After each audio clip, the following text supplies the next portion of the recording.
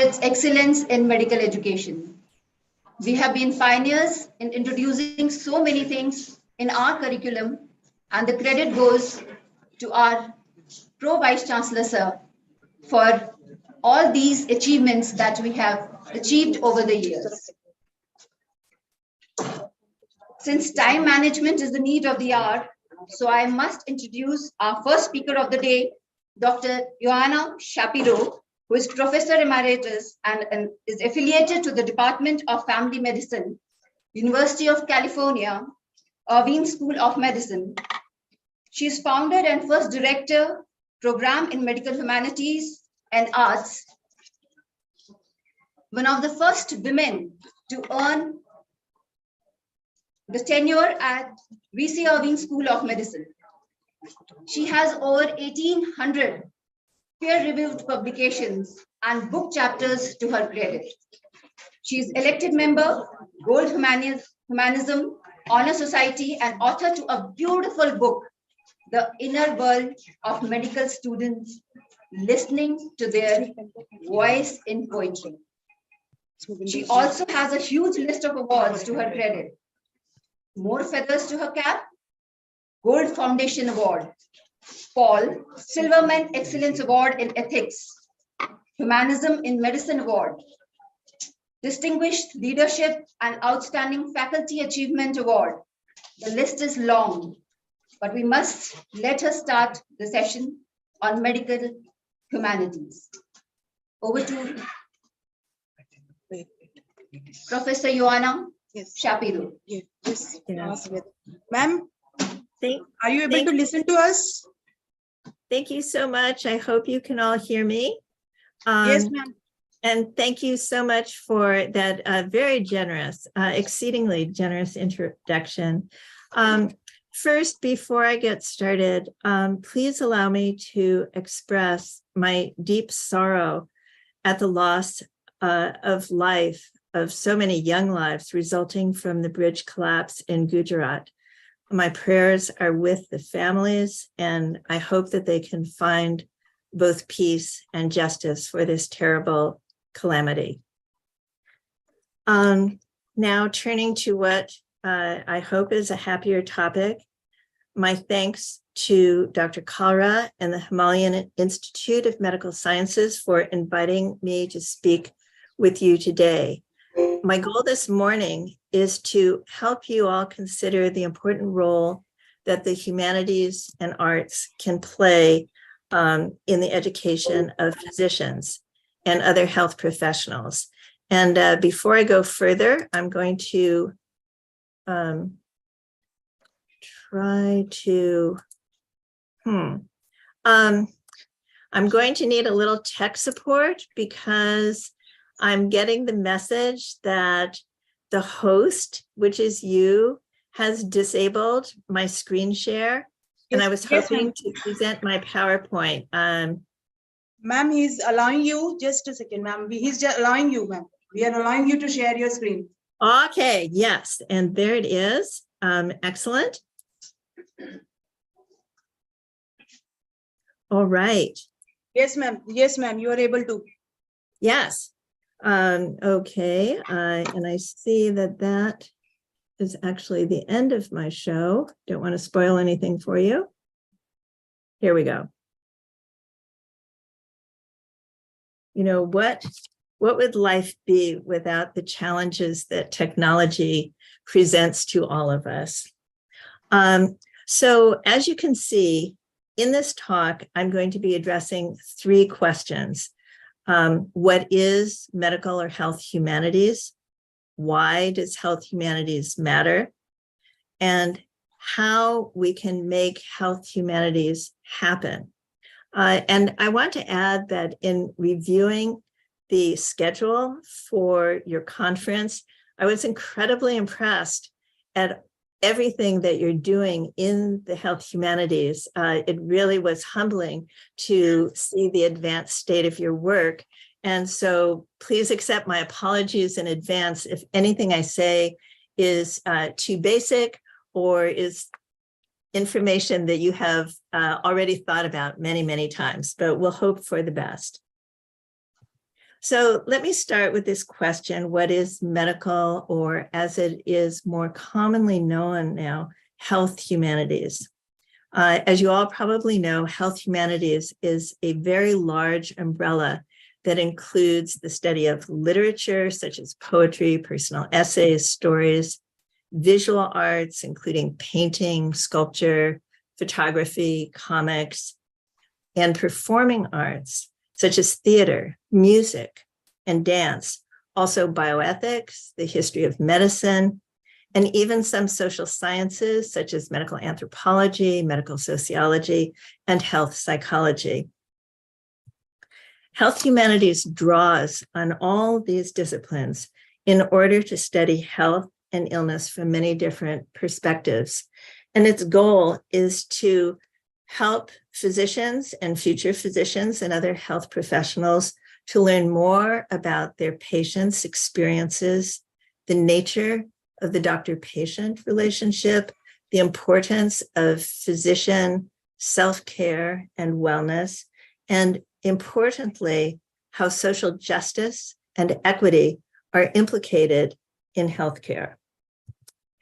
Now, to illustrate the value of the humanities, I'm going to make a somewhat simplistic analysis. So again, please forgive me.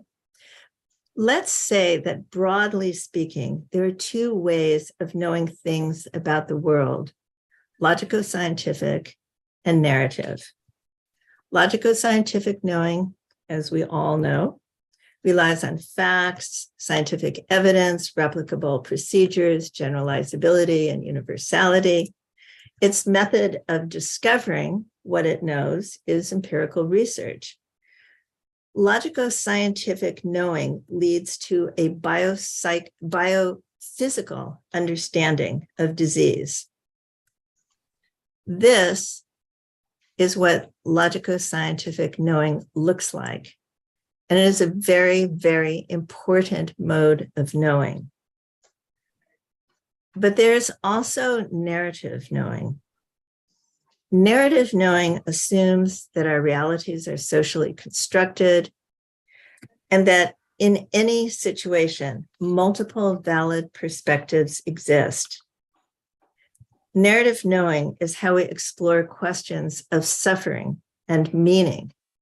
Its method is the study of the arts and literature, and it leads to a highly complex biopsychosocial, cultural, structural understanding of illness, which is a huge mouthful.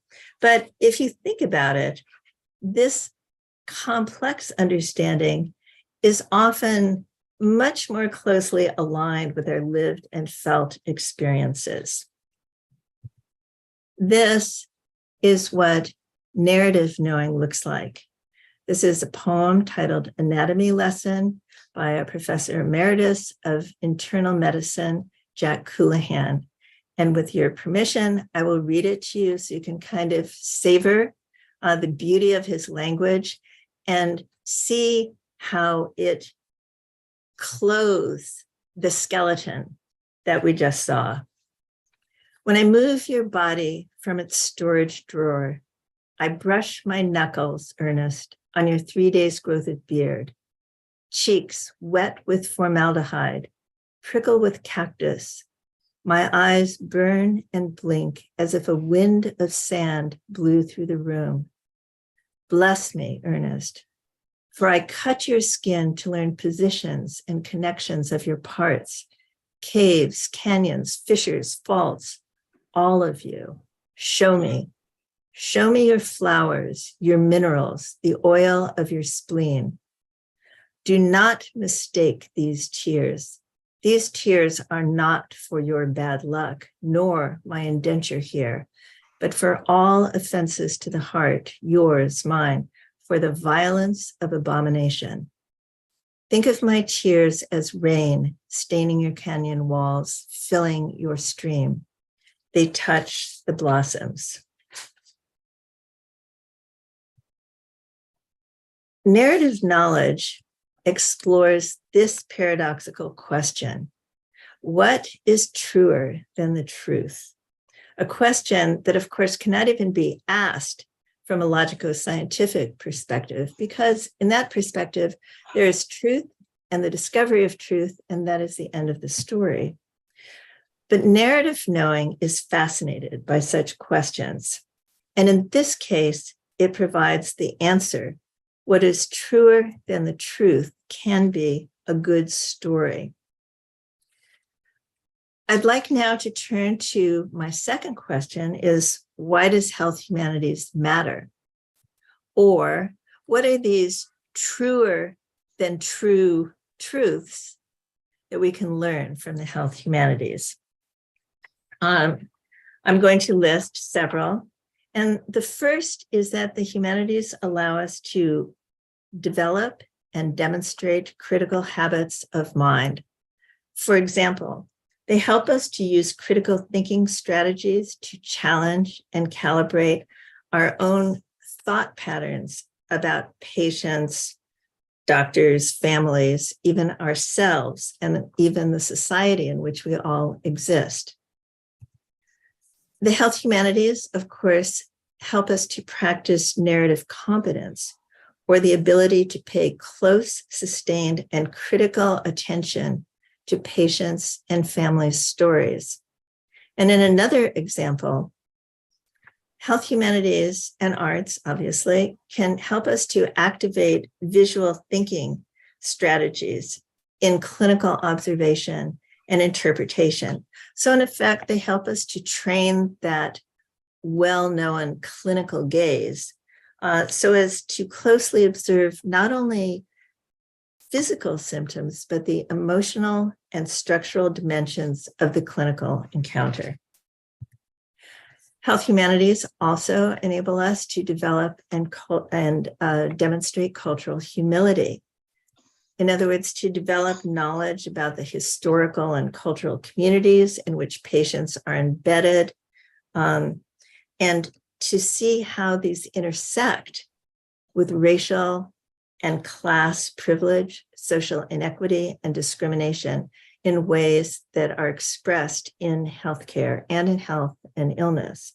They also enable us to develop awareness of our own implicit biases, as well as mechanisms to address such biases. Thirdly, the health humanities can help us to develop and demonstrate. And of course, by demonstrate, I mean, not only have abstract knowledge of, but actually apply all of these concepts. So they can help us to develop and demonstrate curiosity and empathy. So reading a story, for example, helps us understand how different parties view the same clinical situation differently. It helps us to appreciate their values, their priorities, and what matters to them. And I'd like to say a word about empathy and curiosity. All of you who are clinicians, and probably all of you who are human beings, know that empathy sometimes naturally arises in situations, and other times it is much more difficult. For example, almost all of us feel emotionally moved and naturally empathic when we see an ill child. But there are other patients for whom what arises naturally may be judgment and blame and condemnation. And I think that the humanities don't teach empathy so much as teaching curiosity about how things are. And in my experience anyway, and perhaps in yours as well, once you become curious about something or someone and you learn more about them, empathy and compassion tend to follow. So there's a relationship between the humanities and empathy. Fourth, the humanities can help us to communicate effectively in interpersonal encounters, including patient care encounters. They enable us to use situational awareness. They help us to read the room. What is going on here beyond what is stated? And exercise emotional intelligence in all clinical encounters, especially ones involving sensitive topics, such as taking a sexual history or probing for domestic violence, breaking bad news, or managing an end-of-life scenario.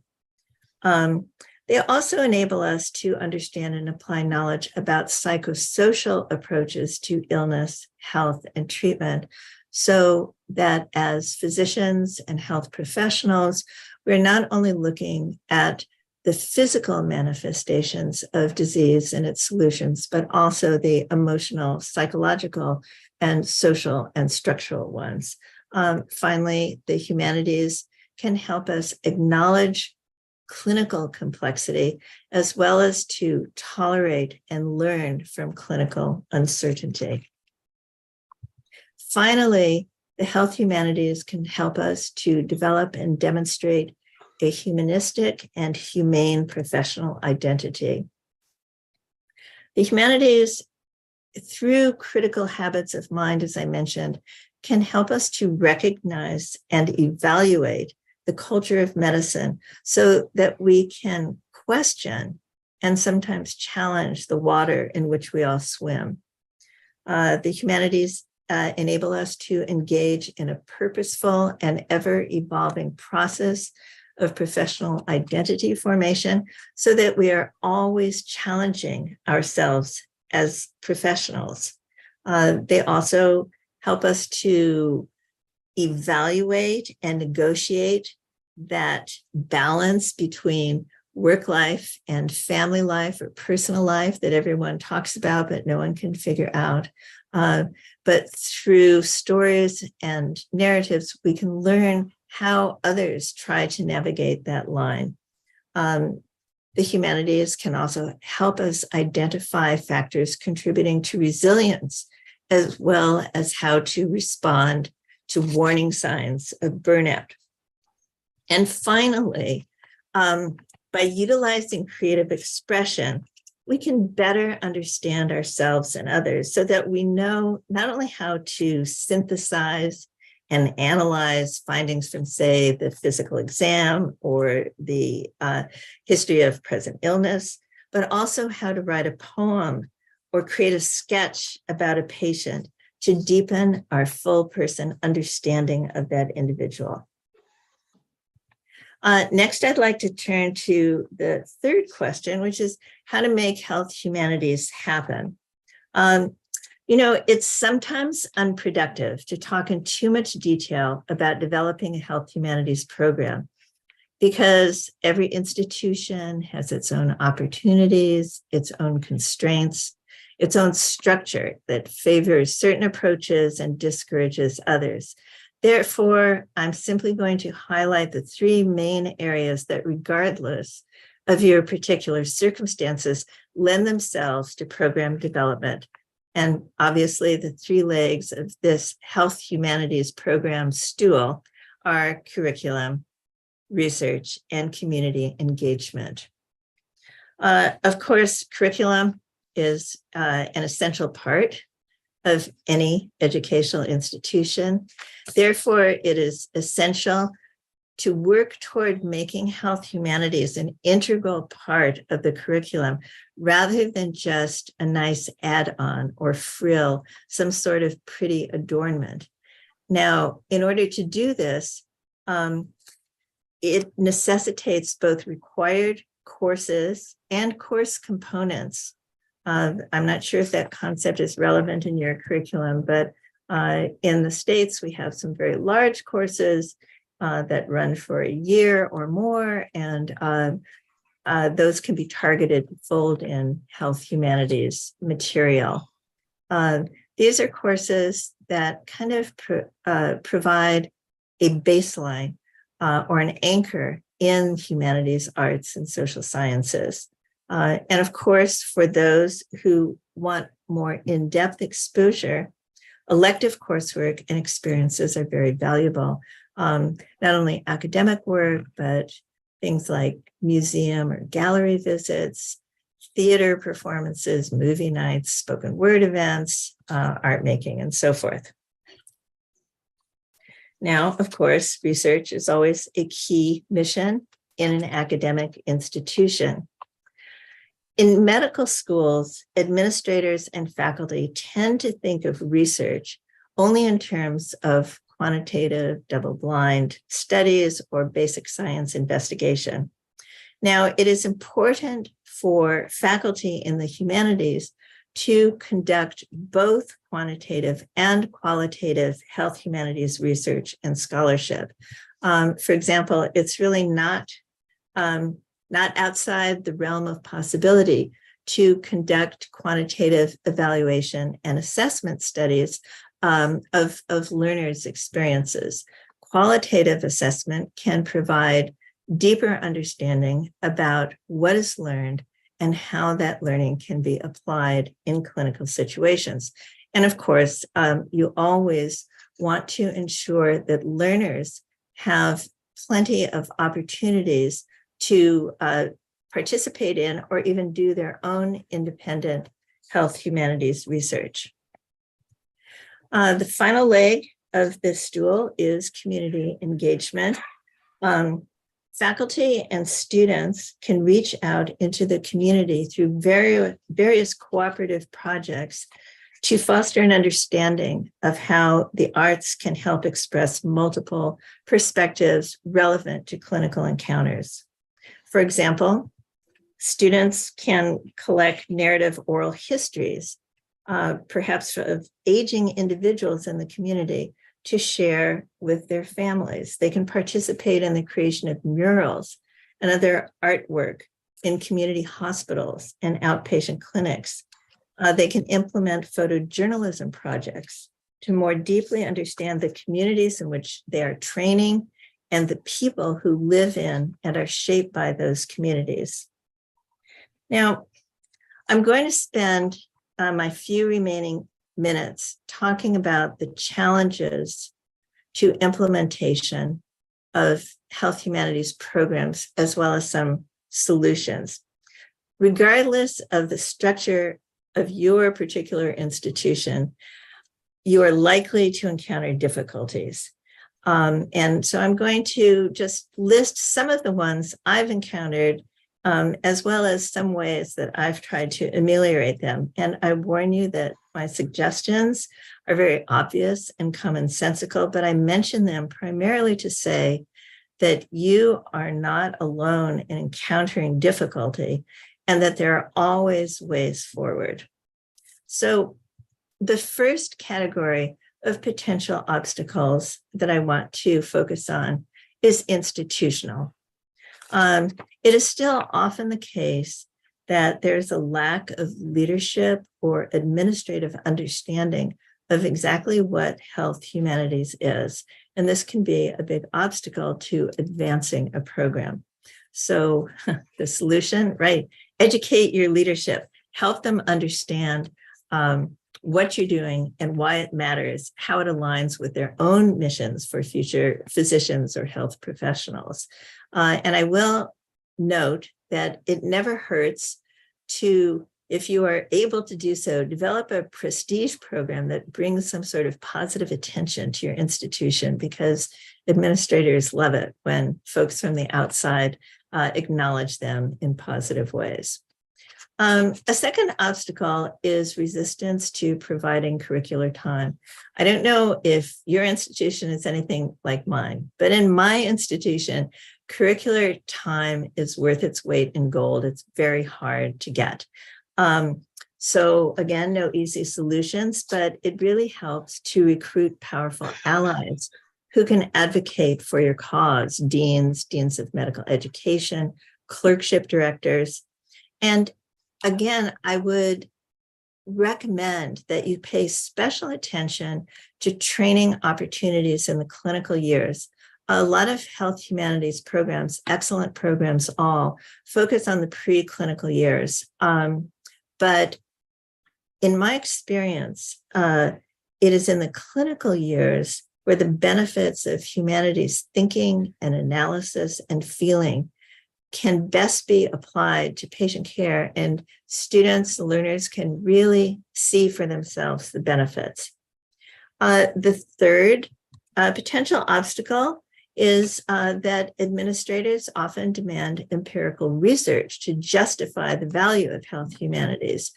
I've often had administrators say to me, this proposal sounds very nice, but where's the evidence? Okay, so of course, there is empirical research that exists that is relevant to the humanities. For example, as I'm sure you're all aware, there's a robust body of literature concluding that physicians whose patients perceive them as more empathic also have patients with better clinical and surgical outcomes. And since the health humanities is linked to greater empathy skills, there is that kind of empirical connection. But I would also encourage you to educate your leadership about qualitative research, student portfolios, other ways of measuring the worth of your work. Finally, the biggest objection that I hear all the time is, your program sounds great, but we have no money to do it. And this is a hard problem to solve.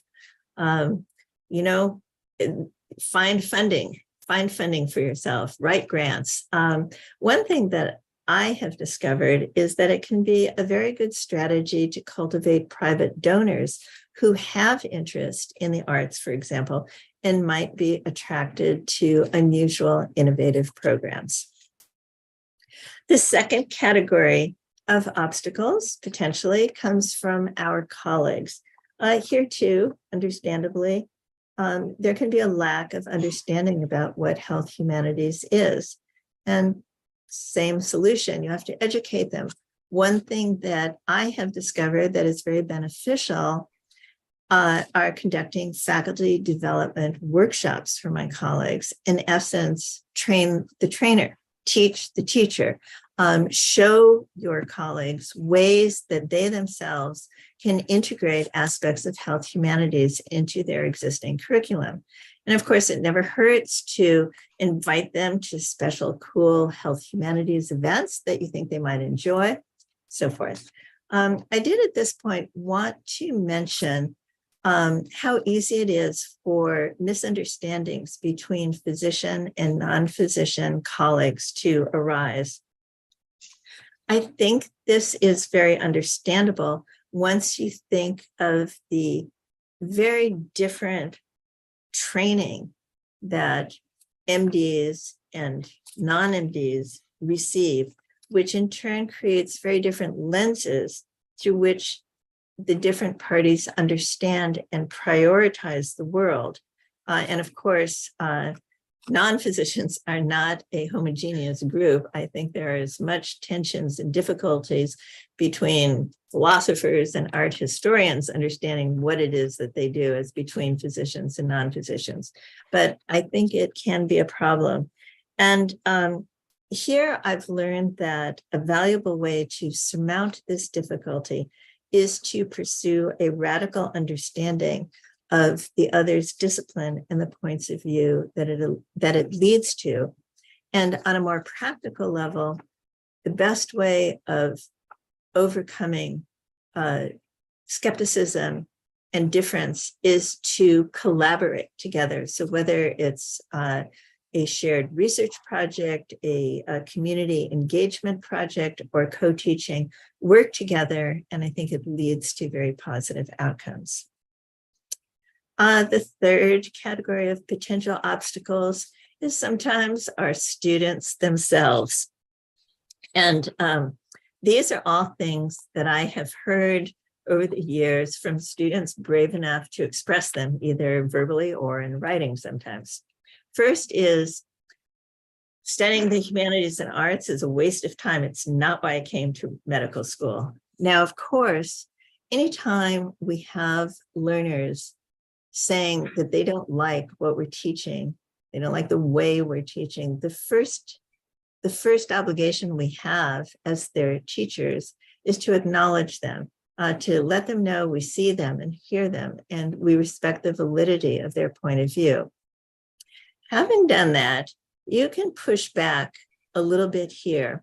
because in fact, you can point out that studying the humanities may help them reconnect with some of the core values that brought them into medicine in the first place. Values of caring for others, serving others, that sometimes get kind of lost in all the studying and exam taking and evaluations that students have. So the humanities can actually link them back very directly to some of their original motivations toward medicine and health professions.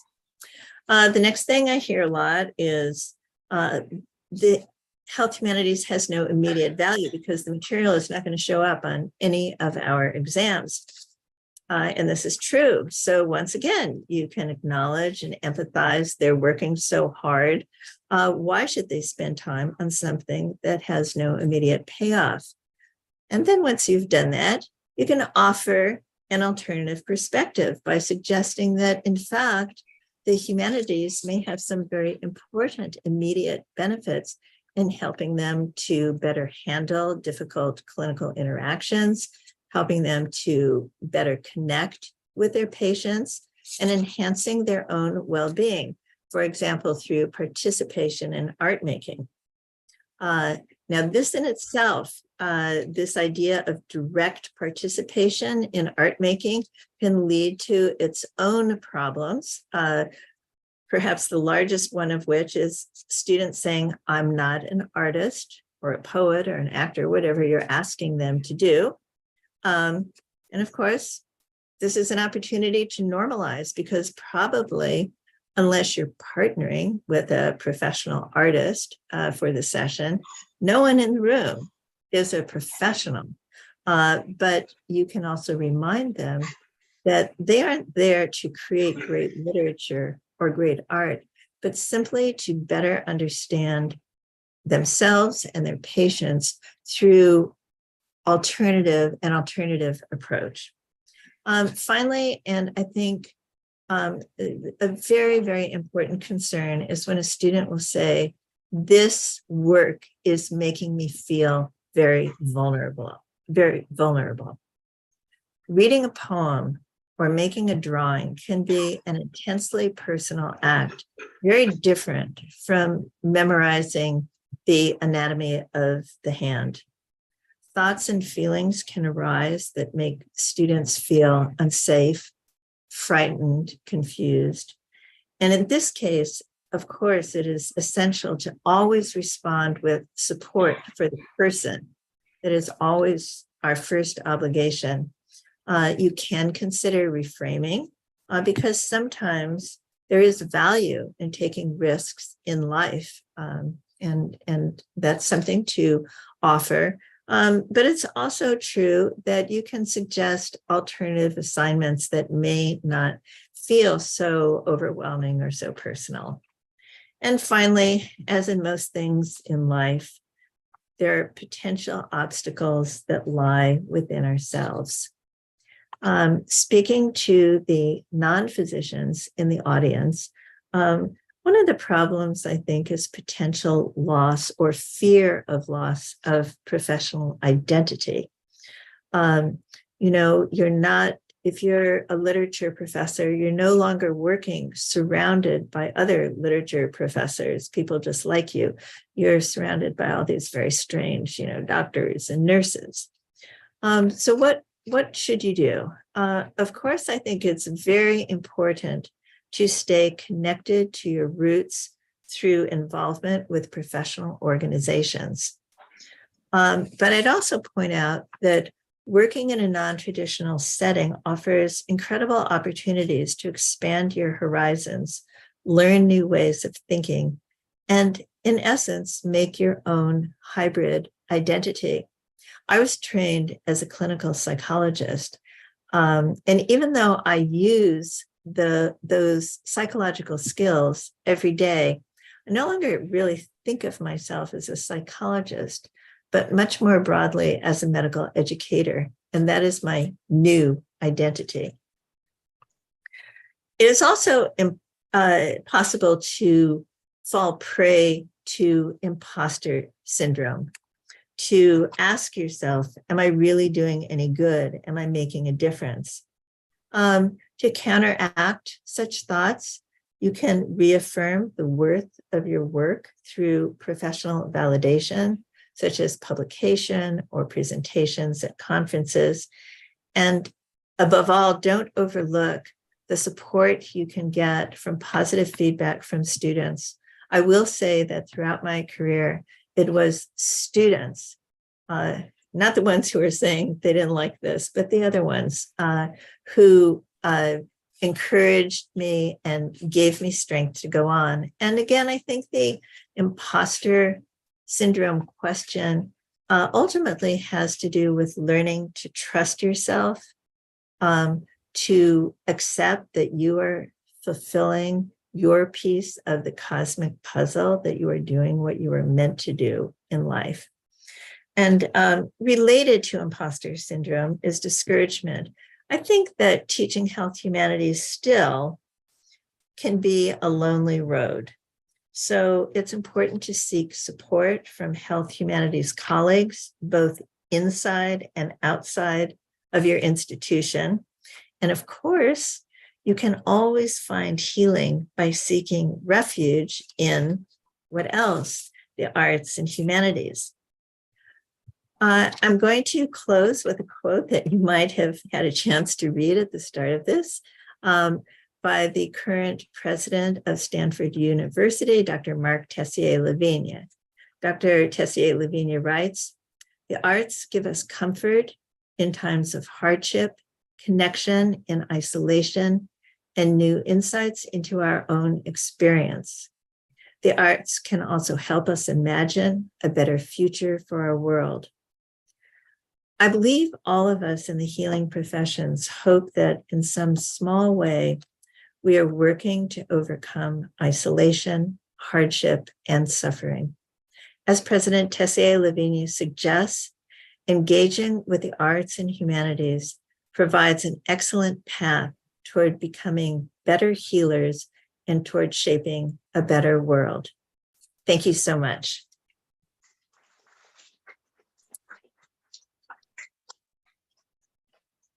Thanks a lot, Dr. Professor Joanna Shapiro, for your excellent presentation.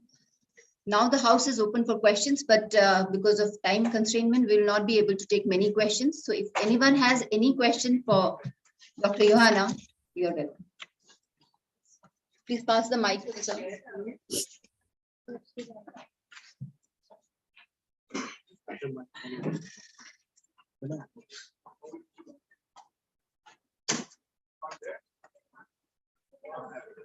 Okay, Dr. Johanna, can you explain the role of patient self-help groups in the overall health scenario? I mean, in which the patients themselves create groups and participate in their own health as a community. Okay, thank you so much for the question. I apologize, I had a little trouble hearing you, but I think that you were asking about the role of patient support groups, patient self-support groups, and advocacy for patients. Is that at least in the general ballpark?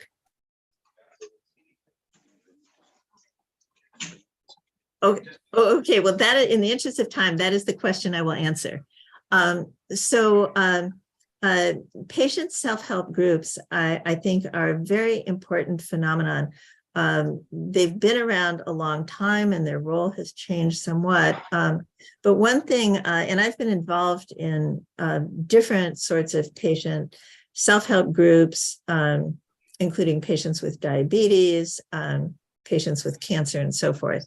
And one thing that I know we all very much appreciate is how a patient self-help group empowers and uplifts the patients, sometimes in ways that their physicians, no matter how well-intended, cannot, because, you know, the doctor-patient relationship is inherently hierarchical. That's not necessarily entirely a bad thing, because in some respects, in some areas, doctors know more than patients, but it is a structure that facilitates patient passivity, and the patient self-help group counteracts this in very positive ways. And linking this back to humanities, I will just say that my role in such groups has been to incorporate the humanities and arts in patient group meetings. And what I've observed is that this too can be very empowering and can help them develop additional insights into their plight. You know, often patient self-help groups are focused, rightly so, on dealing with their medical condition, but sometimes less so with the emotional, psychological, and social ramifications of that condition. And so by having a group read a poem or write a poem together or look at a piece of art, it can really open up additional dimensions to that group. I hope that answers a little bit. Thank you so much, Professor Ioana Shapiro, for answering our questions, but I'm sorry we cannot take more questions. So we move on to our, once again, I thank you for joining us and delivering a beautiful lecture and interacting with our faculty here. Thank you so much. Thank you as well. It was an honor to be part of this amazing conference. I really appreciate it. Thank you. Now we move on to our symposium, which is on the same topic. So I will request our chairpersons to please take their seats on the dais and introduce the speakers. Our first chairperson is Dr. Krishna Sheshadri, who is a graduate from Madras Medical College and postgraduate from Illinois McCoy Medical Center, Chicago. He pursued his fellowship endocrinology from Cook County Hospital, and he was lecturer at Illinois Medical College and later joined Sri Ramachandra University. Ma'am, thank you. That is enough. So let me say a few words because that is need of the hour. So he's senior consultant endocrinology and diabetes in Apollo Hospital. You have come all the way to be with us, so our delegates must know. Director Primer, founder and chairman, Clinket, if I'm pronouncing it right, a medical technology company, which I wish you will introduce to us. Hello. And he's past secretary of Endocrine Society of India. There are a number of research publications and a number of honors and awards. I will name a few, just a few. One is P.N. Shah Oration Award, one is Sam G.P. Moses Award, and one is Dr. Sindhu Pandit Oration Award. Sure. So it's okay, but I must introduce our, so please, sir, it's my honor, please, sir. Next chairperson is Dr. Avinash Supe. He's ex-director and dean medical education and major hospitals, Mumbai. He's professor emeritus, surgical gastroenterology and medical education. He has been past secretary to a number of associations and has number of awards. Thank you so much. I think So my pleasure. Appreciate her passion.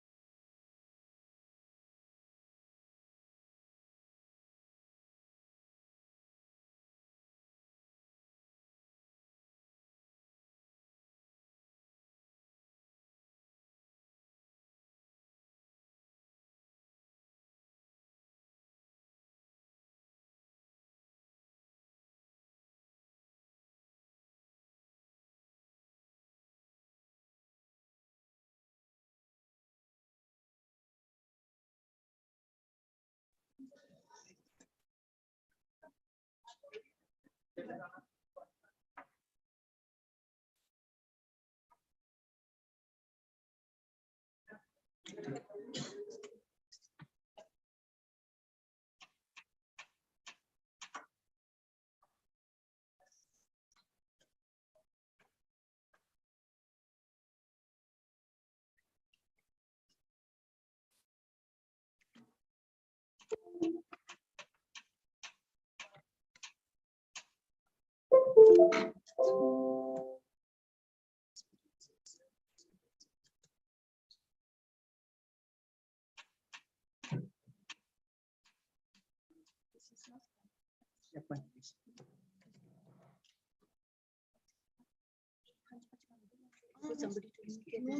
My presentation. Just.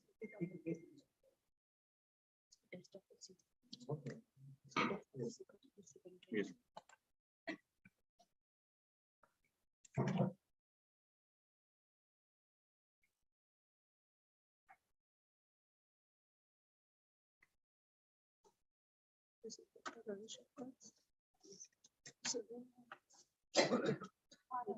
My experience only.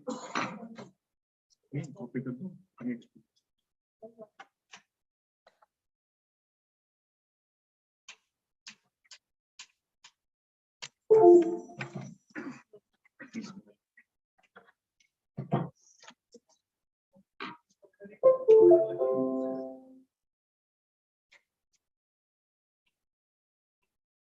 Go down. Go down. Experiences.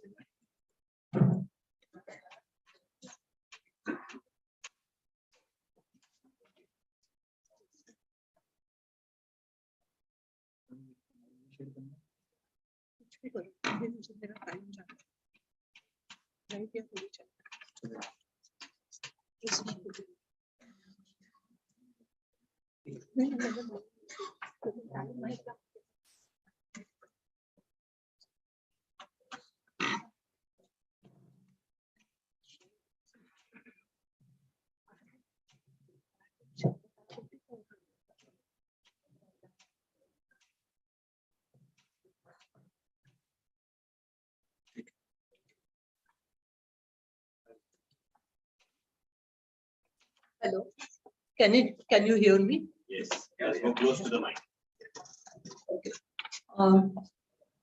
I will share my experiences with two medical colleges, JS Medical College and KM Hospital, now with which I am associated since my undergraduate day till then. And Iraq's Lucknow Medical College and Hospitals, which I joined in 2020, and I will restrict to the time of 10. St. James Medical College and KM Hospital was established in 1925 and to serve the poorest and needy people of this country without any charges. And many stalwarts were produced during this all these years who serve people not with medical excellence but also with human approach.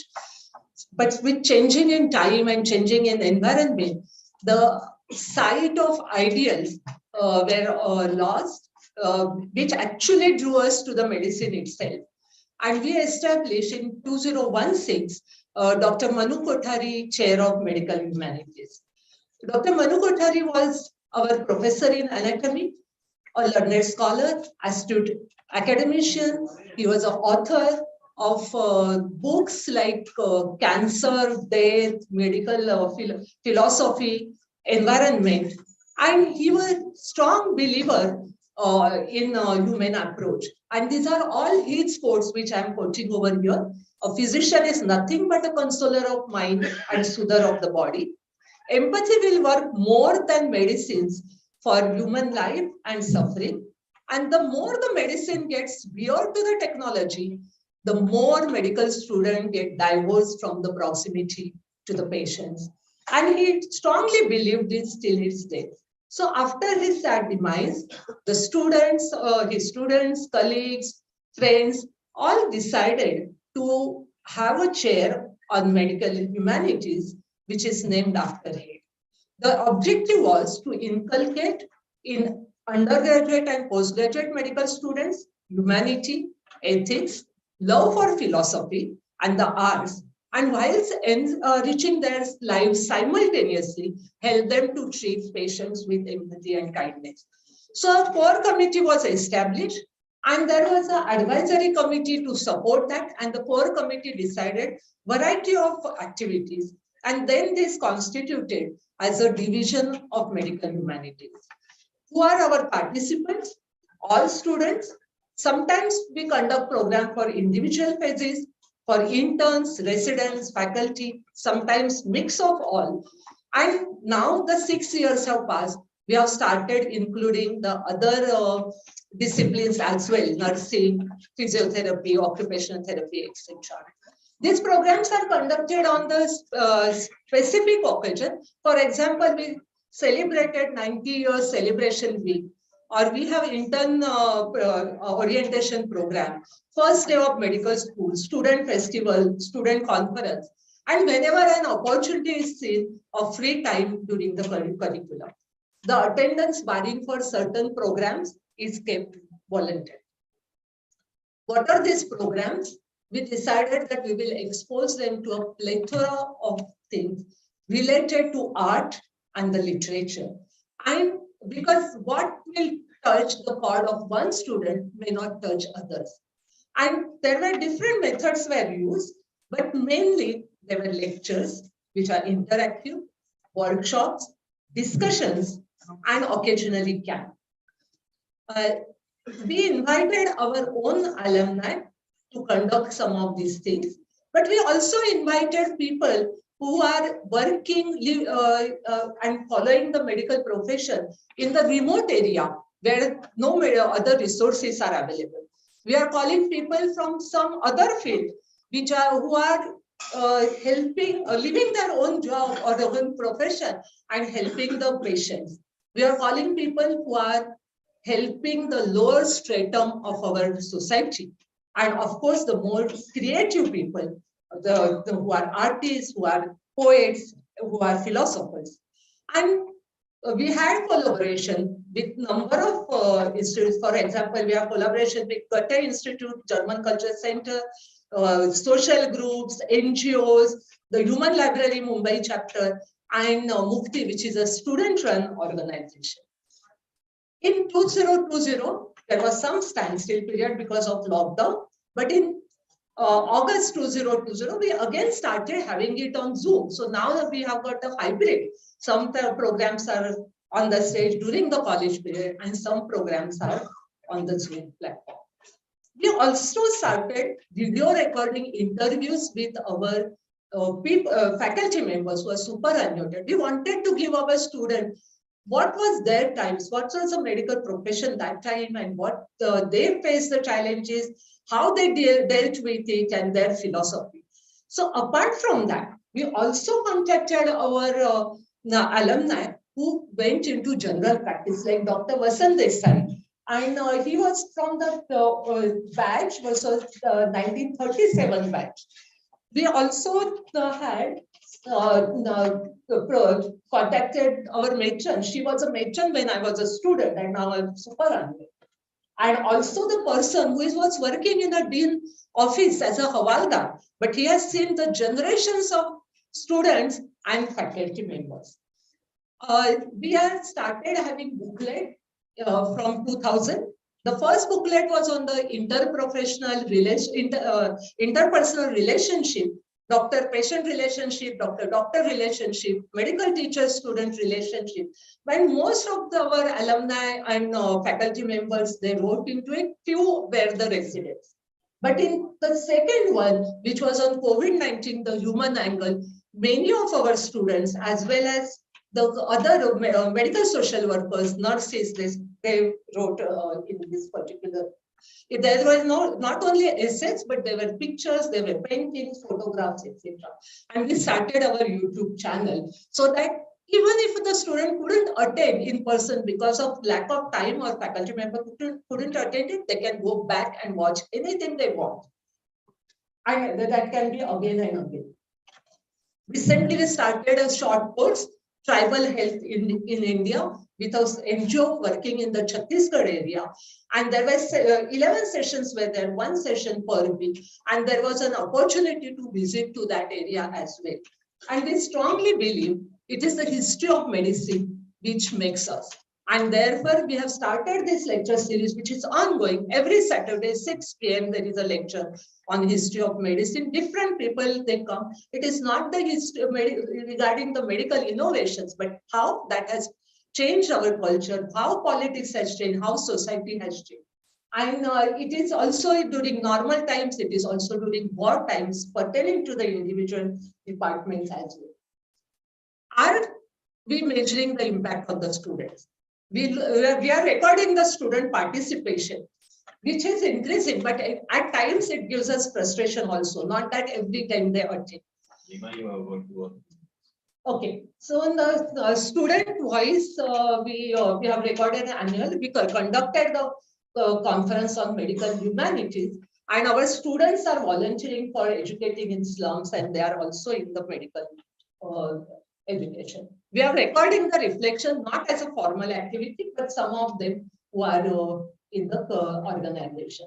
And regarding ERA, which I joined in 2020, that which the time the COVID was ongoing, and our interns have to work in the hospital and they could not go home, and they were disturbed and worried. Our Vice Chancellor, Dr. Farzana Malik, started an initiative as a chain of hope. And in this initiative, the students were given opportunity to become a liaison between the patients admitted in the ward and those who are their family outside. So there was a training and guidance given by the faculty, but it was an experiential learning. They find solace in, they learn that they are not the only ones, and they help the patients listening to them. And there was more interaction and bonding. And this is from faculty we learn that their attitude has changed with it. In 2021, when the hospitalization for the patient was not possible, groups were created where the people contacted the infected people and serve as a nodal point for the referral. Again, from the faculty, we came to know that there is a queue. And we had an initiative for the student also based on this wellness model. And what the students told us in their feedback, that they understood now how the patients must be feeling when they are coming to the hospital, because they have gone through the similar thing when they were away.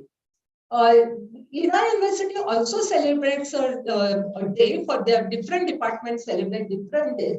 And one of the I'm showcasing is the Deaf Week, which has been there by the Department of ENT.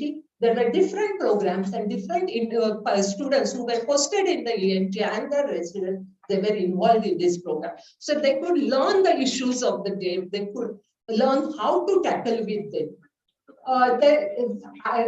They have a liberal arts as a university has a separate discipline, and they have a humanity as a subject. And liberal arts conducts various events as shown over here, wherein all the students from the ERA University participate as if it is possible.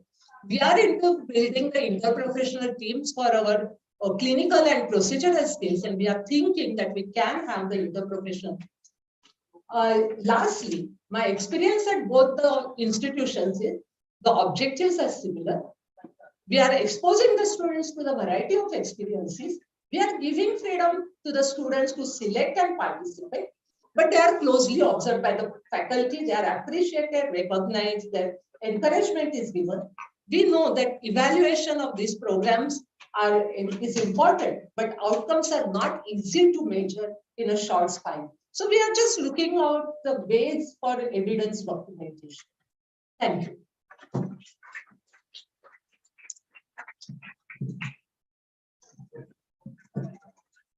We'll move on in the interest of time. Dr. Ravi Shankar. Dr. Ravi Shankar is a faculty member of the IIT Center for Education at College of India and is a coordinator of the evaluation at IIT. Dr. Ravi Shankar.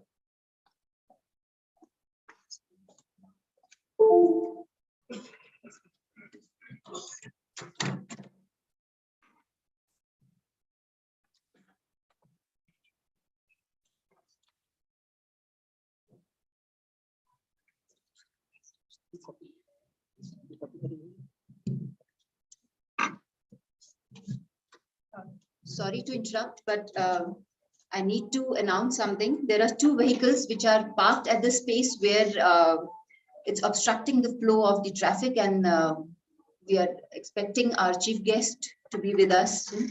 So the car numbers are UK 07BQ 3251. It's a Wagoner.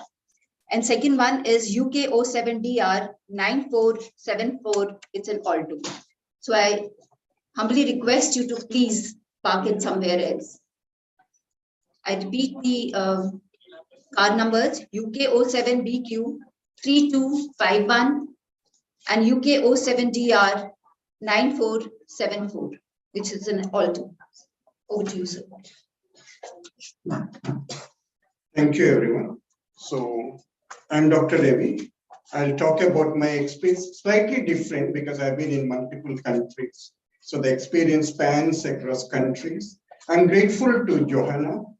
You heard about the first time I met her online, but she has been a great help with initiating the program. I would like to say that I also read about Swami Rama back in Aruba in the Dutch Caribbean.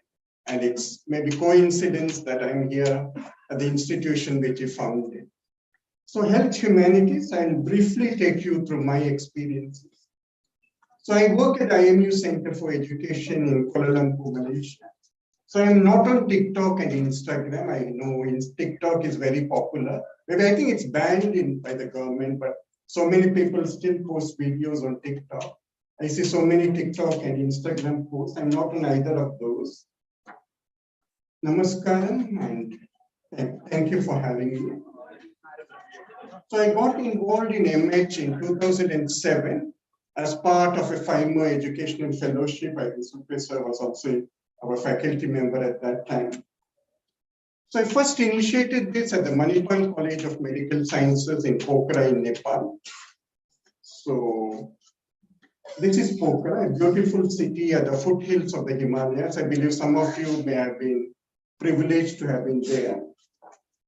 So some of those things which we did, this is from our first module, we used a variety of activities. This was a voluntary module.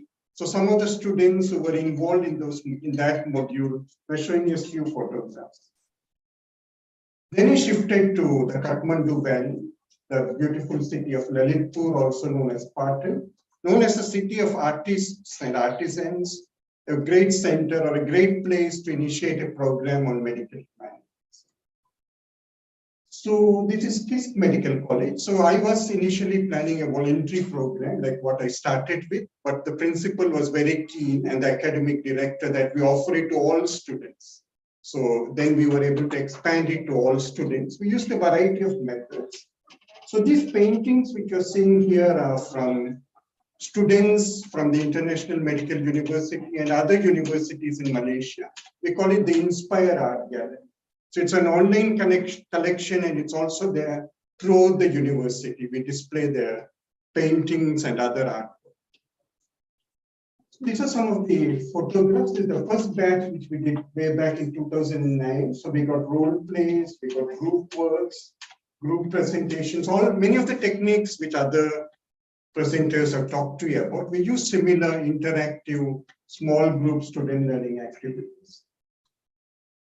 So this was our first module. So these were the topics which we covered: empathy, what it means to be sick, the patient, the doctor, and we felt the patient is a more important part in the relationship and traditionally has been neglected. So we made it to the patient-doctor relationship. So if you can see. Theatre of the Oppressed. So I was fortunate, I and the students, to participate in a Theatre of the Oppressed. This was done by Dr. Ram from the Center for Community Dialogue and Change in Bangalore. So they came over to Nepal and offered this to our students. Aruba. So Aruba is a beautiful Dutch island, part of the Kingdom of the Netherlands, just off the coast of Venezuela.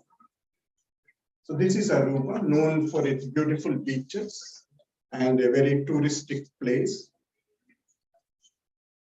Xavier University School of Medicine. So we brought about a lot of change when I joined the institution in 2013. They were following a more traditional curriculum.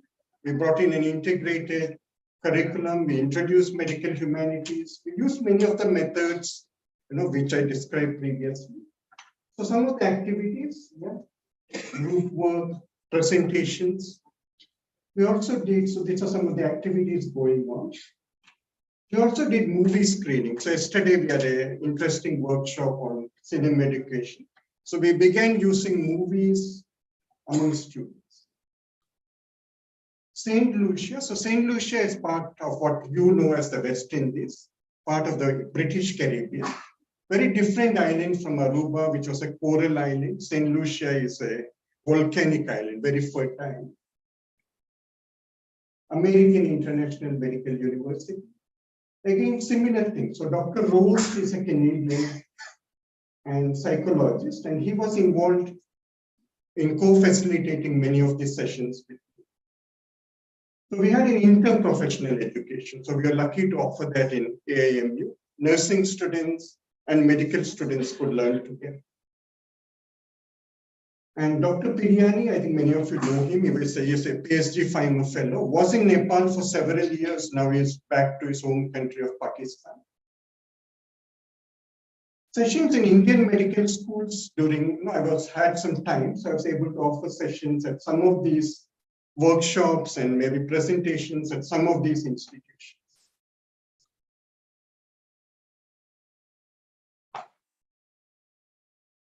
Malaysia, so Malaysia advertises it as truly Asia, because Malaysia has the 3 Chinese, Indian, and the native Malay population. Very multicultural society. This is where I work at present at the International Medical University. I work at the IMU Center for Education. So the university has a dedicated center for education offering various programs and supporting in health professions education and supporting the offering of many other programs. So this is the Inspire Gallery, which I was telling you, created by students, artwork from 2013 to 2019. Temporary break due to COVID, but I believe it will restart again. So I work closely with the Center for Bioethics and Humanities at the university.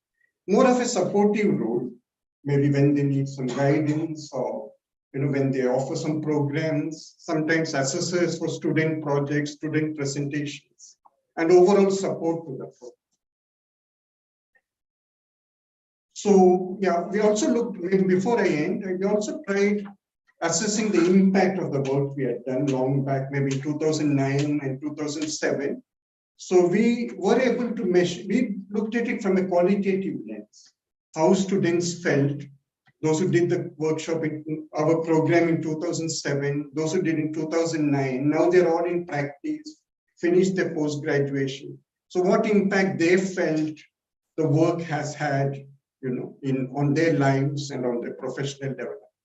So one of them we recently published in the Journal of Datta Meghe Institute of or University of Health Sciences. Sir is here. So we faced some problems because again people told us the challenge because there are multiple factors which come along over the years. We're not just looking at our module. So many things have happened to them. They have gone through a lot of life experiences. So how to isolate that from whatever impact we believe our module had. So that was the challenge. The other one is the one at both institutes. The second one we'll publish in the Journal of BP Koirala Institute of Health Sciences from Nepal. So it's been accepted and will be published shortly. So I would like to thank you. I finished. Thank you so much. I would like to thank you for a patient listen. Thank you so much. Thank you, Ravi Shankar. Wonderful pictures and I think a wide experience. Thank you so much for sharing with us. Can you invite Dr. Purnima now and present the experiences with Joran Medical College? Purnima is Professor in Head of Microbiology at Joran Medical College, Assam.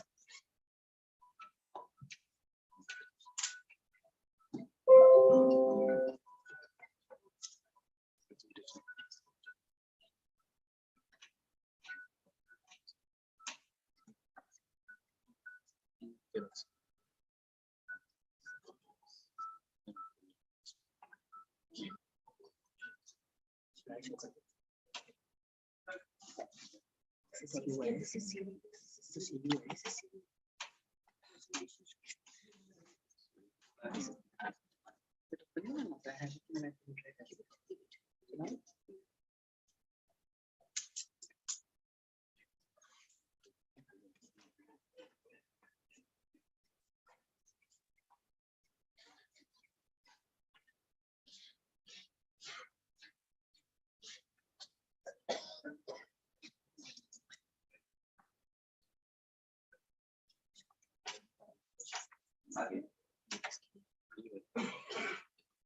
this the one?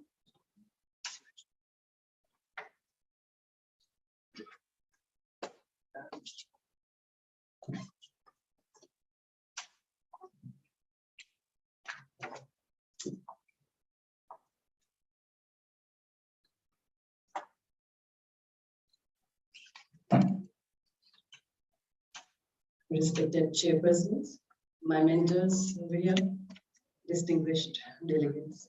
I thank the organizer at the outset for the opportunity, and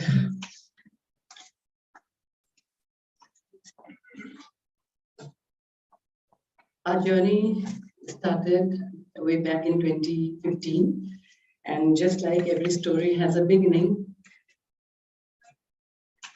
even our beginning was in 2015 when I had joined the FAMER, a life-changing event for many of us sitting here today. And as luck would have it, had the opportunity, I and Juhi had the opportunity to moderate the topic on medical humanities in the month of May 2015 during our first year. And that is how the theme hermeneutics developed, or it grew. And thanks to Dr. Satyendra, who had been there constantly in our support. And that is when we actually felt, or we understood what medical humanities has in it.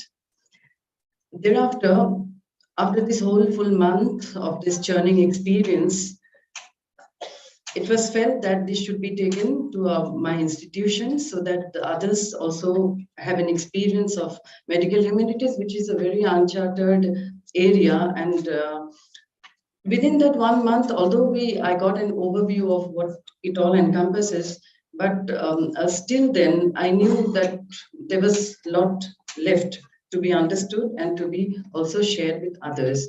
Therefore, we went ahead forward with a workshop on this RHYME framework, that is Reviving Humanities and Medical Education. And we organized this workshop for a month, which was 3 weeks, actually almost 4 weeks online, and 3 days of on-site workshop over there at Jorhat Medical College. Dr. Navjivan sir, Dr. Preet Dhaliwal, Dr. Satyendra Singh were there to help us out. And as you can see, these are some of the pictures. And it was wonderful to have a workshop over there, as you can understand the rich cultural diversity that Northeast presents, and which was very beautifully showcased. And this was one of the highlights of the workshop that we had in Jorhat at that time. There were various other components as well, like a good inauguration. We had the forum, we had all the other TU exercises, in addition to the literary and the graphic and comics and all other aspects of health humanities. So this was a good experiential learning that we had started with. And thereafter, on the 16th of September, soon after we finished our workshop, Dr. Satyendra had written a mail which clearly stated, I did not know that this would come in so handy for this presentation. So what all could we generate out of that workshop we had held? So number 1 was the logo, which was designed by our student. Number 2, we got a foundation day or a foundation date for us. And fortunately enough, on the 12th of February, 12th of September, it happened to be the birthday of Dr. Navjivan Singh. So we thought that what would be the better way of commemorating his birthday in a way that it could be celebrated always and every year. So 12th of September, we selected as our foundation day. Thereafter, newsletter. newsletter which was released in 2015, and thereafter we did it quite frequently. I think 4 or 5 newsletters we have released, and the cover design is always by the students, created by the students. So that is when we have our art exhibition or the art competition, and we pick up one. And of course, we had a publication from this out of this workshop. And thereafter, of course, a WhatsApp group, which is very common these days. However, this is slightly different because we have amalgamated all the other special interest group that we have in our college, like the social service group, the literary group, the environment friendly Go Green group, and the literary cluster that we have. So all of these are clustered together in this WhatsApp group, and we keep on having some kind of activities when it's not possible to meet physically. And finally, the last sentence that was written in this letter was, workshop is over, but our collaboration, long-lasting ties have just begun. And true to this, in the next year, we saw that Jorhat Medical College had reached the streets of London. In Greenwich, we got the opportunity to showcase our work in this body talk, whose language. This was the conference.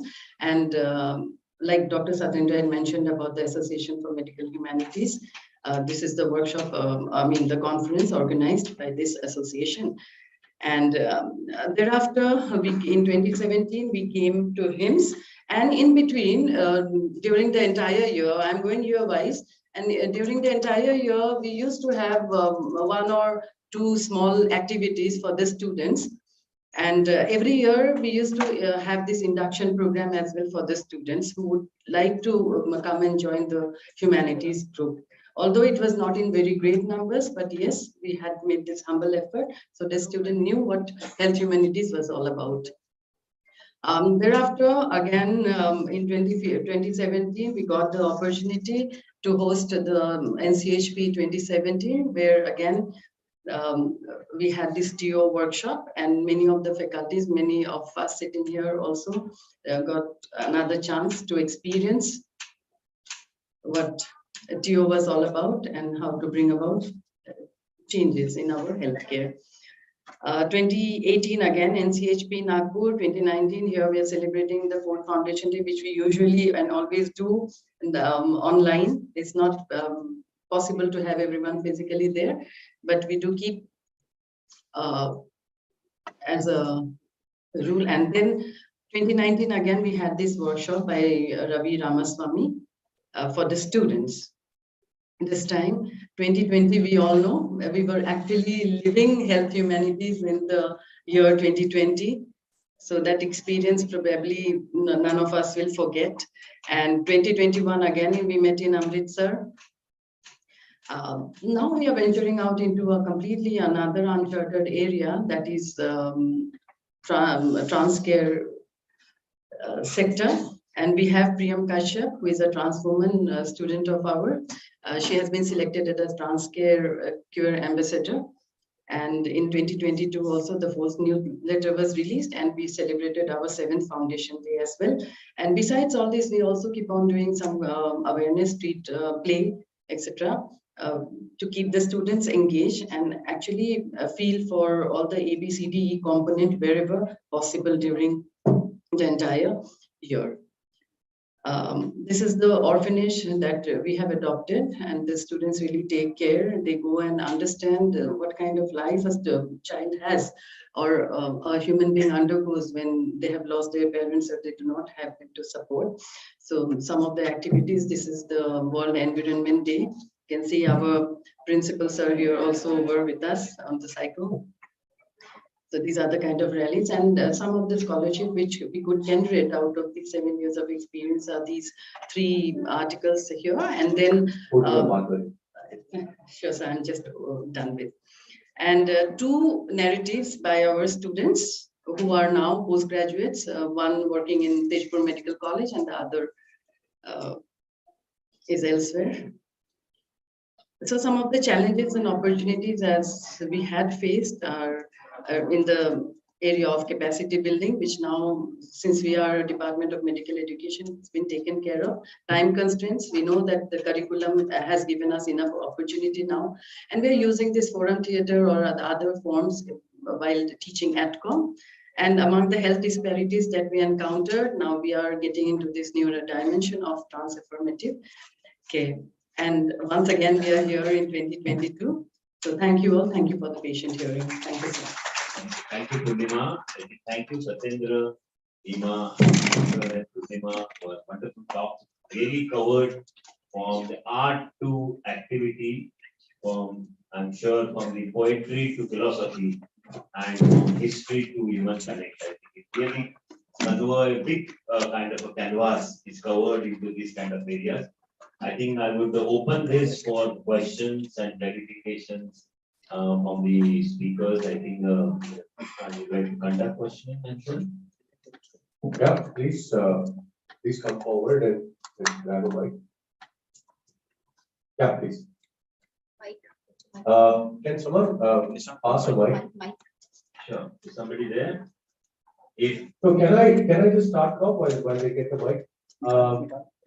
Can someone talk to us about, so when you look at humanities traditionally, it is populated by somewhat of people who subscribe to a left-leaning philosophy. How do you ensure that students get alternate views of both, meaning that they have the option to challenge the concept that is being presented and provide a balanced view? How can you do that? Anyone can take this.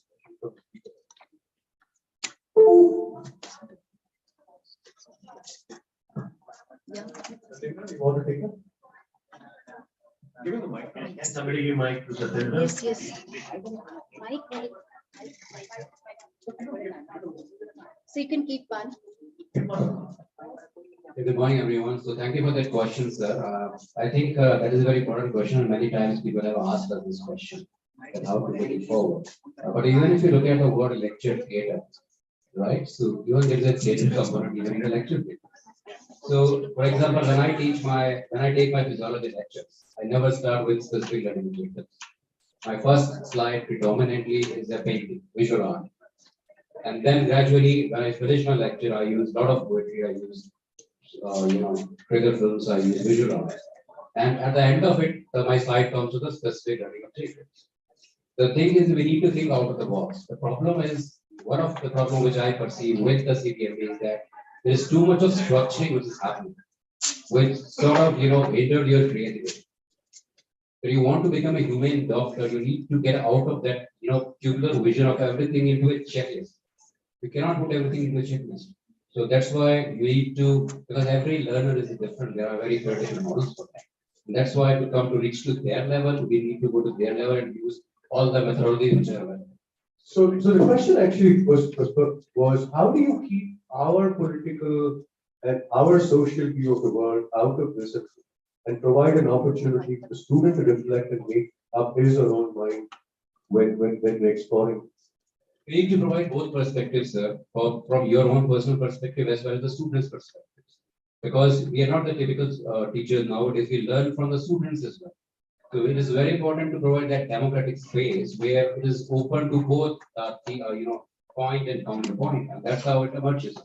Thank you. I think Dr. Raghunandan from Madras Medical College.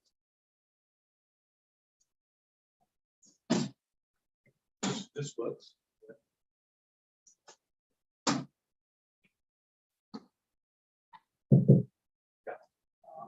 Thank you, sir. I think the humanities, listening to from one session now, has to be groomed in our curriculum. But the problem is with the NMC curriculum where they are giving ATCOM as one separate subject, and we have to plan our seamless mentioning.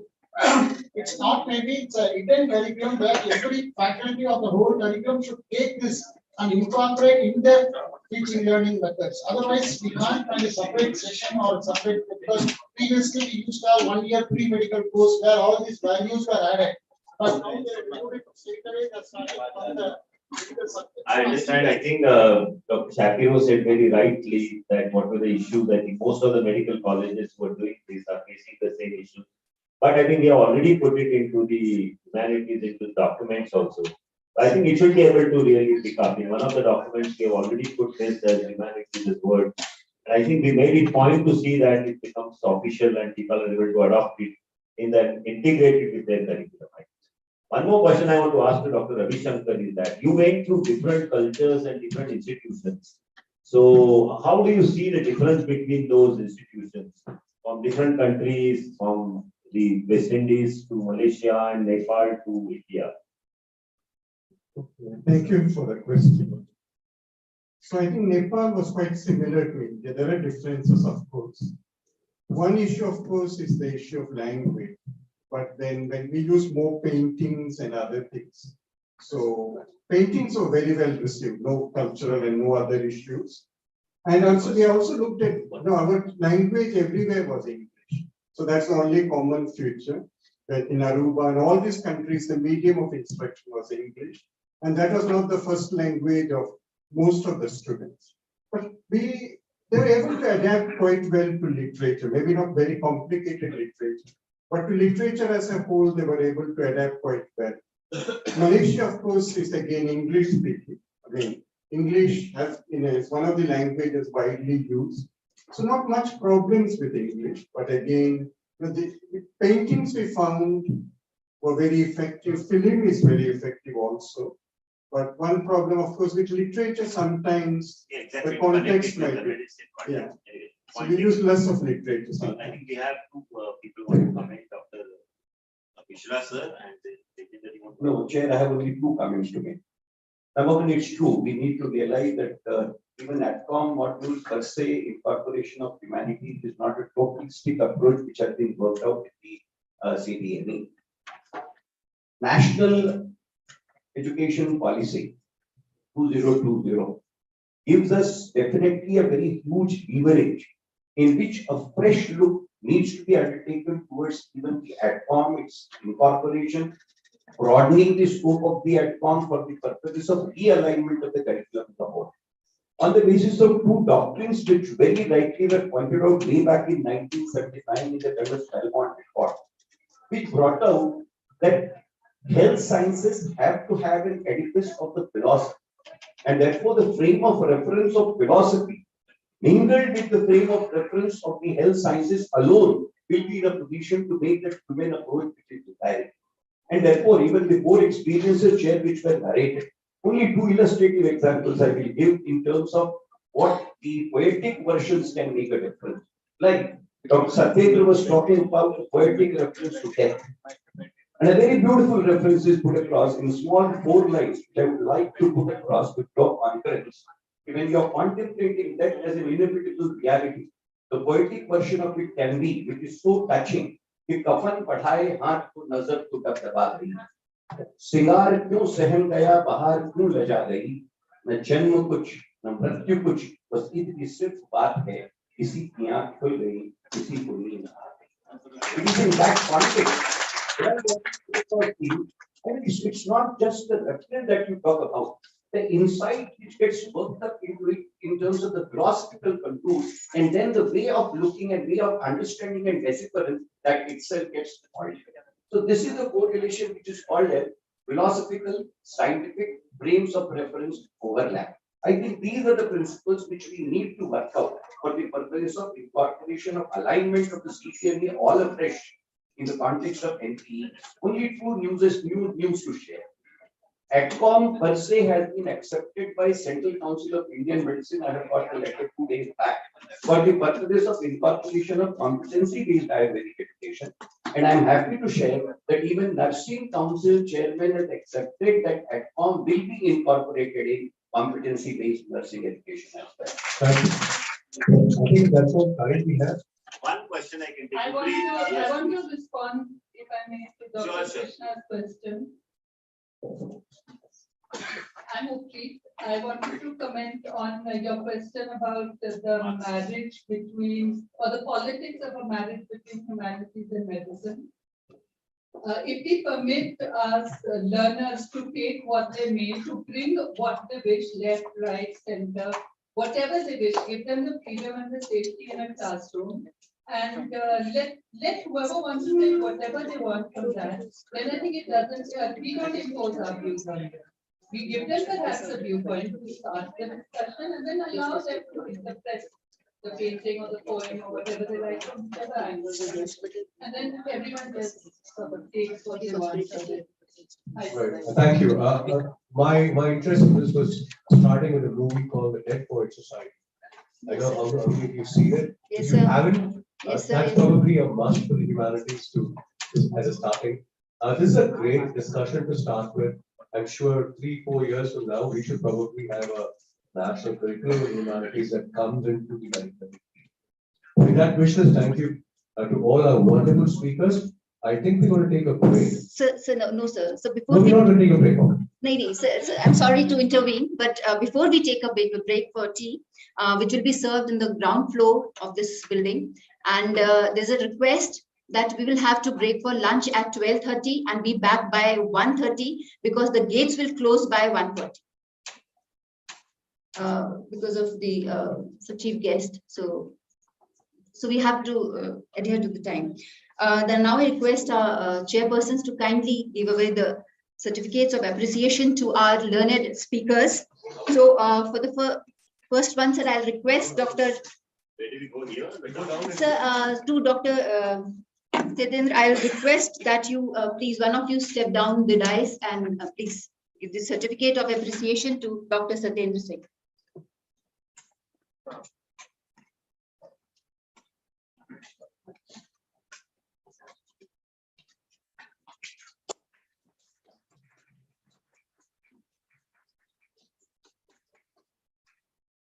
So from there? Yeah, just give us one certificate and then you can hand over to speaker. Okay. So next to Dr. Nirmala Reddy.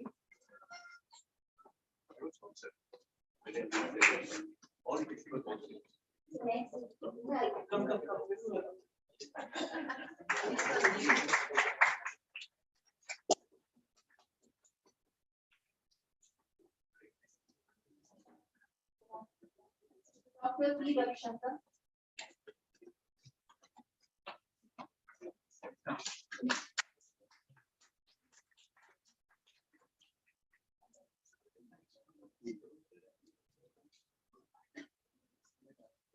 Dr. Purnima Burwa.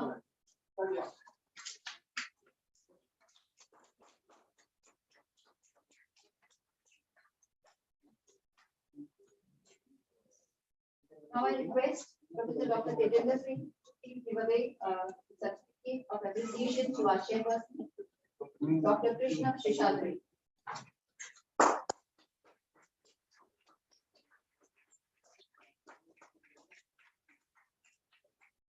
And I request.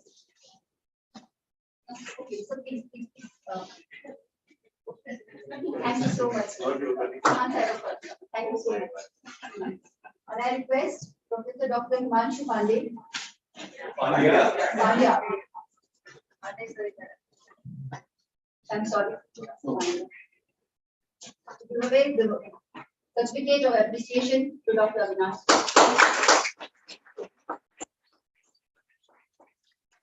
Thank you so much. And the chairperson for the symposium and the speakers. We had a wonderful session and now we break for tea, which is on the ground floor of this building, and we should be back. And I request also those who are going to be speakers for the next, please kindly share the presentation with us before you go for having your tea. कहाँ present करना है?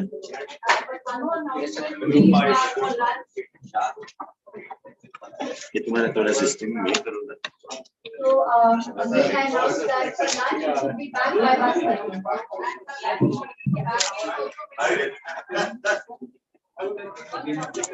Come back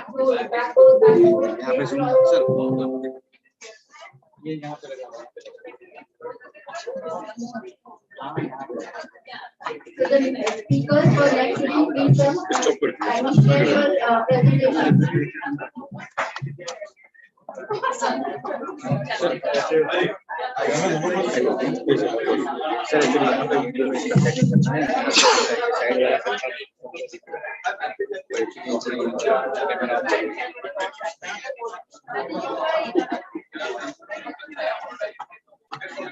See, if you're seeing it from home, you're anyway not seeing it.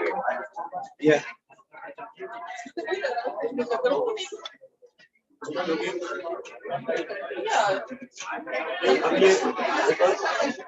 एक session cancel हो गया मतलब एक होएगा क्या 12:30 बजे तक खत्म करना है 9 till 1 I can't cut from another rock up. No, you can't cut from 30 minutes down to 10 minutes. You come all this way to give up. That's okay, but then you sequence and I know problem हो जाता है रे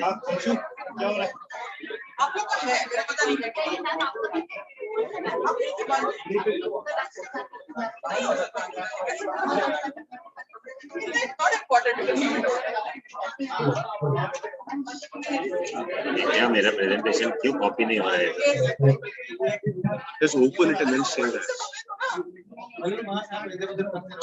ये देख क्या वो ये देखिए कैसा है जरा थोड़ा ये कंप्यूटर डिफिकल्ट है एकदम 30 मिनट का प्रिपेयर करके आए suddenly you ask me to cut down to 30 minutes. What I would suggest. Leave the session now. You want to have this conversation after you want to. Whatever. I put it here. We have inauguration. If you want to cancel it, interactive now.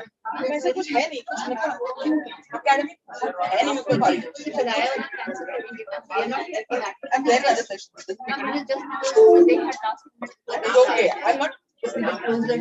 Who's a politician? The chief minister. तो politician आएगा तो ऐसा ही होगा. अच्छा मुझे ये बताओ. I have to use Mentimeter and I have to use this together. या तो मेरी स्लाइड आई है कौन से सर को जिधर सिंह मैंने जूही को भेजी थी असेसमेंट ऑफ प्रोफेशनलिज्म ये सीवी रहने देना सीवी मत बोलिए यार ये तो आ गया रिज्यूम नहीं छोड़ा प्रेजेंटेशन देख हाँ उनको पूछो मेरा प्रेजेंटेशन मेरा दे दो एक बच्चा मेरा अपना डाल देता हूँ यहाँ है भेजा तो उसको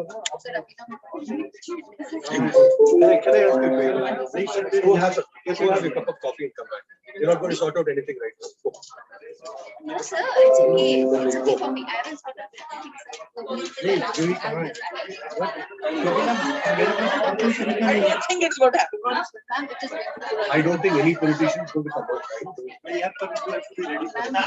I'm be ready for it. I'm telling you. जब बोलोगे कर दो.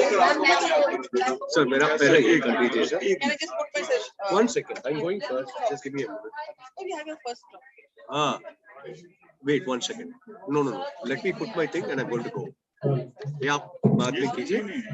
मेरा ये USB drive को, right? इसमें ये KGS next gen है ना? Last one. Yes. इसको. आपका वही हाल चल रहा है. फोल्डर बना कर सर नहीं सर यहाँ पेस्ट कीजिए. Then life becomes easy. उसको ओपन कीजिए. इनॉग्रेशन के बाद होगा. Just upload it. अच्छा हो रहा है. Let me eject this. Eject कर दीजिए. Hormone has got no O and E. How much?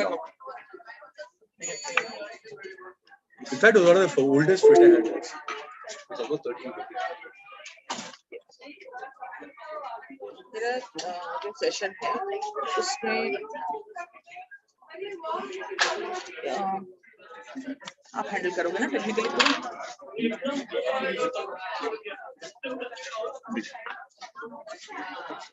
उसमें एक्चुअली फिल्म लिंक है एक बार पूरा फोल्डर ही डाउनलोड कर लीजिए. और ऑडियो है वीडियो चलेगा तो उसमें ऑडियो लगेगा. अभी ट्राई कर यूट्यूब कनेक्टेड नहीं है ना. ये पूरा लार्ज ग्रुप इंटरेक्टिव वाला फोल्डर ही निकाल लीजिए.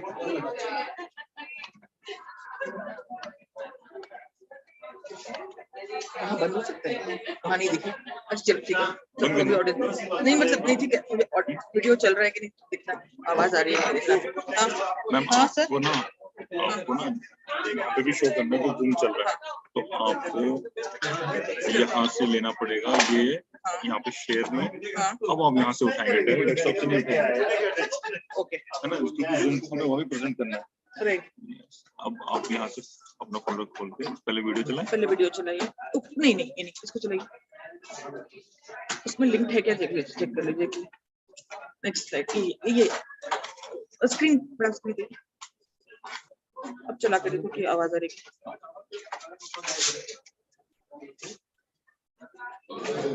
बस बस हाँ, and just put Mentimeter and see whether it works.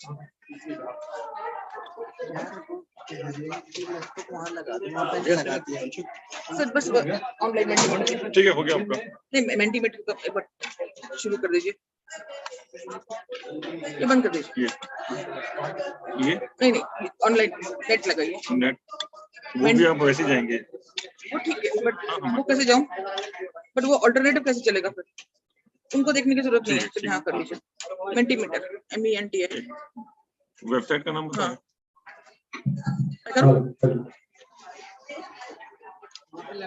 चलिए वहाँ से करो, कैसे नेटवर्क से मिलेगा ना, इंटरनेट कैसे मिलेगा उसे, हॉटस्पॉट से मैनेज करोगे। ये करें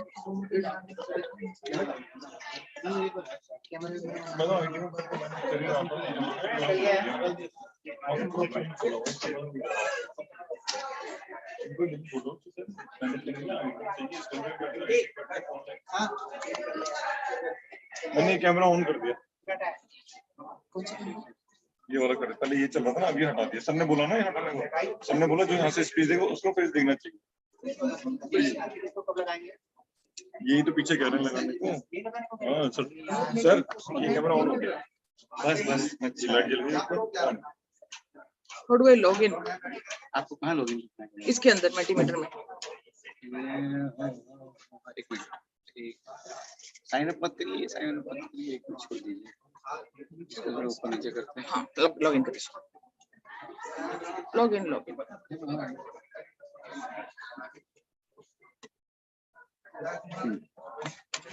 स्क्रीन शेयर है कि नहीं? अभी स्क्रीन शेयर नहीं, अभी बंद कर दो, चेक करो। To online attendees, actually right now a break for 10 minutes and then you will be able to see the speaker as well as the audio. Right now break is going on for 10 minutes. Actually online people are asking what is going on.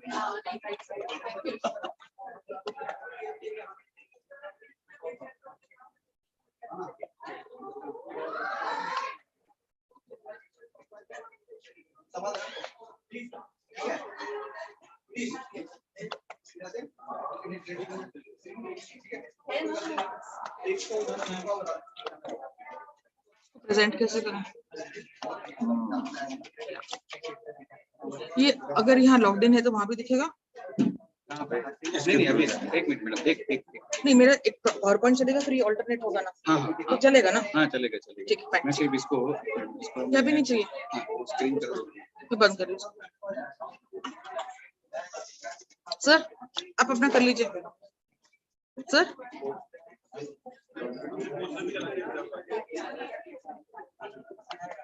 ठीक है, मेरे slide निकाल दीजिए।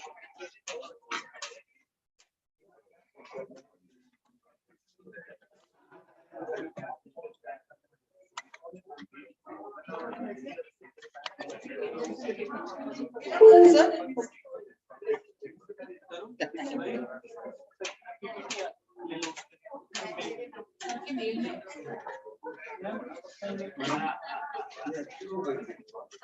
मेरे को भेजी, मेरे को भेजी।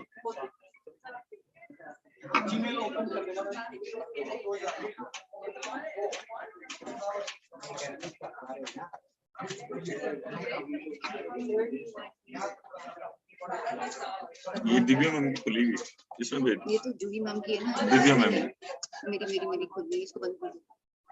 कोई भी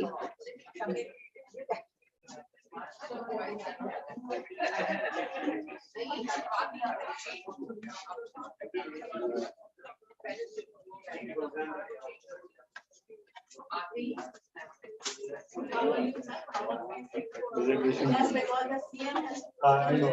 I know. Yes, I know.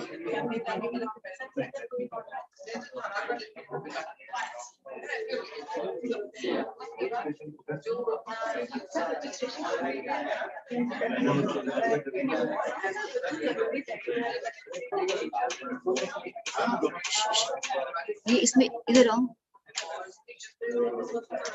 अच्छा अच्छा ठीक है ठीक है ठीक है ठीक है।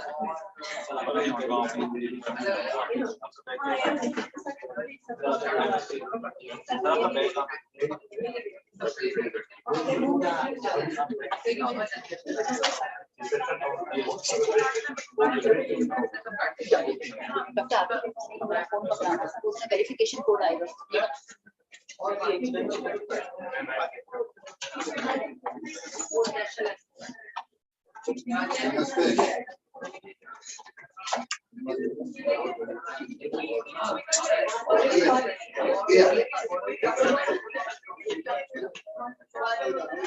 लंच 12:30 लंच 12:30 12:30 है एंड जल्दी शुरू करना चाहिए नहीं तो फिर वही हम लोग बस अभी बात शुरू करते हैं। मैं एक बार नीचे जाके भी अनाउंसमेंट कर देती क्योंकि ना आधा घंटा तीनों का हूँ। है। मैं सर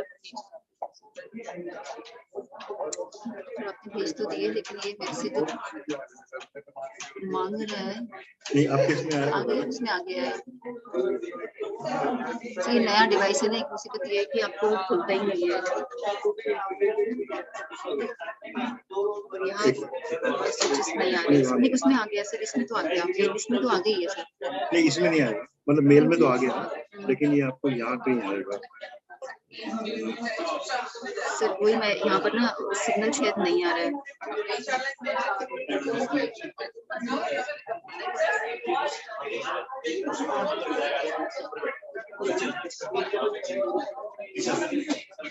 सर आप अपना ही खोल लें फिर कुछ नहीं कर सकते।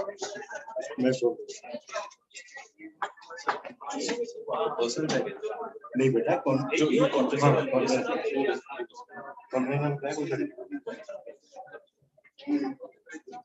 मैं खोल देता हूँ।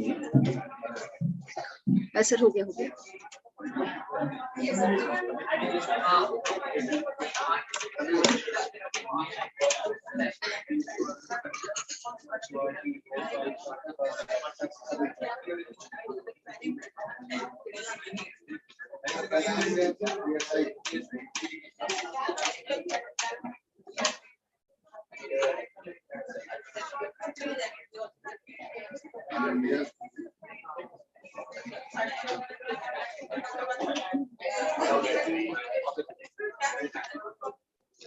इसमें सेव करके जहाँ पे यही वाला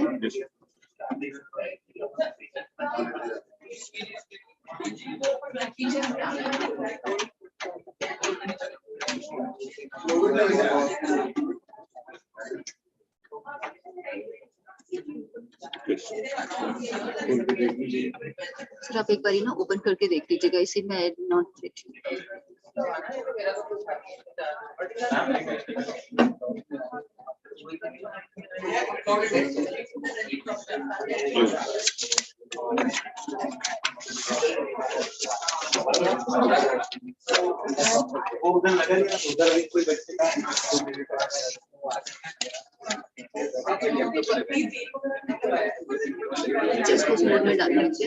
ठीक है नहीं जरूरत नहीं ठीक है sir. Now we have doctor बीजीज योर्स। ये अविनाश का डॉक्टर अविनाश का बताना है सर। अविनाश अविनाश डाल दिया होगा वैसे उन्होंने। अविनाश चले डाल सर आपने डाल दिया इसमें?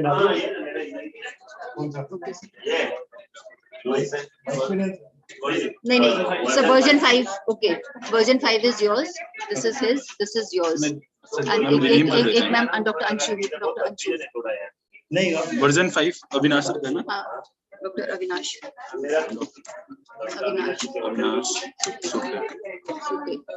कर दो सर। ये हाँ सर वही कर रहे हैं, ये वाला कर दो डॉक्टर तेजिंदर से। एक कर रहे क्या ना अंशु मैम देखिए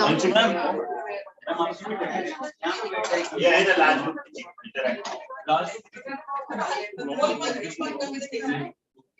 मैम नाम आपका डाल दें उस पे। मैम रीनेम कर दें मैम रीनेम। अच्छा केजीएस नेक्स्ट हाँ हो गया डॉक्टर कृष्णा। हाँ सर केजीएस तो ठीक है सर। 2 3 4 चालू है। 4 हो गए हाँ ठीक है सर। अभी खाली चालू होना चाहिए कि नहीं चालू होगा। नहीं हो जाएगा सर, वो चालू हो जाना होएगा। अभी चालू के लिए 11 तो बज गए। अच्छा स्टार्ट मतलब वो वाला स्टार्ट। हमारा 11:30 बजे तक चालू ही होगा। 11:15 बजे कैसे भी चालू करो। तो ठीक है अनाउंस स्टार्ट बाय 11:50 आधे घंटे अभी ऑलरेडी 11:15 बजे चालू कर देते हैं। स्टार्ट नो एक्चुअली कृष्णा का स्टार्ट है वो लोग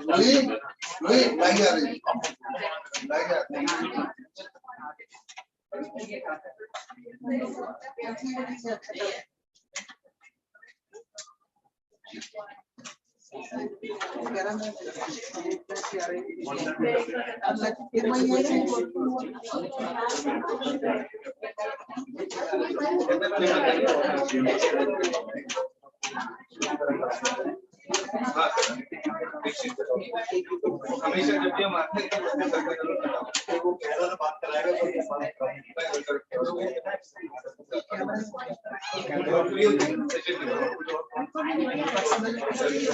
सेशन के बाद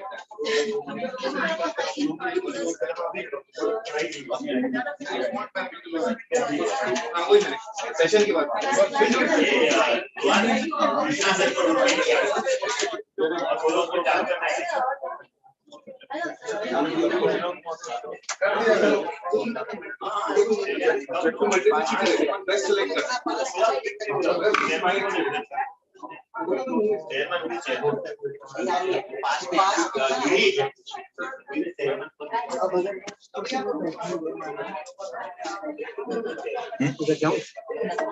नहीं होता वो नीचे का नहीं होता है ना नीचे नहीं आएगा। पास है तब जाकर मेरा वो हो रहा।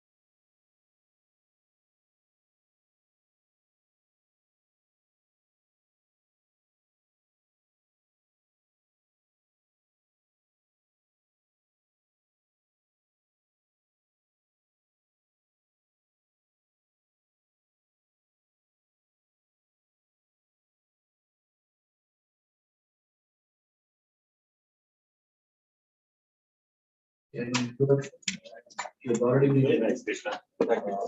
Introduced in the You put my slides. How do we use this one? Yeah, maybe my slides. I think till the time they're getting my slides, in 2010, in Vision 2015, we had put all this PhD flexibility. I remember that, but I think the whole country was not very happy with that, and it never got implemented. So I think we propose, but many times there are a lot of resistances from our own people who don't want to really put it down. So strengthening professionalism is something which Dr. Yeah, sorry. Okay, how do we do this one? Thank you so much. I think, thank you, Mr. Chairman, sir, and everybody. Thank you, Juhi, for inviting me here. The topic they have given to me is strengthening medical professionalism, and this is a theme. Okay. So I would like to really thank AHP, the team of NCHPE, Dr. Juhi, Dr. Krishna, Dr. Rajlakshmi, NMC and MCI teams and expert groups, KEM, my department, and of course, this wonderful campus is a photo of HIMS, which we are really looking at it. Now, the essence of medical professionalism is placing dedication to the welfare of patients above physician's personal and proprietary interest. This was one of the definitions which lured me. And as you all know, we have all gone into technology advances. And I think with all available technological innovations, images, it seems we know more than about patient diseases than what we used to know about 30 years ago. But with this control and computers, are we losing intuition? Are we losing trust of patients, compassion and empathy? And I'm sure all of us really are worried about this. That's the reason we are trying to put this professionalism and humanity, all this in this particular kind of conferences. So I remember when I went to NTTC in 1993, they talked about this affective domain. And they said affective domain is attitudes, influence behavior, and everything they really talked about. But then they said it's very difficult to teach attitudes to your students. It's not so easy to do. They do it by role modeling. So how do we develop attitudes and values in our students? This is what I'm going to really speak about. And I'm going to take you to my experiences over years, how we have tried to do it to some extent. Now, I'm sure when you Shushita and Charak, there was wonderfully written in Charak that friendship, sympathy towards sick, interest in cases according to one's capabilities, and no attachment with the patient after his recovery. It is a physician's duty to look after him as his own son. This is what Shushruta said. If you look at mythology and values, there's enough amount of role modeling. All of us have learned all these stories about Krishna and Arjun, Aruni and Dhaumya, stories about changing attitudes of Pandavas and Lake story, Yama, Hanuman and Bhim. Every small story tells us how they change the attitude of that particular person. But of course, health is wider than medicine and we need a wider vision. I think today in the morning, we all worked about all Department of Humanities, where the person who studies only one branch of science cannot arrive at the proper conclusion. Therefore, he needs to go a little broader. This is what Shushruta said many years ago. So how do we learn attitudes? We have thoughts which go into actions. Actions go into behavior. Behavior turns into value characters. And again, it goes back to the WAC. And this is what is the cycle which we go through. And that's the way we start developing our attitudes, because it's a positive reinforcement influences our values. But how do we include this in medical curriculum? And this has been a question to all of us. We normally do it as an institution. So Satyendra gave ABCD approach. I think all of us listened to him very carefully. He talked very nicely about the ABCD approach, how he tried to include humanities into the curriculum. I won't really go into more details of this. So I would like to share our efforts and approaches from 1990 to 2022 when we started learning about how to introduce. Till that time, we're all about knowledge. Then we all started talking about skills. And today, all we are talking about attitudes and professionalism. So we had a nice program called Shitori. Now, Shidori in Marathi means what mother gives with love to a child when he's going out. You know, it's like when a Brahmana used to go for learning, mother used to give something which had her love, at the same time some food. So provisions for the journey, packed and given with mother with affection. And that was Shidori. So we termed a program called Shidori. And then we started talking about ethics education at that first time. We talked about group dynamics, we talked about assertive behaviors, time management, we published it. And that time there was a lot of people along with me. In fact, our Dhanuka madam, Urmila, Nima, Sucheta were all sitting there, who actively did this in our GSMC. And we are doing it for last so many years. And the new generation has picked up all this, which I thought was a wonderful way of really putting forward attitudes. Affective domains are mentioned each time, but are not elaborated. It was assumed that it was learned by role modeling. And this was my experience for many years, till 1990 to 2002, when I went to FAMER 2002. And they created an educational environment where I not only learned, but I changed my attitude. As I think it is a life-changing event. Educational environment created at FAMER Institute was exemplary, and it changed the attitude of fellows over the period. So I asked them, what did you really do? And we had two mentors, one was Page and Hill. So I asked them, what are the things which you did? And they gave me this example. Ask all to use first names rather than titles, speak slowly, participants co-develop their group norms, value everybody's contribution, table in a diamond format so that everyone can see each other. Simple, simple things which really brought the communication at a different level. And they started making a positive educational environment, which all of us can do within the same time frame and same time work and the same kind of a curriculum. And nobody's stopping you. No NMC document tells you don't do this. There's no rigidity on this. Appreciative interviews. See and track and fan all the small positive behaviors you see. Reframe negative to positive.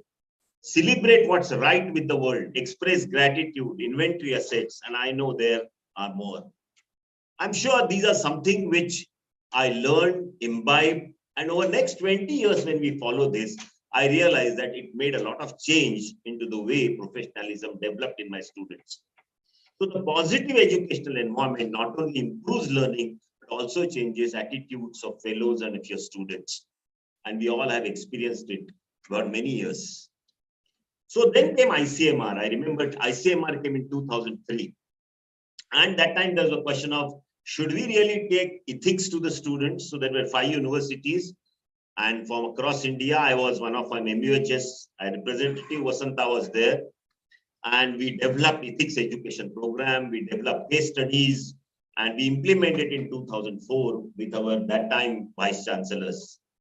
And we developed biomedical research, ethical issues and all. There was a lot of controversies. In fact, there was one debate that should we teach ethics to medical students? And there were stalwarts on one side, and I had to defend with my vice chancellor, Dr. Bapat, who was there. And in 2015, we introduced bioethics curriculum. So it took about 15 years for the community to realize that ethics is necessary to teach. In fact, if you look at this BMJ article in February 26, 2022, then say, when is the best time to teach medical ethics? And they say that throughout the way we have to teach, like what we have done in ADCOM. So I think something which we need to think, we all have experienced it, but sometimes we need to begin to see that the change really comes.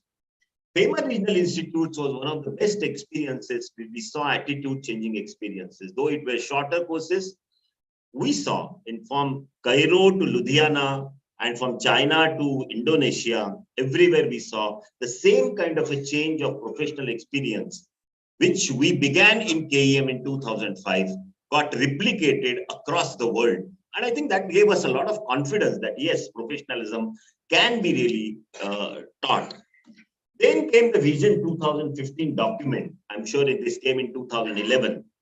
And that was the time we put in a lot of efforts and tried to see that how do we really make a change in our curriculum.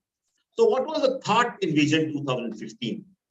The main thought was we were all cognitive knowledge-based curriculum.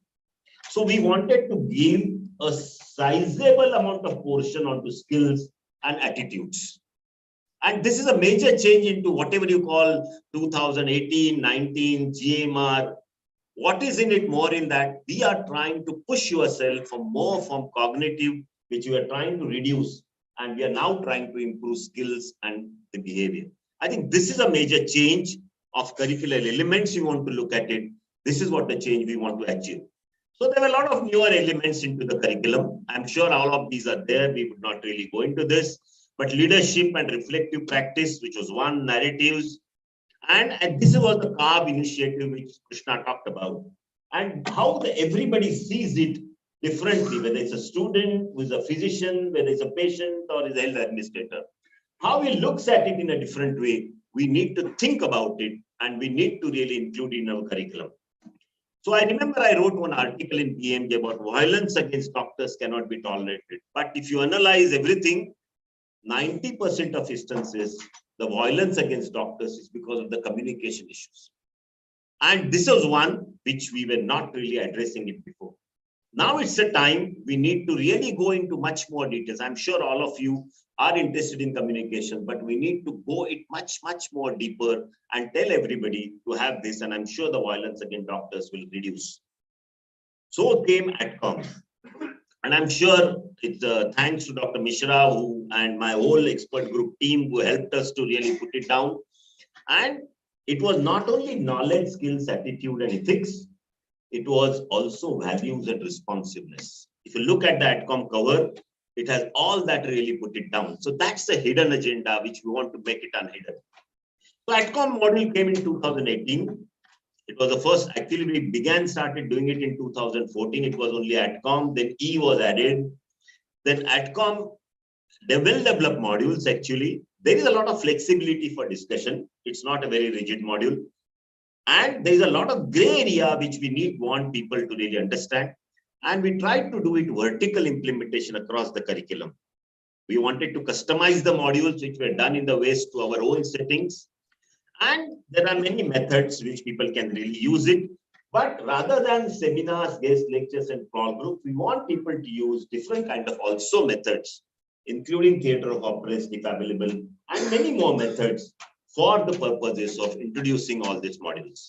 And if you see the response in the literature, AdCom came with a lot of reaction and kind of positivism across the country and across, I'm telling you, beyond India also. It's not only nursing, dental, as you say, today you talking about the other kind of health professions, but also other countries. There are many places you find people have used this. There are so many books on AdCom, so many things have, okay. So if you see AdCom has many commercial and non-commercial booklets. Attitude training, other methods really came into this. People started working on this. Narratives, people started talking about narratives today. I think this concept of reflections and narratives was very important and which started coming. People have started using cinemas into education. And so much has come. So GMR 2019 strengthened all this. And it is now trying to integrate professionalism into the whole curriculum. And I think this is what we all need to do. Whenever you have an opportunity, don't stop at giving only knowledge or skills. Also see how I'm going to give attitude, behavior, professionalism at the same time. And you don't require different time. As somebody rightly said, out of 10 times on your mind, 9 times if you're talking about knowledge and science, 1 time you talk about attitude and behavior. And that is easily possible. I would like to talk about 2 important initiatives. One is a value-based education, which I think very important today, especially values are very important. And I'm sure I will not go into details, but usually all of us learn samskaras, like from Vikruti to Samskruti by doing towards the positivism and what we go from animal consciousness to human consciousness. And we do it through variable prosperity. And what age you normally influence? Age 1 to 7 is parents, 8 to 13 is teachers are your heroes, 14 to 20 are your peers. So I think use peers also for this. When you're normally trying to use your students, and of course, after 21, you have your values established. But medical students come to you at the age of 14 to 20. So use that time, lot of peer pressures. I'm sure Sant Jnaneshwar has all the time said in his values about eternal values, social values, and personal values. If you read our own Bhagavad Gita and Jnaneshwari, you have so many things like Krishna quoted so many. So values and role models are so important, and we should try to see that we include them in your system. Social responsibility and movies. You know, there are so many movies coming about social responsibilities. Use them to introduce the whole concept of socially responsible students. Spirituality in science. We had a wonderful talk today morning by Vice Chancellor Virendra Sir, and he talked about the Swami Rama and his inclusion. I think it was, I think it's so important to know this and include spirituality and science into this. So what we need to do, need role models, develop teachers with values, make the hidden curriculum into unhidden kind of area. And there are many ways of really doing it. Humanities, I think this is something which I think we had a wonderful talks today, a lot of experiences to share. First time I wrote an article about humanities in 2012 when Medical Journal Ethics asked me to speak. I was knowing nothing about medical humanities. But now over years, I have started knowing something, though it's a huge world. And then I realized that we established this Department of Humanities when I was a director. We had so many activities. What were the challenges? I think we had the same challenges which probably Shapiro madam talked about it. But we could achieve many more things like Nima said. We had a conference now. We have everyday talks.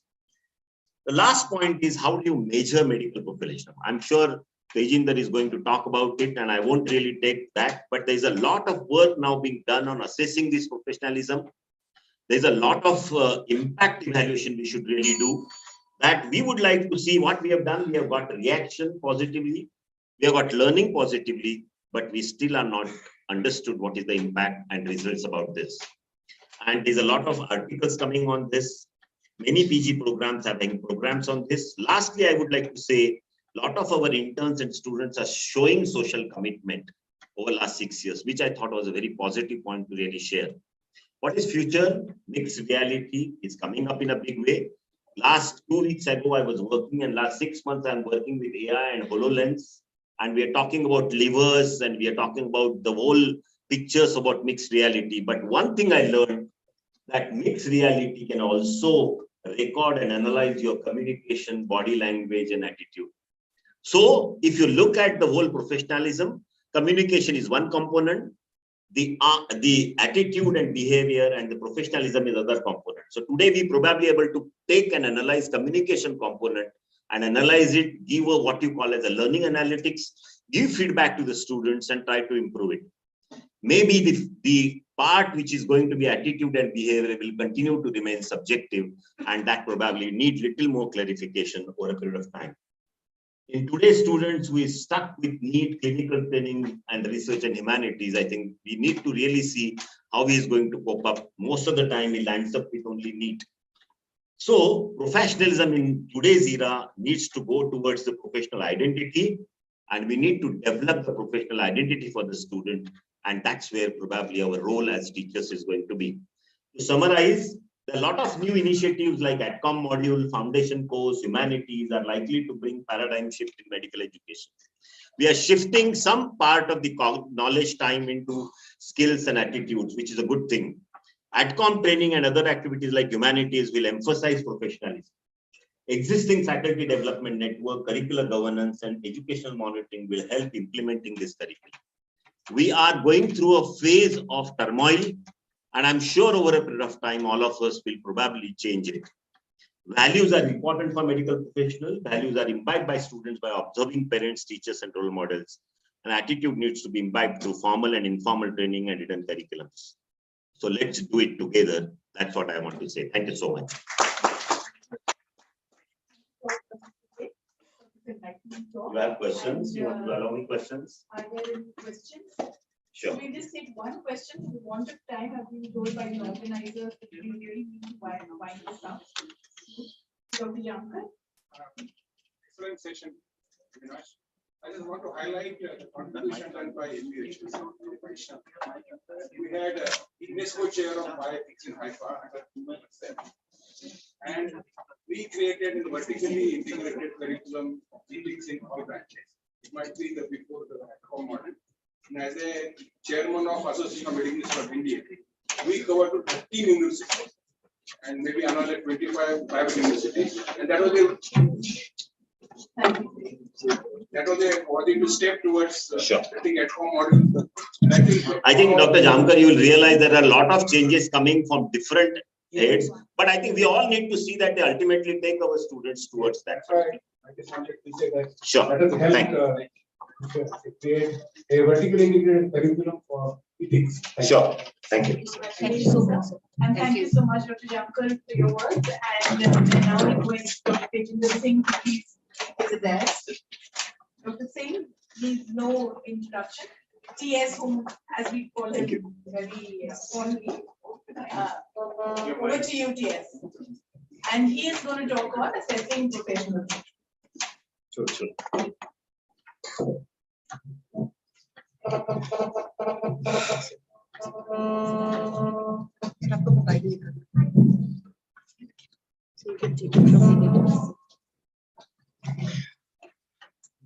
Good afternoon, friends. It's a pleasure to be speaking to this august gathering. And let me begin by saying that both Krishna and Avinash have made my job easier and difficult. One of the reasons I feel we are having problems with professionalism is because we use professionalism in an unqualified manner. Because when we say professionalism, we are not very clear about, are we talking of a medical doctor, or we are talking of a manager, or we are talking of a salesman, or things like that. And then we try to interpolate the qualities and characteristics of one into the doctor, which creates probably some issues. So if we use the term medical professionalism, then I think things become much clearer. And medical professionalism as a construct is very well defined. In fact, it's good to see it. And in fact, this is one of the most respected models of medical professionalism, to see it in terms of the pillars, which is the accountability, altruism, excellence, and humanism, and see it in terms of the base. The basis of medical professionalism are found by sound understanding of ethics, good communication skills, and clinical competence.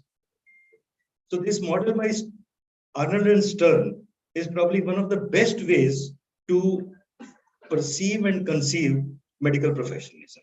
And when we are planning a curriculum, I think need to keep many of these things in mind. If we look at the earlier trends, I think the earliest was, and I believe, having taken this session at many other conferences and meetings, a good number of people would still feel that professionalism is taught rather than taught.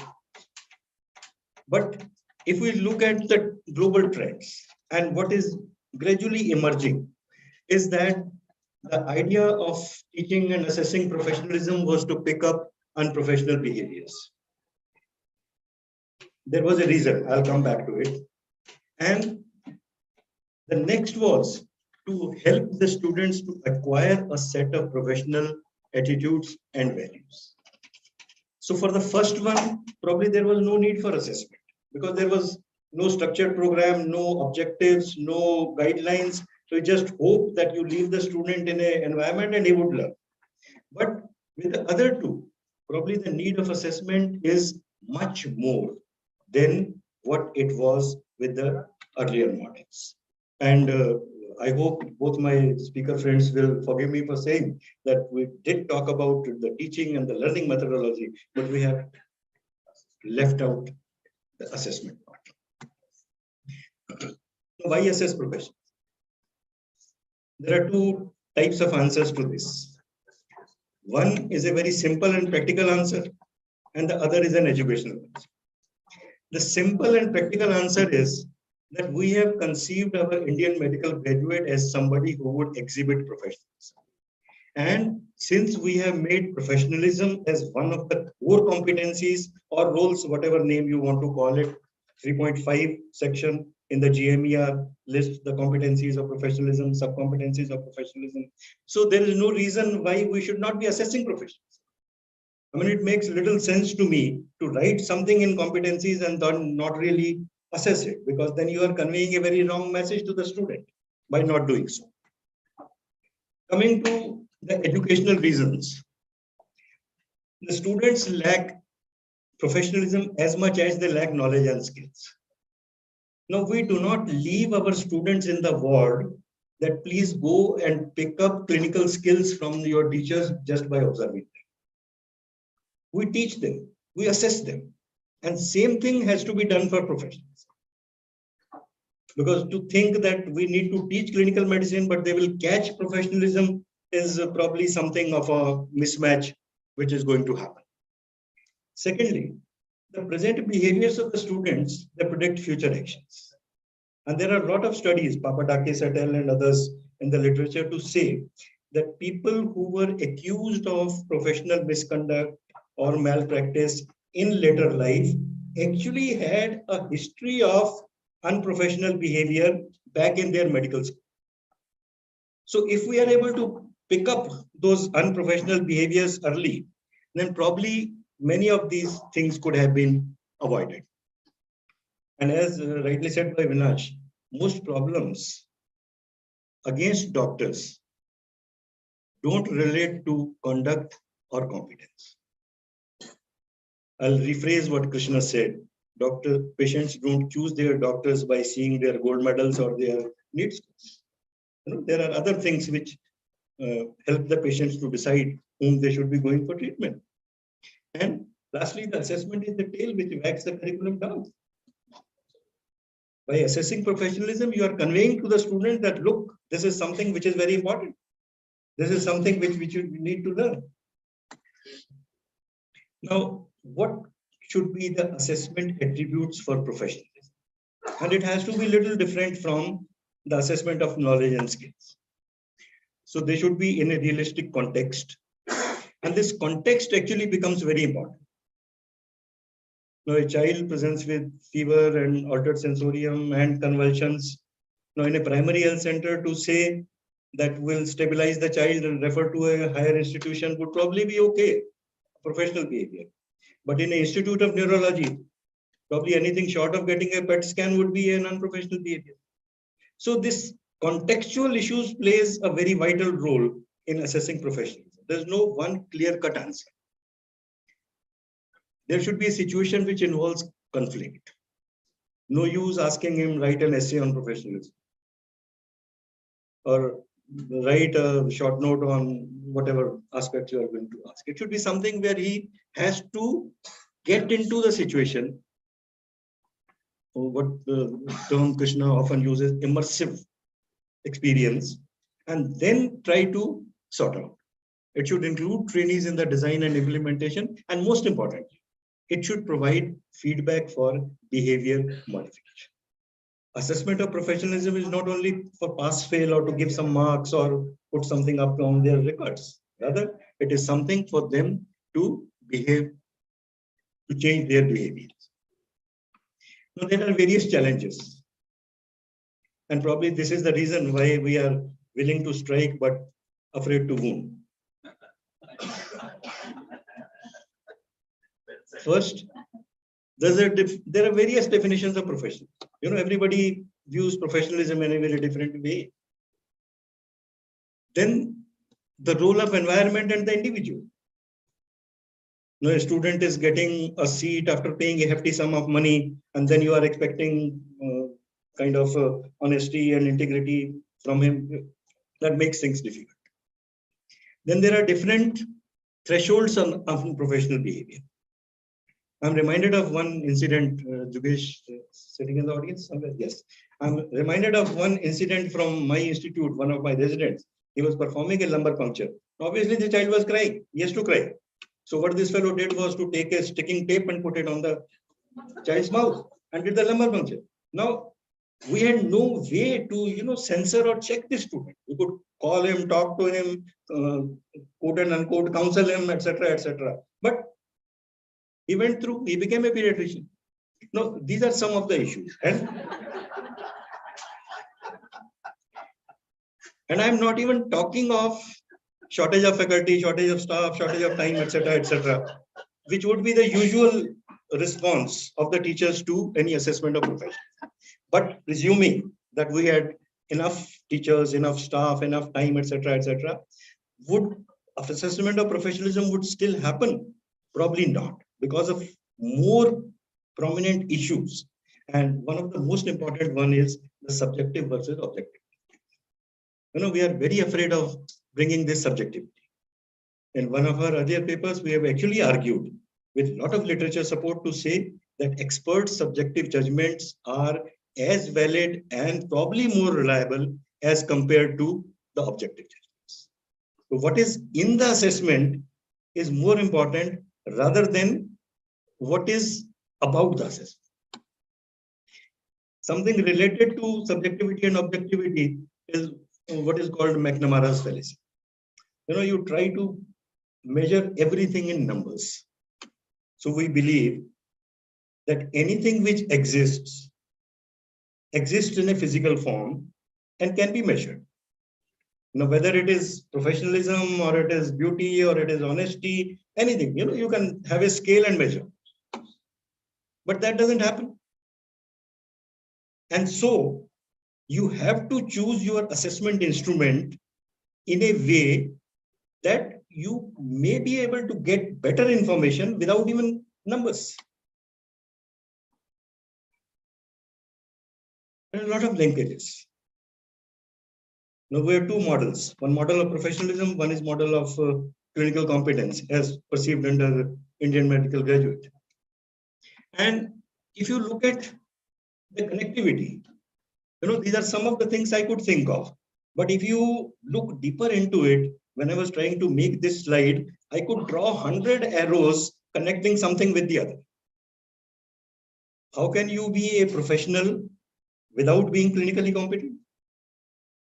And conversely, how can you be called clinically competent without being a professional? And same is true of many other things. And these are the things which create a problem. What you should be assessing? Professionalism or clinical competence? And that is probably one mistake we make, that we separate professionalism as a separate thing to be assessed. It has to be a part of each and every clinical encounter that the student does. One of the best ways to measure anything, any competence, would be in terms of Miller's pyramid. And if I list the tools which are available to us for assessing various levels of Miller's pyramid, then this is something it would look like. But I'm sure you must have noticed that none of these tools crosses the level. So a tool telling you or assessing shows does not tell you that the student knows. And therefore, you need to have multiple tools. One tool, one competency model is no longer applicable. And therefore, we need what is called an assessment toolbox. We had published one assessment toolbox, and incidentally, for those 35 global competencies under various roles which are given under GMER, unfortunately, we have not put any assessment methodology. And we published this assessment toolbox so that more than one tool can be used for assessing a similar competence. Now, direct observation methods would probably be the best way to assess professionalism. And you could divide them as structured methods, which have a good predictive utility and which generally depend on a single encounter. Mini CX, professionalism, mini evaluation exercise, object, and to some extent OSCE can be used as direct observation single encounter methods. On the other hand, we have certain less structured methods, or shall I rephrase my statement? These are lesser structured methods, and those were less structured methods compared to Osler or some other things, less and lesser structured. And then they have the advantage of making a longitudinal observation. You watch the student over a period of time, and then you make a comment. So multi-source feedback, critical incident reports, mini peer assessment tools are some of the examples that could be used for direct observation in longitudinal manner. So We all have seen many clinical evaluation exercise, and the point 3 actually deals with humanism and professionalism. And at the back of the form, you have a descriptor of the various standards given for that particular competency, and you can rate them into one of the 3, that is satisfactory, unsatisfactory, and superior. VCX has shown a good reliability. When I say reliability, I don't mean reproducibility of the results. What I mean is generalizability from one situation to another, with a confidence 95% confidence interval of 0.45 to 0.98. More the number of encounters, more is the reliability. Second is the professionalism mini evaluation exercise, and this is actually what I want to stress today. This is a real-time observation of the professional behavior. I underline the word behavior, not professional traits, and it can effectively supplement mini clinical evaluation exercise. Introduced in 2006. In fact, when I Googled, more than 7 crore results could be got. About 45,000 research papers have been published using professionalism mini evaluation exercise. This is a 21 item form. Let me zoom it. Some of the items that you see there. Just like mini CX, you make an observation and you rate the student into one of the 4 categories. Again, when you do a factor analysis, and that's interesting, the 4 factors which are assessed by PMAX include doctor-patient relationship, interprofessional relationship, reflective skills, and time management, with a very good reliability and very good reproducibility. Something interesting I want to mention here. This was introduced first by Cruis and Associates in 2006 in Canada, McGill, Canada. They identified these 4 factors. The study was repeated in 2011 by Sugawa and Associates in Japan as a multicentric study, same 4 factors. And again in 2021 by Bajwa et al. UIC Chicago, again same 4 factors. I don't think there could have been a better validity evidence of PMAX than having a consistency in the factor analysis over a period of 15 years in 45,000 plus studies. We introduced it in our institution, and the modus operandi was that while the student was being assessed for a regular case presentation, the assessor also had a PMAX form. It didn't take more than 2 minutes for him or her to complete the form and then provide a feedback to the student. And now we are almost on the verge of having a multi-centric study in 15 medical schools in India. And hopefully by next NCHPE, we should be able to provide you some results about what is going to happen. So I think I'll stop here. Thank you so much, for that. And you're welcome for any question. Yes, one thing just I wanted to show is about the documentation part. You know, it's very important to document professions, because just assessing and then not letting it documented somewhere doesn't make sense. Last year, we had suggested a model of PG logbook where all 7 or 8 mini CX assessments, for example, were collated on one page. And then you can visually make an impression about the way the student is learning or not learning professionally. So I'll end by saying that it's an exercise which has to be carried out. One tool may not be enough. One teacher may not be enough. So more teachers, more tools, more context, more assessments. I think that is what is actually needed for assessment of professionalism.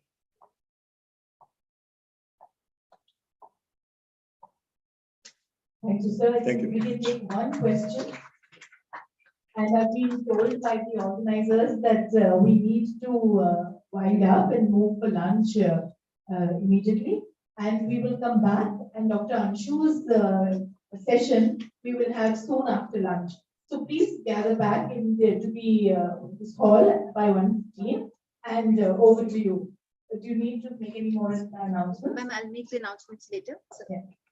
if there is, Are there any questions for Just Dr. Tejinder Singh? Yes, we have please one hand restrict up to the there. questions. Please. So I definitely agree with you, but it is a professionalism. Give the mic. Give the mic there, pitch. Can't hear. Yeah, definitely agree with you that when we talk about professionalism, it's not going for a matter of numbers. Going in for a better subjectivity, professionalism understanding is quite good. But the issue of professionalism comes into as values and codes when we talk about over the changing society or changing generation. The same thing keeps changing. For me, this is what my values and this which may keep on changing. That's what when I saw it, a lot of people were talking about a lot of traditions and still we are stuck with our colonial dresses only. I saw you with a changing over and all of us are stuck with saris. So many of the things are stuck within our mind and change which students you included there. Students should be also included. The people should be included. But when it comes to PMATs, of course, I agree, definitely good one. But when it comes about exit exam, now we're coming to that. The NBE is starting the exit exams questions and asking about professionalism. And now 1 or 2 examiners do that as their contest and how that professionalism assessment can really do it. Let me be very clear. Exit exams, university exams, or selection exams are not the place to assess professionalism. Then how do we exactly put it across? While the student is under training, the 4.5 or 5.5 years that he spends with you, that is the time when you have to assess professionalism. And let me share my experience. When we introduced it in our institution, in fact, students were very happy to receive that feedback. Nobody tells them about how did they behave with the patient. We tell them your liver palpation was not all right, your cardiac murmur was not okay, but we never tell them that your history taking was bit problematic. If you are more soft and more explanatory to the patient, then probably things might become even better. No, that is. But I also agree that we should also include that generation in the peer assessments in professionalism. I talked about mini peer assessment tool. So in that context, I'm talking about how we make our challenge of assessment. See, I do not want to make it yet another assessment. Don't make it too complicated. Just keep it simple. While you are doing a long case presentation, keep a PMAX form with you and that's it. Exactly. So the 9:1. I remember one paper, I think from KEM, I saw your paper on PMAX, use of PMAX. So it is not that it is something which is alien or something which cannot be applied in our kind of settings. Yes, sir. So Tejinder, just to take you one step further. For example, the ABI, at least the line would say that, let us say it was a 9-point scale that was a quarterly assessment. For the clinical and the other parts of the CEX, you would be okay if you got a 3 or a 4. But if you do not get a 6 on the professional assessment, you would not be allowed to sit for the ABI exam. So I'm going to ask you, what do you think? Do you think that there should be a professional exit barrier for someone who doesn't demonstrate that behavior? I think it's just like what you said in your slide that we are jumping too big or too high. So let's begin. Let's get it an acceptability. Right now, see, I'm sure everybody who has been with students and who has ever interacted with their parents that your son is not like this or daughter is not like that. The first one, that is the kind of thing which most people would have. So right now it is bringing acceptability that professionalism is something which is important. The same very parents would fight with another doctor because he didn't explain things to him. But for their own son or daughter, they'll say, "Koi nahi ji, seekh jayega." That is the whole point. Thank you so much. Wonderful talk. Thank you. So much. So thank you. Thank you for the wonderful talk. Forward here. Ma'am, I don't know. No, I have to make an announcement, ma'am, but you can finish your sentence first. I just wanted to thank all of them to bring out so many questions and rightly stirring the pot, stirring the minds of all the educationists to come up with the new ideas and new solutions for these ideas. Thank you very much. Thank you. Thank you for this wonderful session. I request the chairpersons on the dais to kindly give away the certificates of appreciations to our highly esteemed speakers before we disperse for lunch. And those who are leaving, I repeat, we need to assemble back here at 1:15. And after 1:30, the doors will be closed. There are buses just at the back of the building, which will take you towards the venue of for the lunch. So before we disassemble, ma'am, please, our first speaker, Dr. Krishna Sheshadri. Come down.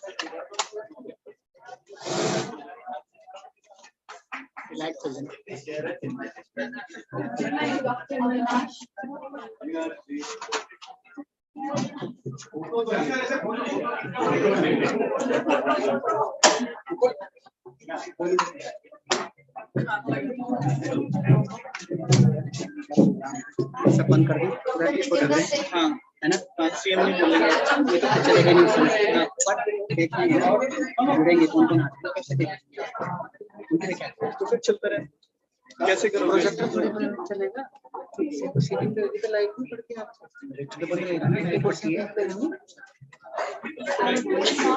Kiran madam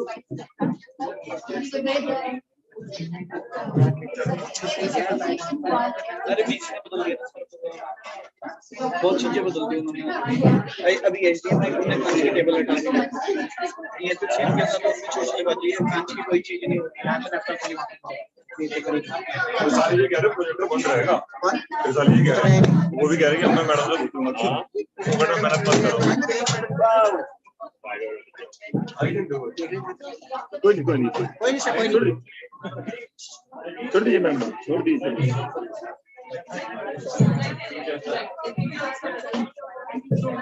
Swami ji के photo का study वो table तीनों हटते हैं सुनो अंदर सारी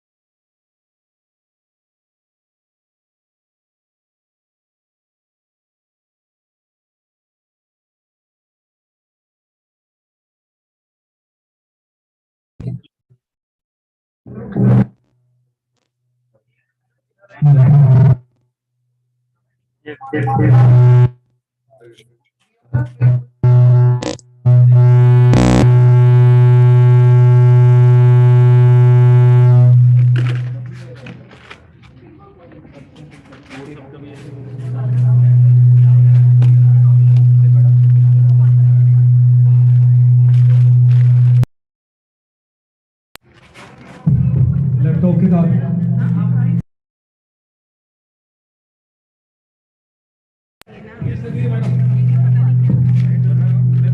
We all are grateful to the luminaries.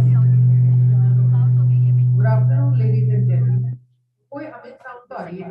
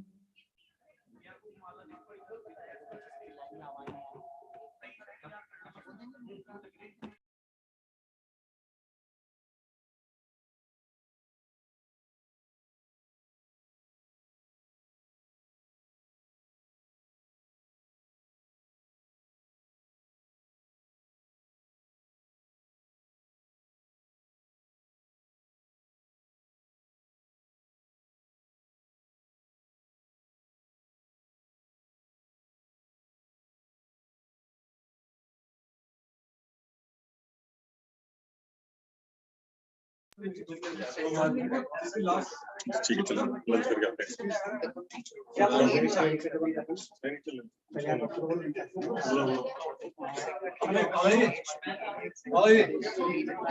Collar भाई कौन ले गया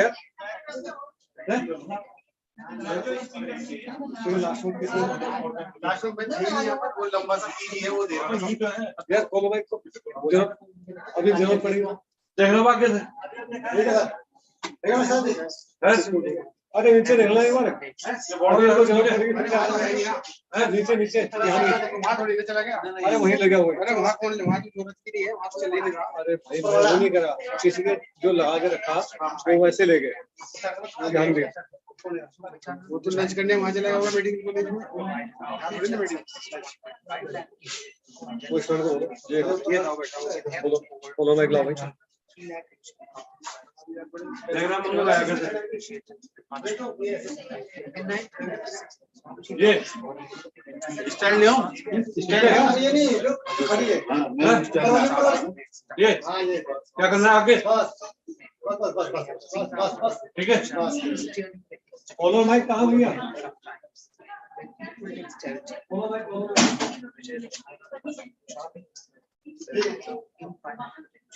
May I request you, sir, to please invite the gathering on notes of the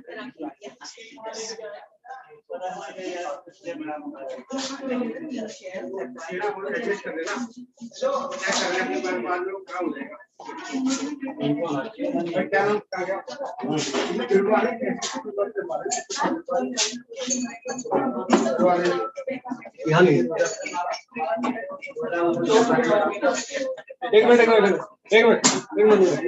यार खाओ यहाँ रखा मिल गया ना अच्छा बोलो भाई से क्या नंबर है बस ना मोबाइल माइक सेट करा देना ये 3 नंबर है जो मोबाइल है ना और चेक कर ले बेटा चेक ये बात देख लो देख लो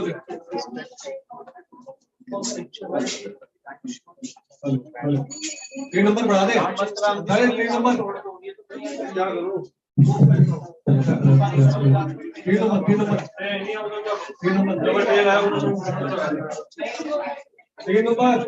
क्या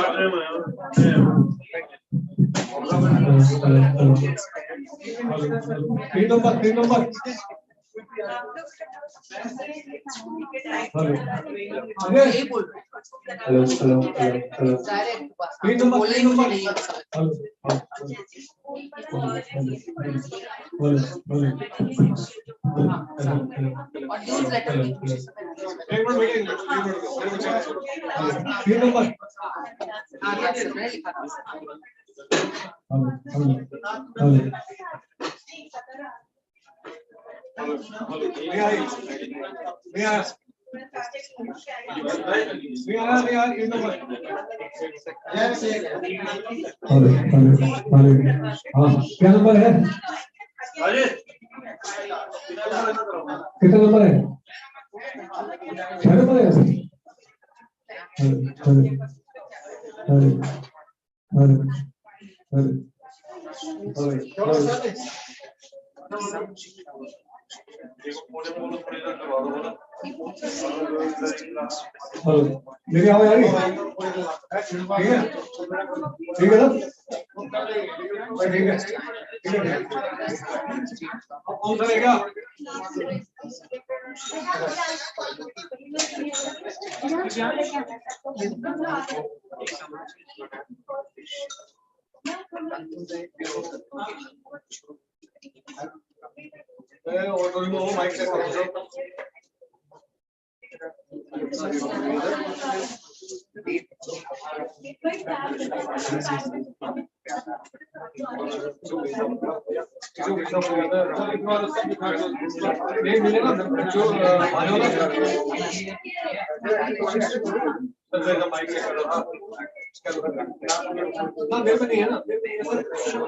उस दिन आए थे वहां लगा दिया बॉयलर वाले पे।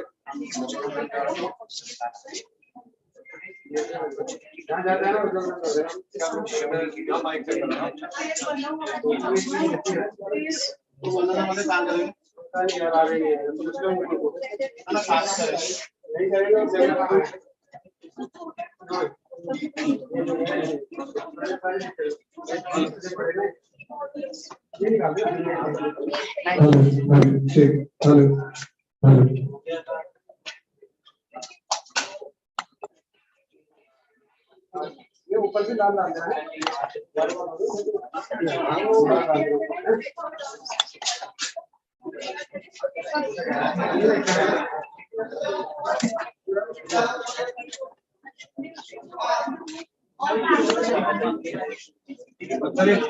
अपने साथ माइक चेक करें। या इसको प्लीज गाएं। प्लीज आज क्या होगा? Okay, please don't close this presentation. Okay, leave it like that. And can I put on my next presentation? Sure. As it is, I'm going to speak from this. So No, अभी share कर दें कि कैसे बाद में करें? ये इसको बंद करो। ये बंद करो। ये इसको बंद कर दो। ये नहीं चलेगा। अभी सेशन नहीं होने वाला है। अभी पहले इनॉग्रल सेशन होगा। इसको बंद करो।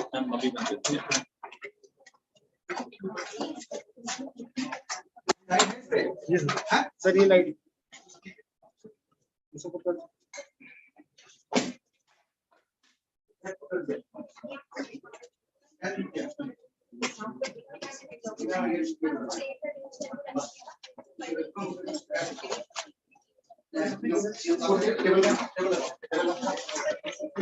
प्रोग्राम हम कर रहे हैं। अरे बोलिए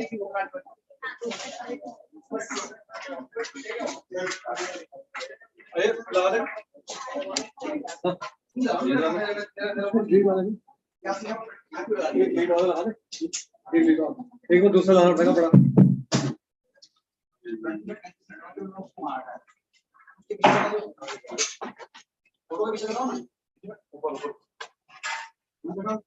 वो वहीं से लेके आना, लेके आना, ठीक है? इसमें है यहाँ दो है ना, पीछे रखो।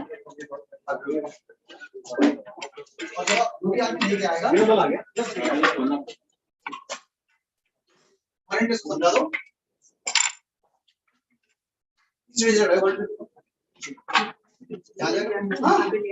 लेट वाला है बस।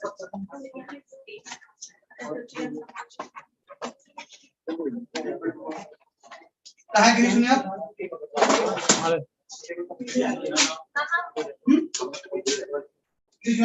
लिस्ट कहाँ?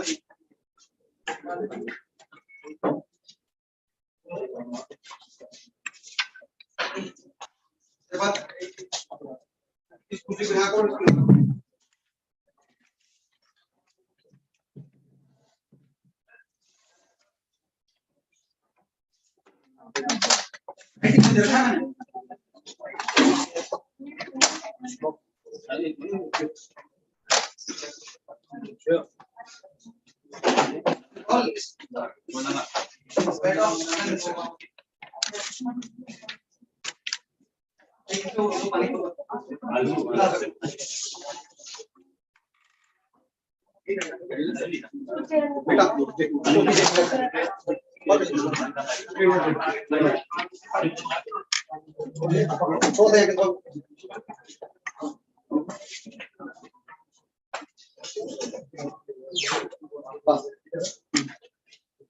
ये जो है ना थोड़ा ये केवल बाहर निकल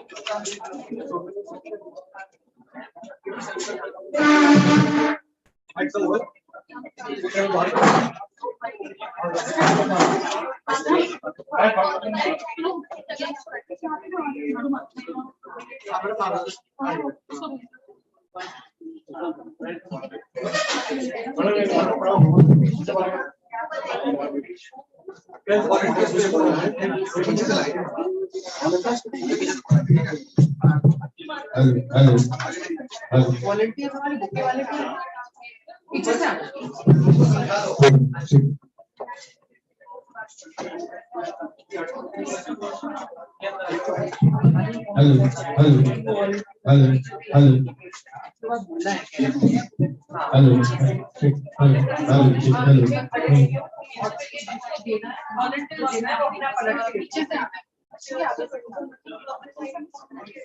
एक बार दिखा दो उनको कुर्सी के पीछे से, तो आगे आगे तो एकदम से नाराज हो जाएंगे। माइक बिल्कुल ओके ना आपका? देख लो एक बार।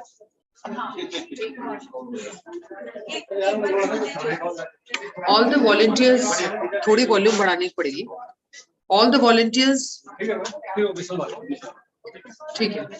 All the volunteers, attention all volunteers who have to give the souvenir and the bouquet should come from back. Don't come from front. From this side, but from back. Back of the chairs. You have to give away these things, bouquet and okay. So come from back and go behind the chairs. Then the person who has to felicitate will take it over from you. Okay. थोड़ी कम volume लग रही है। हाँ पीछे से जाना। अरे तुम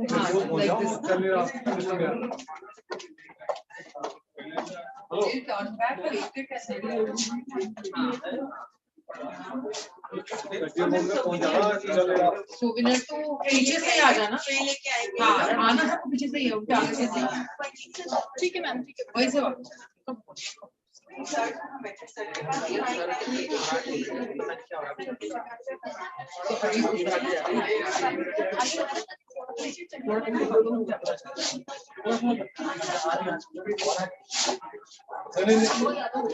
इतना नहीं हिसाब से करा के गए हैं। वो चेयर को भी यहाँ से वहाँ लिख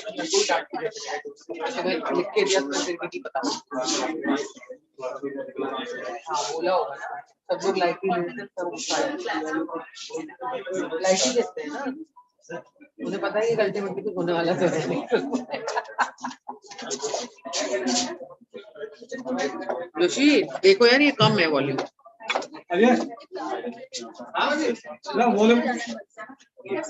Good afternoon, ladies and gentlemen. हल्की सी बढ़ा दो। हाँ नहीं फिर तो ये तो काफी कम है। तो मैं इसके ऐसे बोल रही हूँ तो वहां तक हाँ पीछे से।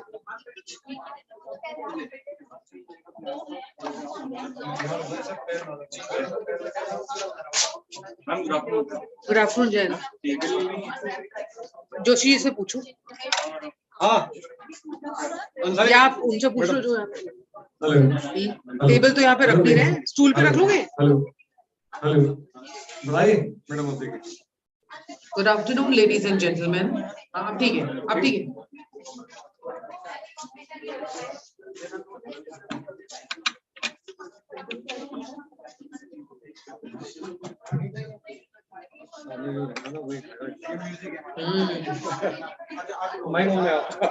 Good afternoon, ladies and gentlemen. ठीक है ना? नमस्कार.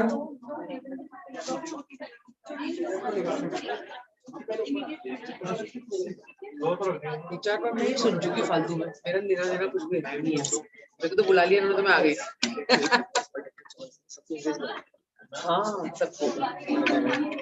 सब सारे डिपार्टमेंट. सर ने ये कहा है, जैन का है. हाँ ठीक है. लोगों की प्रयास चलती रही तो कल क्यों नहीं आए? कोई नहीं आया, चेक करने फोन कर रहा है. कोई नहीं आया. चेक कोई नहीं मिल रही.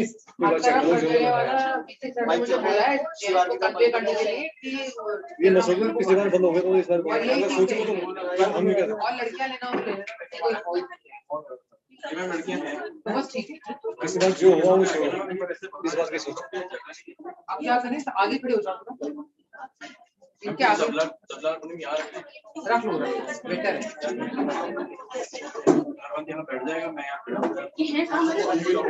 करने को अभी सर आए. कोई टेबल लगेगा. माइक चेक करो.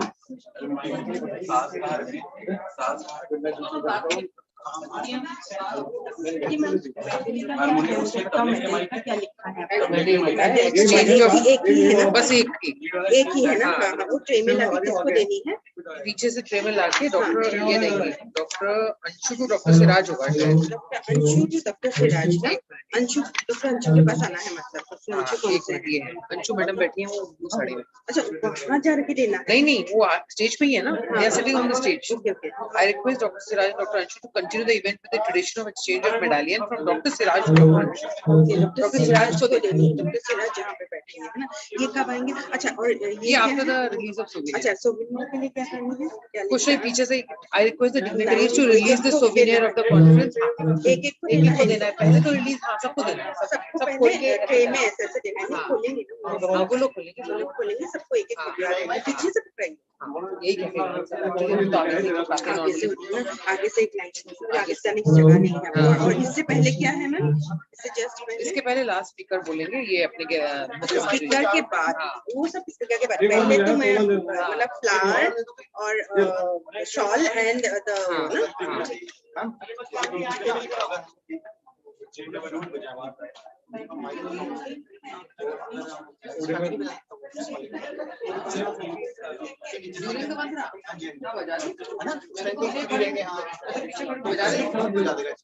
बस माइक हिलाना डुलाना नहीं, ऐसे बजा तो कोई दिक्कत नहीं. तो माइक स्टैंड वाले देखो. मैं तो अब आगे बैठी हूँ, पसीने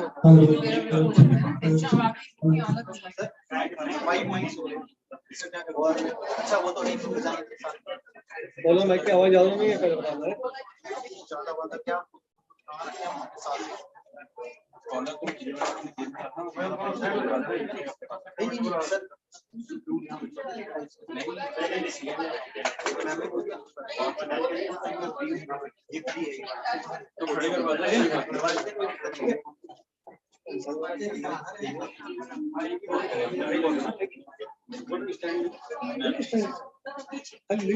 माइक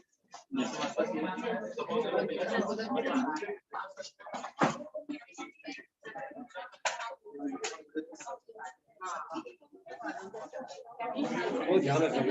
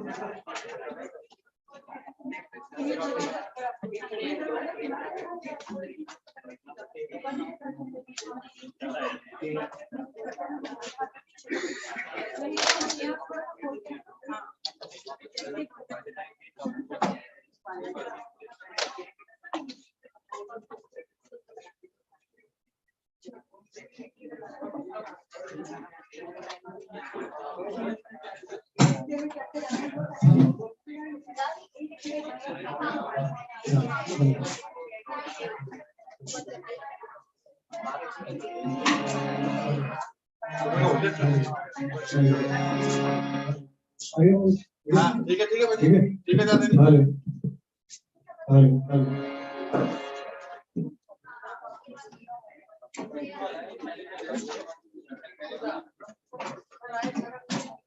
एक लीडो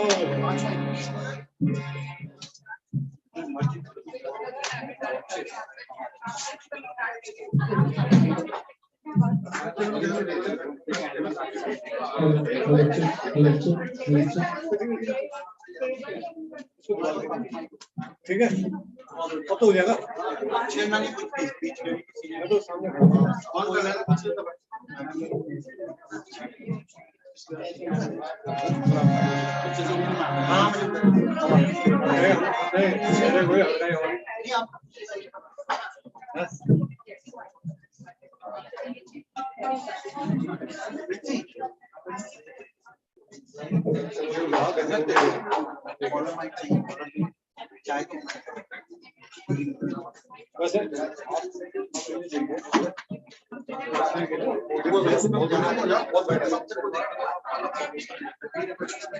एक बंदा निकाल घुमाने लगे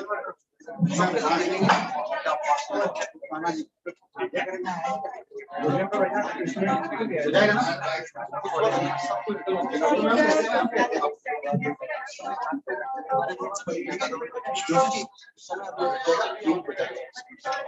मैडम तो वो कौन है वो माइक कौन से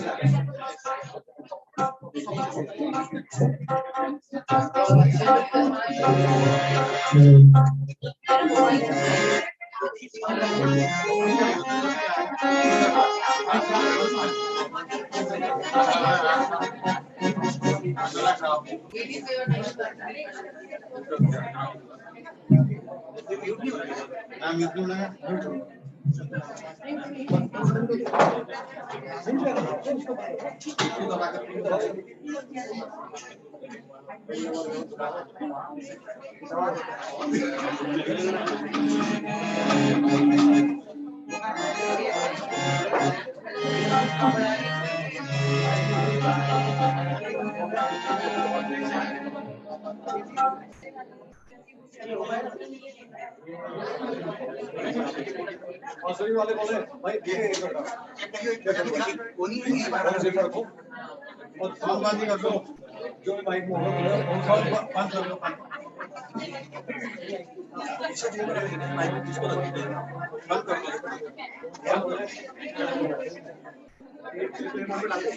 साइलेंट कर लो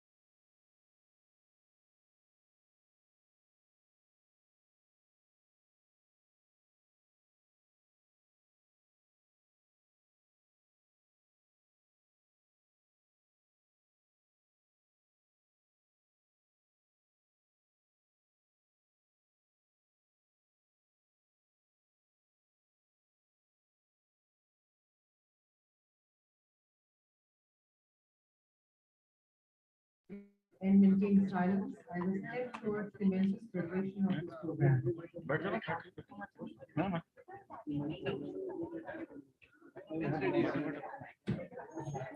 ये मैंने अनम्यूट किया हुआ है सर, माइक से आवाज आ रही है। ठीक है, ठीक है, वो अनम्यूट कर दिया ना। हाँ हाँ, तो उसमें बिटना है ना तो।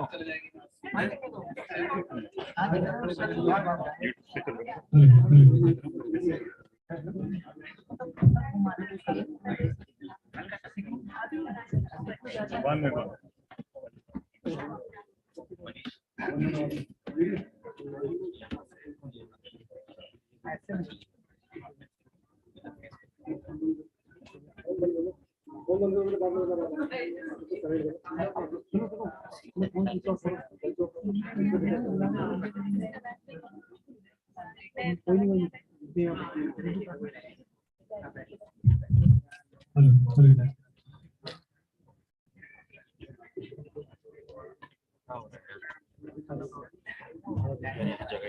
सर यहाँ ही लेना होगा।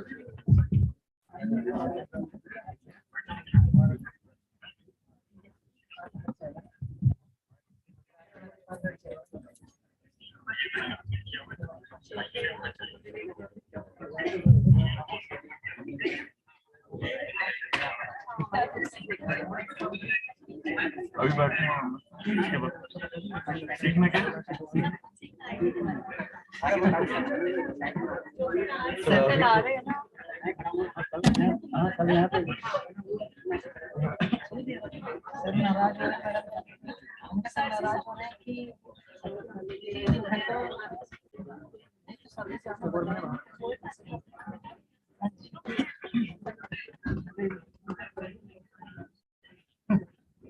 बैठ जाओ बैठ जाओ।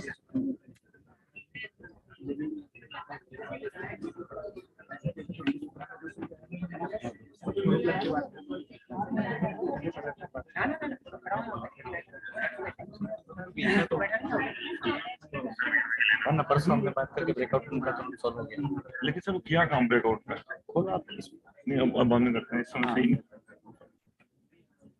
हेलो हेलो, नहीं बताओ क्या खराब है। तुम लोग चल लो, आज बढ़िया है खाना, सारे यहाँ भीड़ कोई दिक्कत नहीं है, चले जाओ तुम, हैं? हैं? अरे चले जाता हूँ, हाँ सीमा, अभी करता हूँ, हैं? हाँ अभी तो इसके लैब में नहीं, चलो।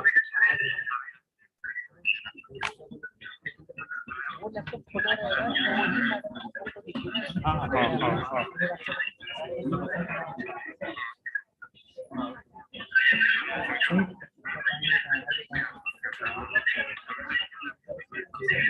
मैम ने खोल दिया सर मैम, हाँ खुला हुआ है,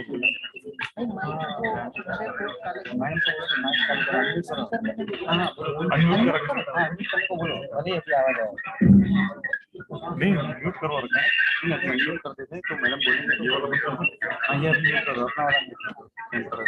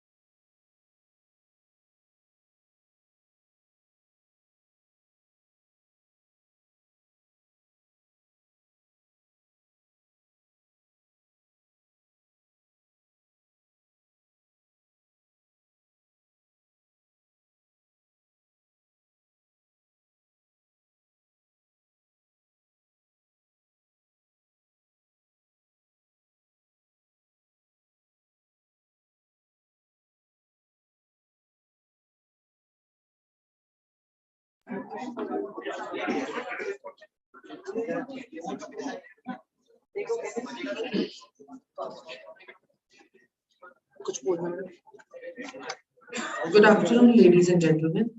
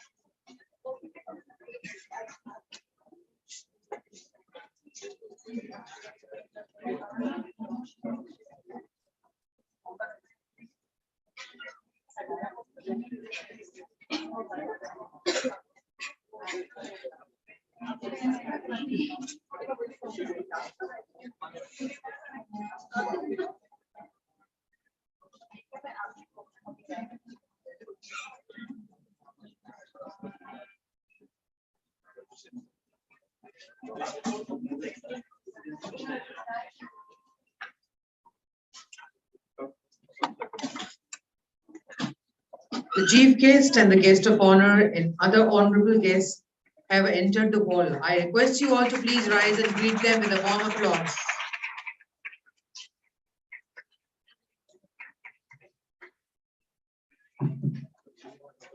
I request our chief guest, Shri Dhami ji, guest of honor, Dr. V.K. Paul, Vice Chancellor, Dr. Kasmana sir, Dr. Vijay Chauhan sir, to please light the holy lamp. Dr. Anshu, Dr. Siraj Muhammad Ali, Dr. A.K. Devrari, Dr. Juhi Kalra.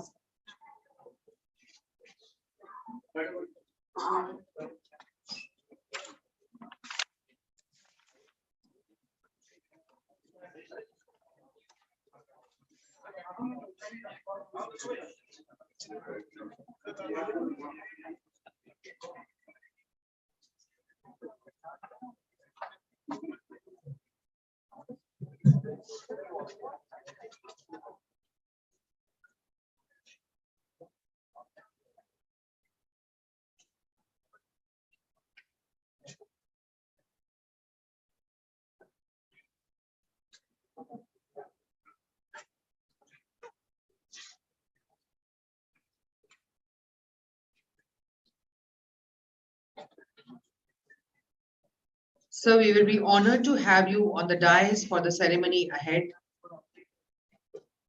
We are all grateful to the luminaries who have graced us with their auspicious presence at this ceremony.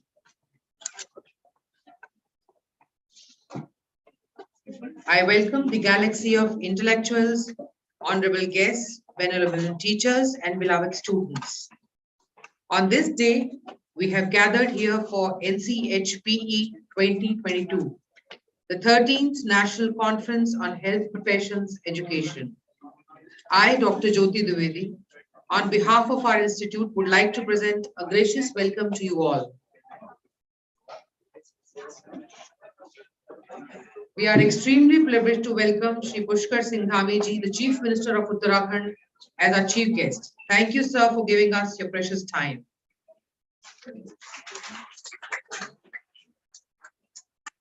Shri Guru Charan Ratoham, Bhairavoham, Shivoham. It's our tradition at the Himalayan Institute to start an event with homage to Swami Ram, the cosmic force behind whatever you see in this medical haven. Let's give a musical tribute to His Holiness. I request the nursing students and staff, Mr. Jayant of our university, to present the Guru Vandana.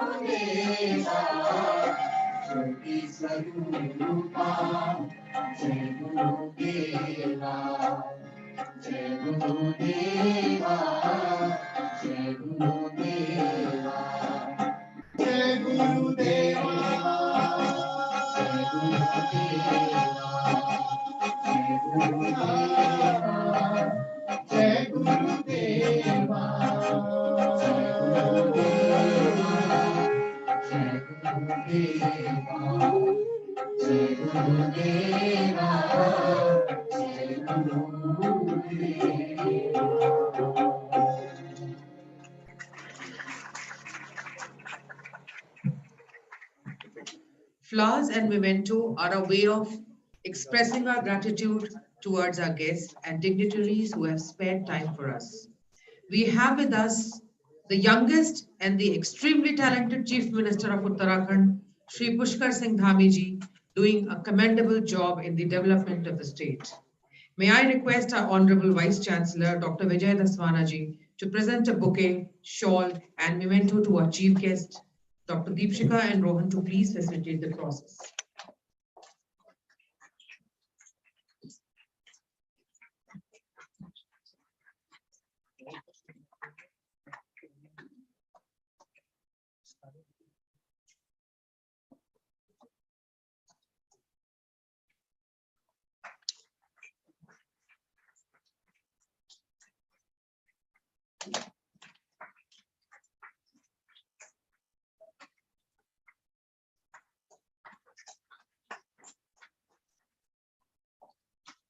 Thank you, sir.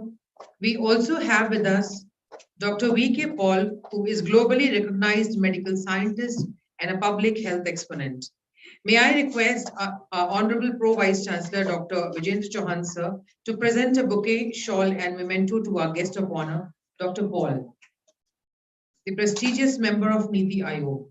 Dr. Divya and Dr. Akeet to please facilitate.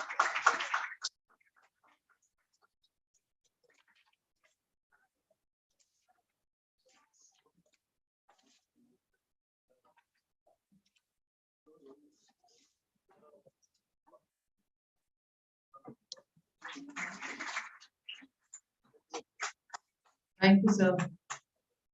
We are fortunate to have amongst us Professor Vijendra Chauhan, sir, who is not just an ultra-dynamic orthopedic surgeon and a trusted academician,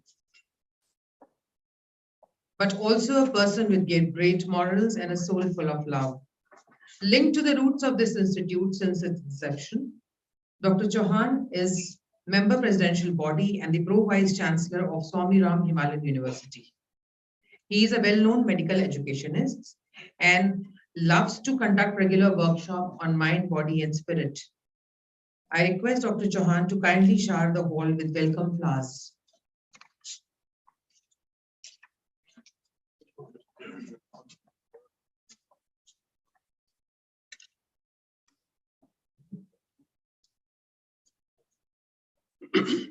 Shri Pushkar Ji, Singh Dhami Ji, Honorable Chief Minister of Uttarakhand, Professor Dr. Vinod Paul, Honorable Member of Niti Aayog, distinguished dignitaries on the dais, off the dais, I pray to the divinity within you all.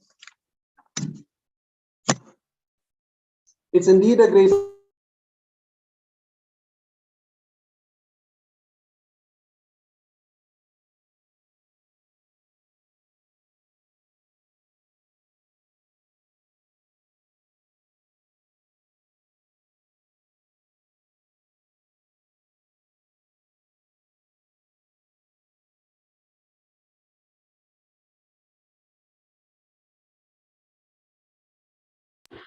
and a full-fledged university. It's all for beloved Gurudev, my salutations to him. Friends, we all are privileged that this temple of compassion and love has been blessed today by Shri Pushkar Singh Dhami Ji, Honorable Chief Minister of Uttarakhand and Chief Guest of this function. On behalf of Swami Rama Himalayan University family, I welcome you, sir. We're also honored today to have amidst us Professor Dr. Vinod Paul, member of Niti Aayog, as our guest of honor for this function. Dr. Paul is a globally recognized medical scientist and a public health exponent who made an impact in the lives of common man through his initiatives such as Ayushman Bharat and Poshan Abhiyan. Sir, I welcome you. It's indeed a great honor for me to welcome our young dynamic Vice Chancellor, Dr. Vijay Dasmana, a man who's carrying forward the legacy of love, serve, and remember of our beloved Gurudev in its true spirit. This conference would not have seen the day without his able guidance. At every step, he used to infuse fresh energies in all of us when our sails were down. Sir, I welcome you. I'd also like to welcome Dr. Ashok Devrari, a well-known international famed neurologist and principal of our medical college, Himalayan Institute of Medical Sciences, for gracing this occasion. Dr. Anshu, President Academy of Health Professions Educators, comes from my alma mater, Mahatma Gandhi Institute of Medical Sciences, Sevagram. I'm very privileged and honored by your gracious presence. I welcome you. Dr. Siraj, Secretary Academy of Health Professions Educator, is an old friend of mine from Mahe. Sir, we are honored by your gracious presence today. Friends, faculty is the soul and of any good academic program. We are privileged today to have learned faculty members who have made an impact on the medical education in the country, like Professor Dr. Ved Prakash Mishra, who's sitting there in the first row, Dr. Ram Narayan, Dr. Vivek Sahuji, Dr. Krishna Seshdari, Dr. P. Vijay Raghavan, Dr. Avinash Supe, Dr. Tejendra Singh, Dr. Thomas V. Charko, Dr. Dinesh Badial, and many others who are present in this August gathering. Dr. Tejendra Singh and Dr. Dinesh Badial, friends, they are my mentors too. I'm thankful to all of you for sparing your valuable time out of your hectic schedules, and you are here to educate all of us. So in the last few years, friends, medical education in our country is undergoing a tremendous transformation. Keeping this in view, the theme of the 13th National Conference on Health Profession Education has aptly been chosen as preserving the human connect in an era of technological advancements in medicine. We have left no stone unturned to enrich this event with a robust, utilitarian, scientific academic content to address the theme of the conference. We had 24 workshops, inclusive of workshops on science of joyful living and transforming healthcare professionals into self-aware human practitioners. The main conference will consist of several keynote addresses by renowned medical educationists on medical humanities, next generation undergraduate education, strengthening and assessing professionalism, creating safe learning environment, artificial intelligence and skill training. These are some of the topics I'm sure would stimulate all of us. Teachers and students will have ample of opportunities here today to present and share the scientific and academic work. I'm sure the moment you all landed in the campus, you would have felt the divinity of Dev Bhumi and His Holiness. Alongside the academic activities, please include in your itinerary time to explore the flora and fauna of this beautiful region. The beautiful temples of Haridwar, Rishikesh, and the Ganga Aarti on the bank of holy Ganges, I'm sure would lead you into ecstasy. Once again, I welcome you all with a beautiful prayer from Vedas. Om Senavtu, Senav Bhunaktu, Saviryam Karvavahi, Tejasvinaditamastu, Ma Vidishavahi. Meaning thereby, O Supreme Brahman, may we learn together, may we progress together, may we eat together, and may our combined energies be rich in gaining knowledge. And may we be never jealous of each other. Thank you very much. Once again, I welcome you.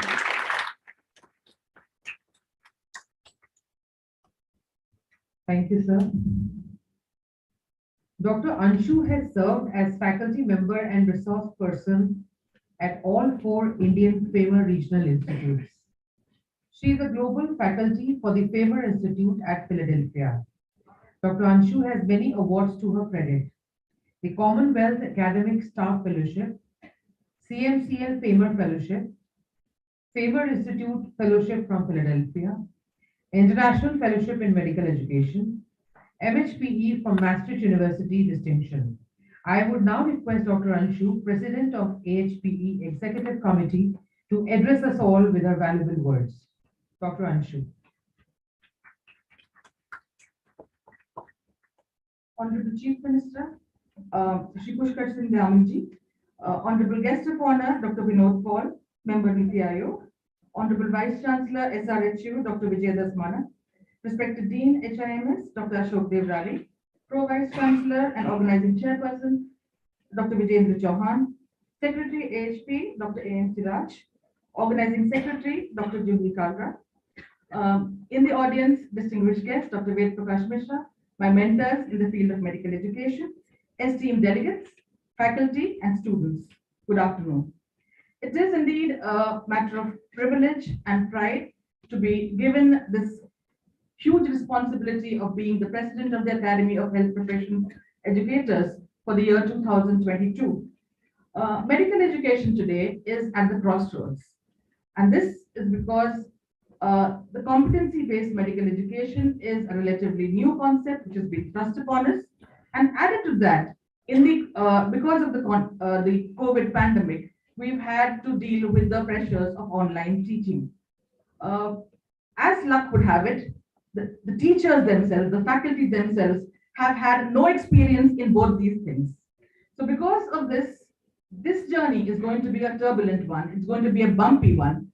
And the part that the Academy of Health Professions Educators is going to play here is to provide scaffolding. We are here to support the faculty in learning all the new concepts. After I finish, Dr. Siraj, our secretary, will give you a detailed report of all the things that the AHP has been doing. One of the things which began with the AHP is that in 2007, the National Conference of Health Professions Education started. And today it's a matter of pride to see that it's 15 years since the NCHPE started. And this is the 13th conference. So this conference has become a meeting ground, not just for the medical faculty, but for faculty of all health professions education. And through this, we have been able to build a community of practice where everybody is free to come here and share their concerns and find their answers. The HPE would like to work with the regulatory bodies. We would like to present diverse viewpoints. Just like a Samudra Manthan was needed to produce Amrit, I strongly believe that academic debates and discussions are important and necessary, and they're a sign of a healthy and growing society. Another heartening fact is that the number of medical colleges across the country are increasing. But what must not be forgotten is, and should be foremost on our mind, is quality. While the number of colleges are increasing, we cannot ignore we cannot stop thinking about the quality of teaching, learning, and assessment. I strongly believe that quality cannot be achieved with minimal faculty. There are no shortcuts in the pathway to quality, and the quest for excellence demands adequate transparency, delegation of work, accountability, supervision, the monitoring, as well as lots of integrity. So I hope we are all going there. We might not have reached the best possible place, but every little step counts. And lastly, I would like to congratulate the Himalayan Institute of Medical Sciences, the organizing chairperson, Dr. Chauhan, Dr. Juhi, and the entire organizing team for hosting such a beautiful conference. We have been savoring all the warm hospitality here, and I'm sure that the academic deliberations will prove useful to all of you who are present here. Thank you very much. Thank you, ma'am. The next dignitary to honor us with his words is a fellow and faculty of the International Famer Institute, Philadelphia. He is a recipient of the American Society for Microbiology Early Career Award, Honorable Mention Award, UNESCO Award for International Educators, and Outstanding Mentor Award. He has authored articles and chapters in medical education for the innovative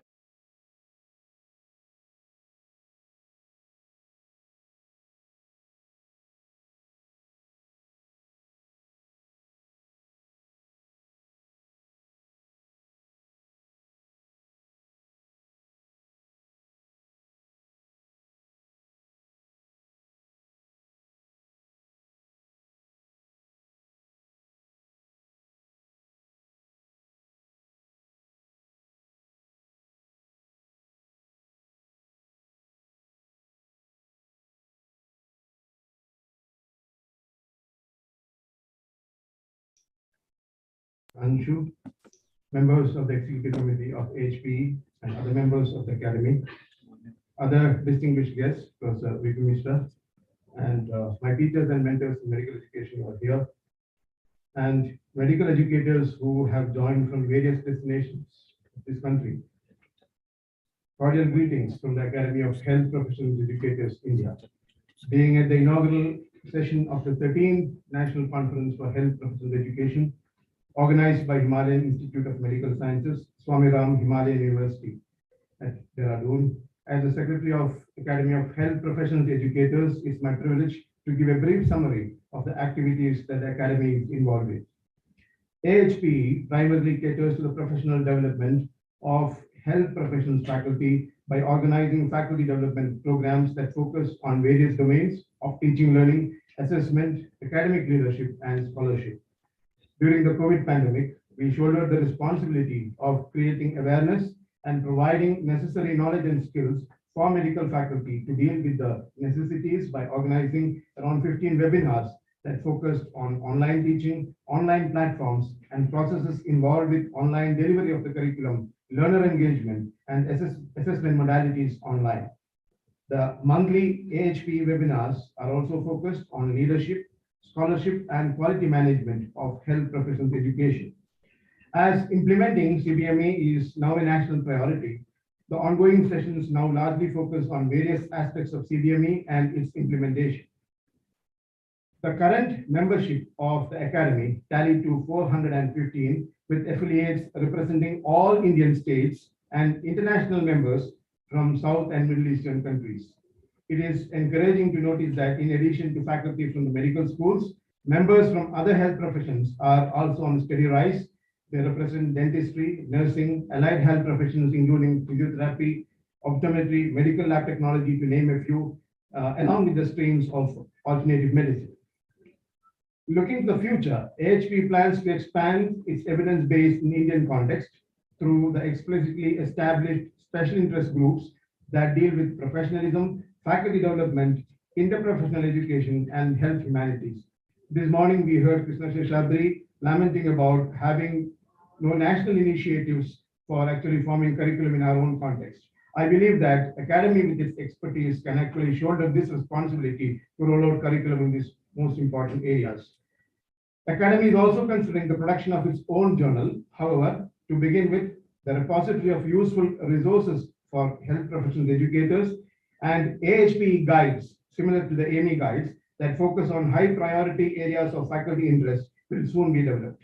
Academy also plans to strengthen its network and widen its reach by collaborating with national and international partners, which will help our members in fostering their professional development and strengthening the tenets of academic leadership and scholarship. On behalf of the Academy, I would request the faculty who have not yet joined the Academy to join, and for those who are already members, to strengthen the Academy by participating in our activities and further the cause of health professionals education in this country, which ultimately must reflect in enhanced quality of medical education, thereby leading to superior health outcomes. Jai Hind. Thank you, sir. We have with us a person of magnanimous potentials under whose leadership our institute has implemented several projects that have benefited over 2.2 lakh women and children through maternal and child health programs, provided outreach health services to 1.5 lakh people, including 10,000 during COVID, helped over 2 lakh children, 3 lakh eligible couples via school, adolescent health initiatives, and much more. In 1996, when Swami Ram left his body for the heavenly abode, he transmitted his brilliance into some who would continue the saga against darkness of ignorance and the sufferings of disease. We have seen our Honorable Vice Chancellor, sir, steering the institute through good and tough times with equal dexterity. Dr. Vijay Rasmana, sir, a charming personality himself, is of infinite potentials. May I request you, sir, to please enlighten the gathering with the words of your invaluable experience.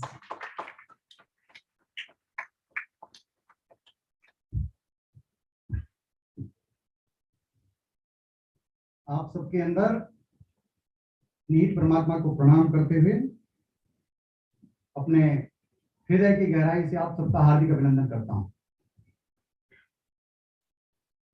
सम्मानित मुख्यमंत्री जी श्री पुष्कर सिंह धामी जी,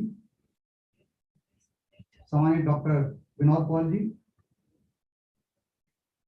dignitaries on the dais, off the dais, delegates, participants,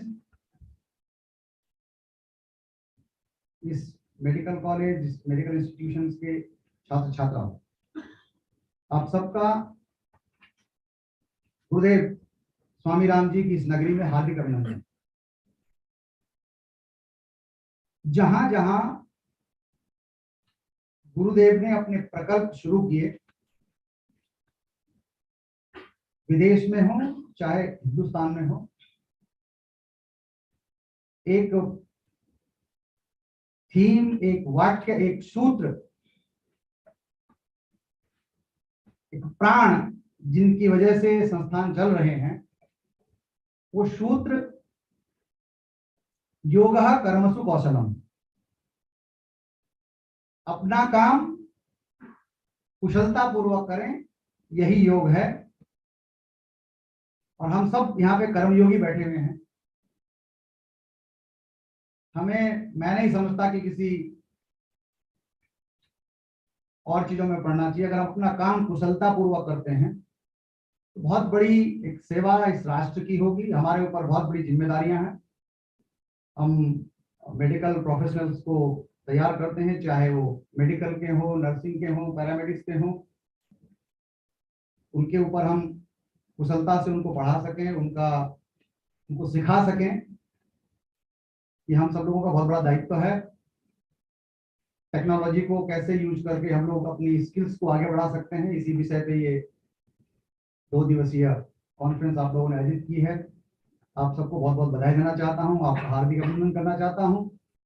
इसी जो skill development के ऊपर आज हम लोगों ने अपना स्किल डेवलपमेंट सेंटर का भी शुभारंभ किया है, क्योंकि अगर हम अपना काम जहां पर जो भी है, जैसे भी हैं, जो जिस क्षेत्र में है, अगर हम अपना काम कुशलता पूर्वक कर सकते हैं, मैं समझता हूं वही हमारे जीवन की सबसे बड़ी उपलब्धि होगी। इन्हीं शब्दों के साथ मैं आप सबका हार्दिक अभिनंदन करता हूं।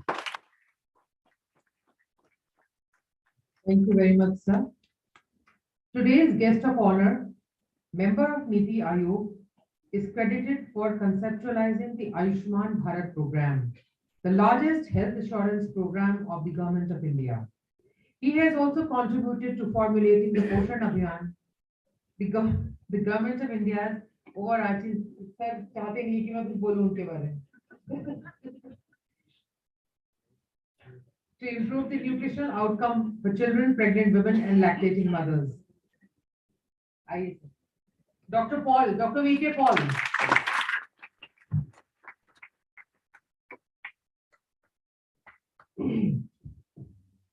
Namaskar.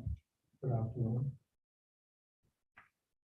Honorable Chief Minister of Uttarakhand, Shriman Pushkar Singh Dhami ji, Vice Chancellor, Pro Vice Chancellor, and Dean of this great institution, a great temple of learning and service, distinguished leadership of APHE, Anshuji, Siraji, distinguished leader of medical education in the country, seated in the first 2 rows in particular, distinguished faculty of the institute, this university, students, friends.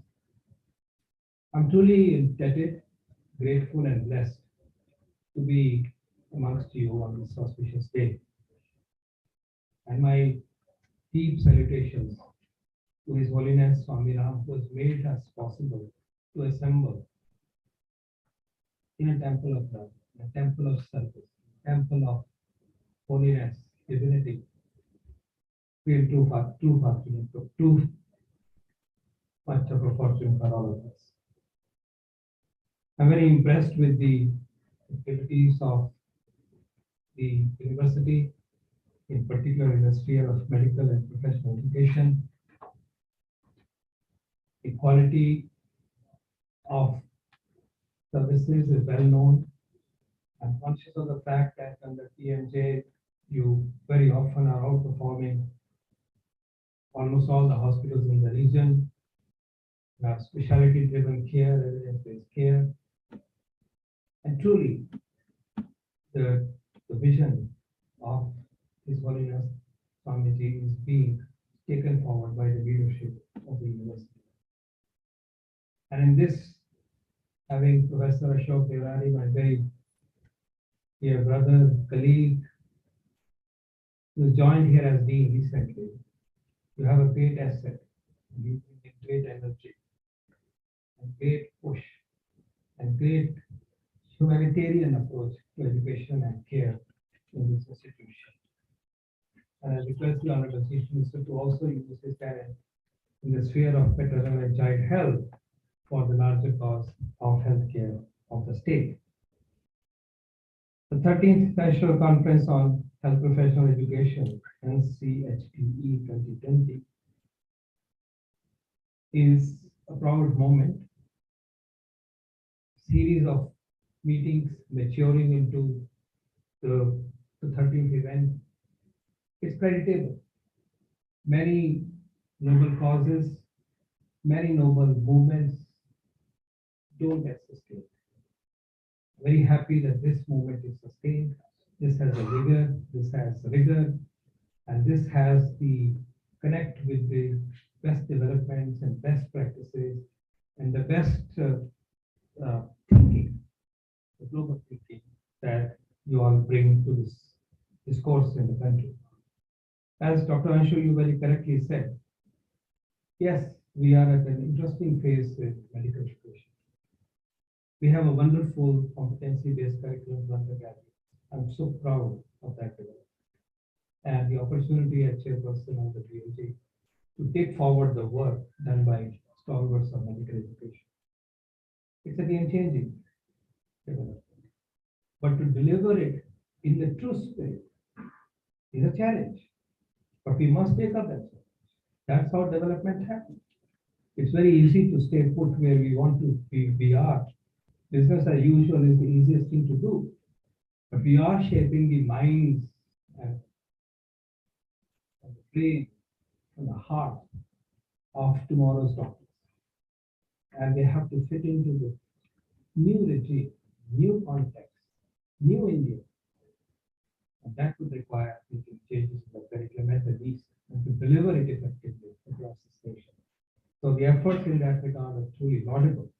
But I may also say that we are passing through a stage of great changes in medical education, which again is a special moment in the history of India. There is a very rapid expansion of the medical education system under the leadership of the Honorable Prime Minister. From about 387 medical colleges, we have 610 on. There is a commitment to take forward the further development of new medical colleges to meet the unmet need of both care and professional capacity to another close to 100 medical colleges. It's a commitment by the government of India. And this is unprecedented. This is unprecedented. It's unprecedented in sheer volume. It's unprecedented in terms of the MBBS seats that the Honorable Prime Minister has succeeded in creating. From 52,000 seats in 2014, today we have 97,000 and perhaps may already be over 1 lakh seats. Double in 8 years. It's remarkable. It's historic. Postgraduate seats have already doubled and they've gone beyond that. We are energizing the National Board of Examination system to fulfill the requirements of the postgraduate specialists because the scarcity of specialists is much more acute than general doctors. We are already at 1 per 1,000 doctors, which is just a modest benchmark of WHO. And we'll go beyond this by 2030 to close to 1.5 or even more, perhaps 2. But the specialist asymmetry is 2080. Where we need 5, we have 2. We have 1. And this has to be met. And for some specialties, the pipeline is so weak that at the current rate, it will take 30 years, 35 years, 60 years to reach the median benchmarks the globally needed. I want you to think about how to accelerate this. Specialists today is the time to plan for optimum availability of specialists in all spheres. India citizens want specialists. PMJ commits for specialists. The government of Uttarakhand has ensured PMJ not only for the 2 quintiles, lower 2 quintiles, but for university. These are the aspirations. And the political leadership has risen to the occasion. But they challenge us to create an ecosystem to have specialists. They challenge us to create an ecosystem where teachers can be provided to man these institutions and to ensure, of course, appropriate skills as well as distribution. So this is the expectation that the medical education leadership has to rise to the occasion. Think about ways and means of how this whole process can be accelerated. I just now said that in some specialties, I don't want to name, but let me name, obstetrics will take 35 years to come to the global median, and we want to be the most developed nation by 2047. We cannot be resting on minuscule standards of other nations. The times have changed. Let's rise to the occasion. Think particularly about solutions towards specialist education as well as you move forward, because we need numbers, we need quality.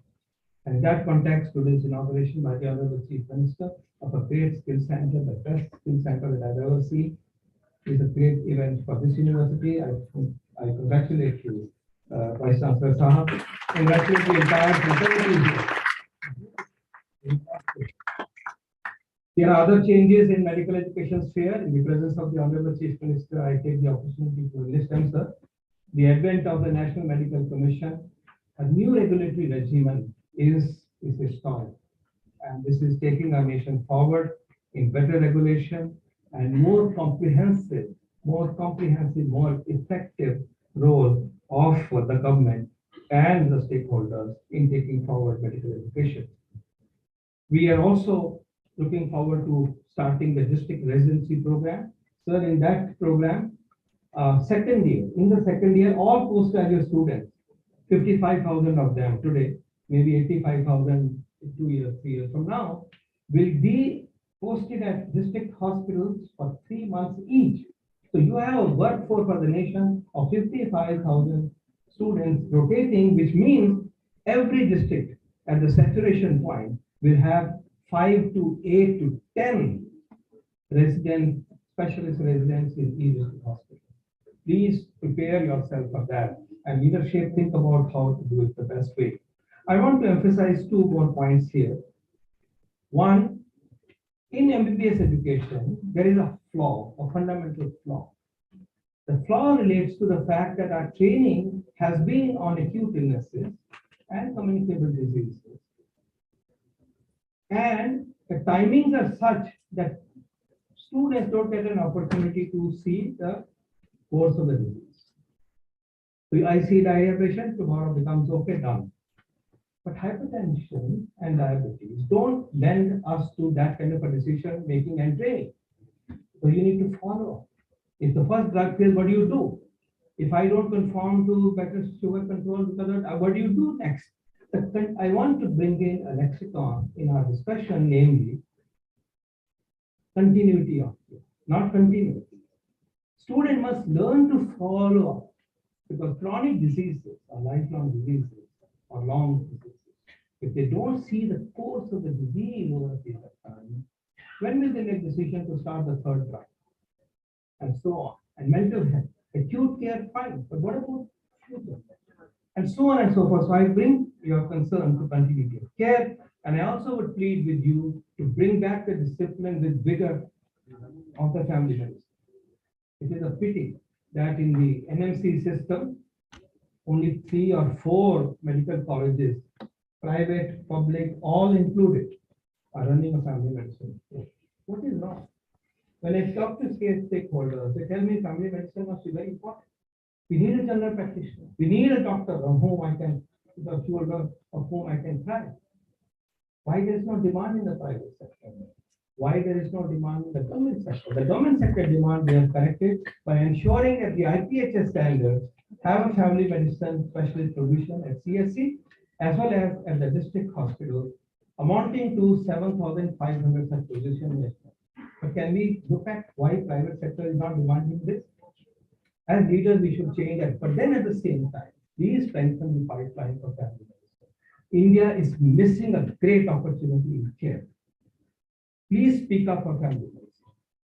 At NITI Aayog, with the Ministry of Health and Family Welfare, we are making an effort to initiate an innovative family medicine curriculum program, training program in the AIMS system, which has the flexibility, and I hope you'll be hearing more about this. Honorable Sir, in the end, I wish to very briefly touch upon the great developments in the health sector that are unfolding in this beautiful state. I am from Himachal, sir. I relate to Uttarakhand in particular. Very proud that we are close to the SDG goal achievement for child health. We will achieve the NMR SDG goal as well. And these are great developments. I had an opportunity to see the Health and Wellness Center and Family Health Center with great delight, wonderful people and teams. Sir, we have a problem of anemia. Almost half the individuals are anemic. We have a problem of hypertension, 23%, and diabetes. So we like to work with your teams to make sure that these challenges, difficult challenges, are also addressed optimally under your leadership. With these words, my deep gratitude and my salutation to the effort and best wishes for the Congress. Jai Hind.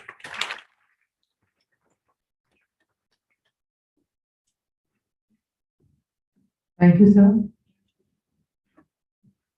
A postgraduate from the Lucknow University, an active leader of Akhil Bharatiya Vidyarthi Parishad और राष्ट्रीय स्वयंसेवक संघ के संघ शिक्षा वर्ग प्रशिक्षित स्वयंसेवक He also served as the state president of the Bharatiya Janata Yuva Morcha until 2008.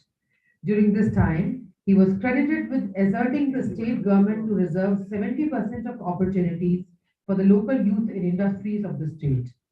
His motto, सामाजिक व राजनीतिक उद्देश्य, अंत्योदय उत्तराखंड के अंतिम छोर में खड़े हुए हर उत्तराखंडी को बुनियादी सुविधाएं मिल सके और उत्तराखंड बने सिरमौर, देवभूमि उत्तराखंड भारतवर्ष के विकास के समस्त मानकों के आधार पर नंबर 1 राज्य बने. And he is targeting to make Uttarakhand a drug-free state by 2025. हमारे यशस्वी मुख्यमंत्री श्री पुष्कर सिंह धामी जी आज कुछ समय निकालकर यहाँ पधारे हैं.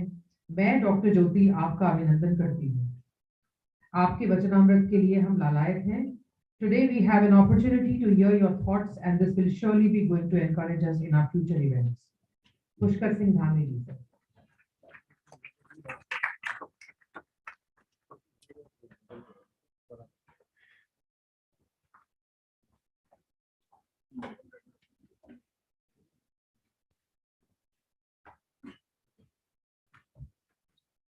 भारत माता की. सब ज्ञानी लोगों के इसमें व्याख्यान सुन के मुझे लगता है कि आप लोग सब लोग जो है सुस्त हो गए. क्यों बोलता शुरू हो गई.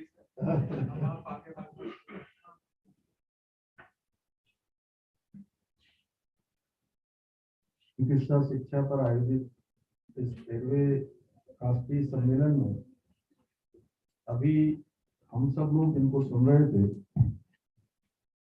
नीति आयोग के सदस्य और हमारे पड़ोसी राज्य के मूल निवासी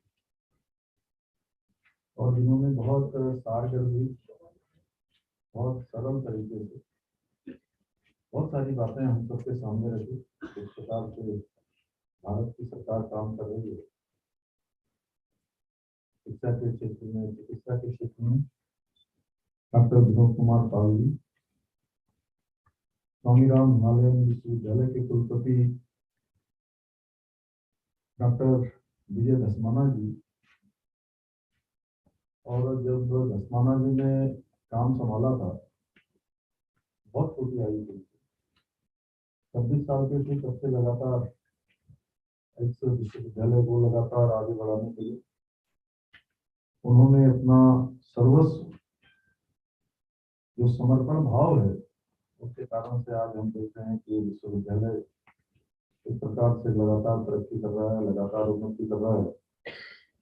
डॉक्टर विजय धस्माना जी, कुलपति डॉक्टर वीरेंद्र चौहान जी, हिमालयन आयुर्वेदिक संस्थान के प्रधानाचार्य doctor Ashok Devari ji, association of health education के अध्यक्ष डॉक्टर अंशु जी, सचिव डॉक्टर सिराज मोहम्मद अली जी, NCHPE के सचिव डॉक्टर जी कालरा जी, एवं सभी मंचासीन अतिथिगण, सभी वक्तागण और इस सभागार में उपस्थित संपूर्ण देश भर से आए हुए हमारे चिकित्सा शिक्षा के विद्वान, हमारे सभी प्रोफेसर, डॉक्टर, और जिनके निमित्त ये शानदार कार्यक्रम, ये सम्मेलन यहाँ पर आयोजित हो रहा है, ऐसे मेरे सभी प्रिय छात्र एवं छात्राएं, मैं आप सभी का आभार व्यक्त करता हूँ. जहाँ आप सब लोगों ने मेरा अभिनंदन किया, मैं इस विद्यालय में आया, वहीं जो देश विदेश से बहुत सारे हमारे विद्वानगण यहाँ पधारे हैं, मैं देवभूमि उत्तराखंड आने पर आप सभी का अपनी तरफ से अभिनंदन करता हूँ. मैं इस अवसर पर चिकित्सा शिक्षा पर 13वें राष्ट्रीय सम्मेलन के उद्घाटन अवसर पर कौशल और अनुरूपण उत्कृष्टता केंद्र के लोकार्पण के शुभ अवसर पर आपने मुझे आमंत्रित किया. और सच में जो अभी धस्माना जी कह रहे थे कि टेक्नोलॉजी का जितना ज्यादा से ज्यादा हम उपयोग कर पाए, जितना ज्यादा से ज्यादा टेक्नोलॉजी का इस्तेमाल कर पाए, वो वास्तव में हमारे सामने आने वाली चुनौतियों को, हमारे कामों को बहुत आसान बना देती है. और हमने देखा अभी जिस प्रकार से सारे लैब के अंदर जाकर जहाँ पर हमारे नौनिहाल हमारे बच्चे MBBS वाले, MD वाले, MS वाले सब जो ट्रेनिंग लेते हैं, प्रशिक्षण लेते हैं, इस प्रकार से टेक्नोलॉजी ने उनके लिए एक आसान रास्ता बना दिया। एक उनके आगे भविष्य में चिकित्सा के लिए एक बहुत ही शानदार रास्ता बना दिया। पूरी तरह से उनको स्किल करने का काम यहाँ पर किया। उसका लोकार्पण के अवसर पर आपने मुझे आमंत्रित किया, मैं आपका धन्यवाद करता हूँ।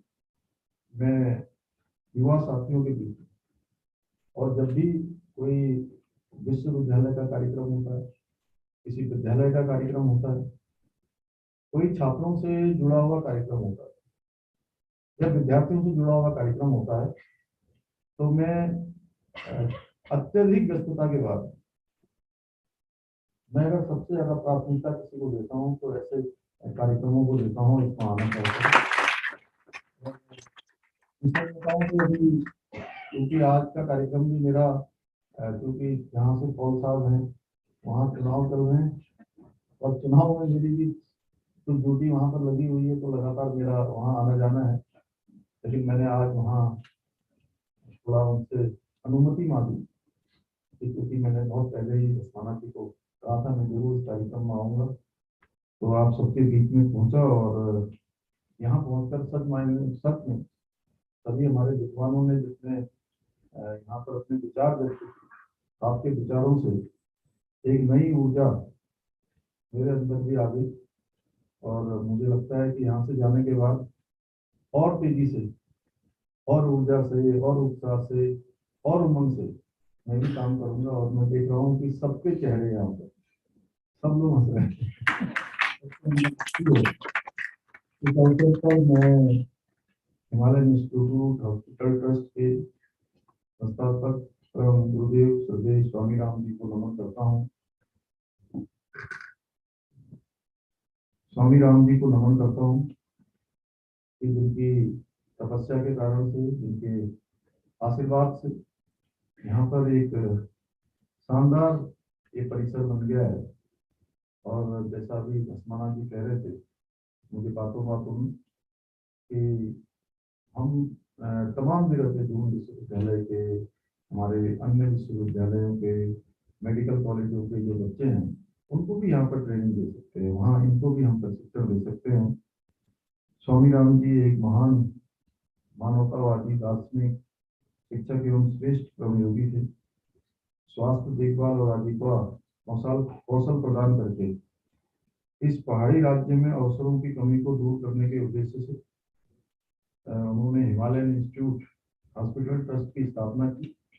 और वास्तव में ये नाम ही अपने आप में पूरे हमारे उत्तराखंड की जो पहचान है या हिमालयन राज्यों की जो बात है उसको भी सामने रखता है।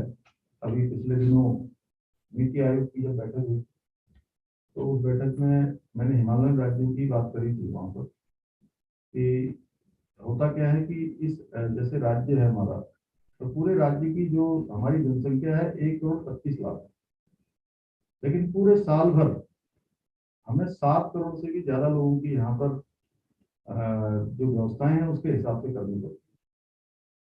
कम से कम 6 करोड़ लोग पूरे साल भर देश भर से आवागमन यहाँ करते हैं। तो डॉक्टर पॉल साहब हमको जो है जो आपकी तरफ से जो हमारा शेयर है वो 1,25,00,000 का नहीं है, बल्कि हमारा जो है 7 करोड़ से ऊपर का है। तो उस पर मैं हमेशा से बात करता रहा अभी, क्योंकि आप सामने दिखे और हिमालय इंस्टीट्यूट के नाम से मुझे इस पर याद आ गया। तो मैंने वहां भी रखी थी बात, आपको शायद ध्यान होगा, जहाँ स्वामी राम जी का दृढ़ मत था कि मानव शरीर भगवान का मंदिर है और अपने साथी प्राणियों की निस्वार्थ सेवा करना ही ये प्रार्थना का सर्वोच्च रूप है। उनकी प्रेरणा से आज ये संस्था उत्तराखंड व देश में पिछले 30 वर्षों से अपनी सेवाएं प्रदान कर रही है, उत्कृष्ट सेवाएं दे रही हैं और आगे भी करते रहेगी, मुझे ऐसा विश्वास है। वैसे तो अस्पताल में आना किसी को अच्छा नहीं लगता, बड़ा खराब होता है, क्योंकि मैंने एक बार नहीं, दो बार नहीं, कई बार अस्पताल में कई कई महीनों रहकर एक बार अपनी छोटी बहन का मैंने इलाज करवाया, अंततः उसका देहांत हो गया बाद में।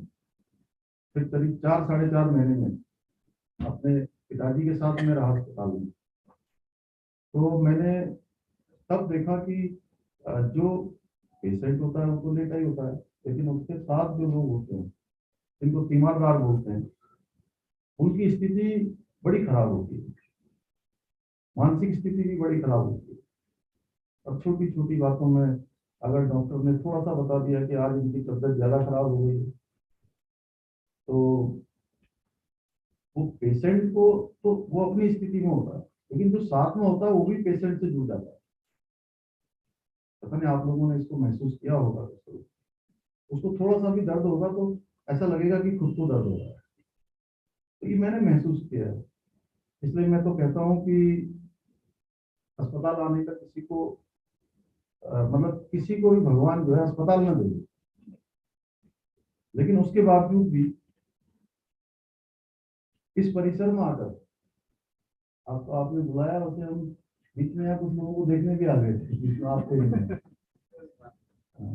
तो यहाँ पर आकर अत्यंत ही हर्ष का अनुभव होता है, अच्छा लगता है। इस परिसर के अंदर हरियाली है, साफ सफाई है, अच्छा एक यहाँ का परिवेश है, उसको देखकर हमेशा लगता है। और आदरणीय प्रधानमंत्री जी के स्वच्छ भारत अभियान के अनुरूप इस विश्वविद्यालय का परिसर स्वच्छ है, हरा भरा है, इसका वातावरण शांत है और एक अलग सी फीलिंग यहाँ पर आती है। और मैं समझता हूँ कि पूज्य गुरुदेव की सुगंध इस पूरे परिसर में फैली है। हिमालयन आयुर्वेदिक संस्थान प्रदेश में चिकित्सा के क्षेत्र में अपना उत्कृष्ट योगदान दे रहा है, क्योंकि मेरे संपर्क में बहुत लोग आते हैं और जब मैं उनसे पूछता हूँ कि आपका इलाज कहाँ चला, आयुष्मान भारत योजना जो माननीय प्रधानमंत्री मोदी जी ने जिसको चलाया है, उसके रोगियों को भी, उसके लाभार्थियों को भी बहुत मतलब मैं कहूँ कि अच्छे प्रकार से यहाँ से अच्छा ट्रीटमेंट दिया जाता है। और हमारी सरकार भी चिकित्सा सुविधाओं के सुधार के लिए पूर्ण रूप से प्रतिबद्ध है और चिकित्सा के क्षेत्र में सुधार के लिए हर संभव प्रयास हम लोग कर रहे हैं। माननीय प्रधानमंत्री मोदी जी के नेतृत्व में, उनके मार्गदर्शन में हमारे यहाँ पर जहाँ आज हिमालयन इंस्टीट्यूट हमारा इतना अच्छा काम कर रहा है यहाँ पर, वहीं इसके बगल में एम्स भी खुल गया, वहाँ भी हजारों लोगों की ओपीडी होती है। और इस राज्य के लिए एक एम्स यहाँ खुला हुआ है, एक एम्स उधम सिंह नगर में भी स्वीकृत हो गया है, वो अभी जल्दी ही उसकी भी बिल्डिंग बन जाएगी। इसके साथ साथ इसी जिले के बगल वाले जिले में हरिद्वार में वहाँ हमारा मेडिकल कॉलेज बन रहा है, भारत सरकार और राज्य सरकार के दोनों के संयुक्त तत्वाधान में।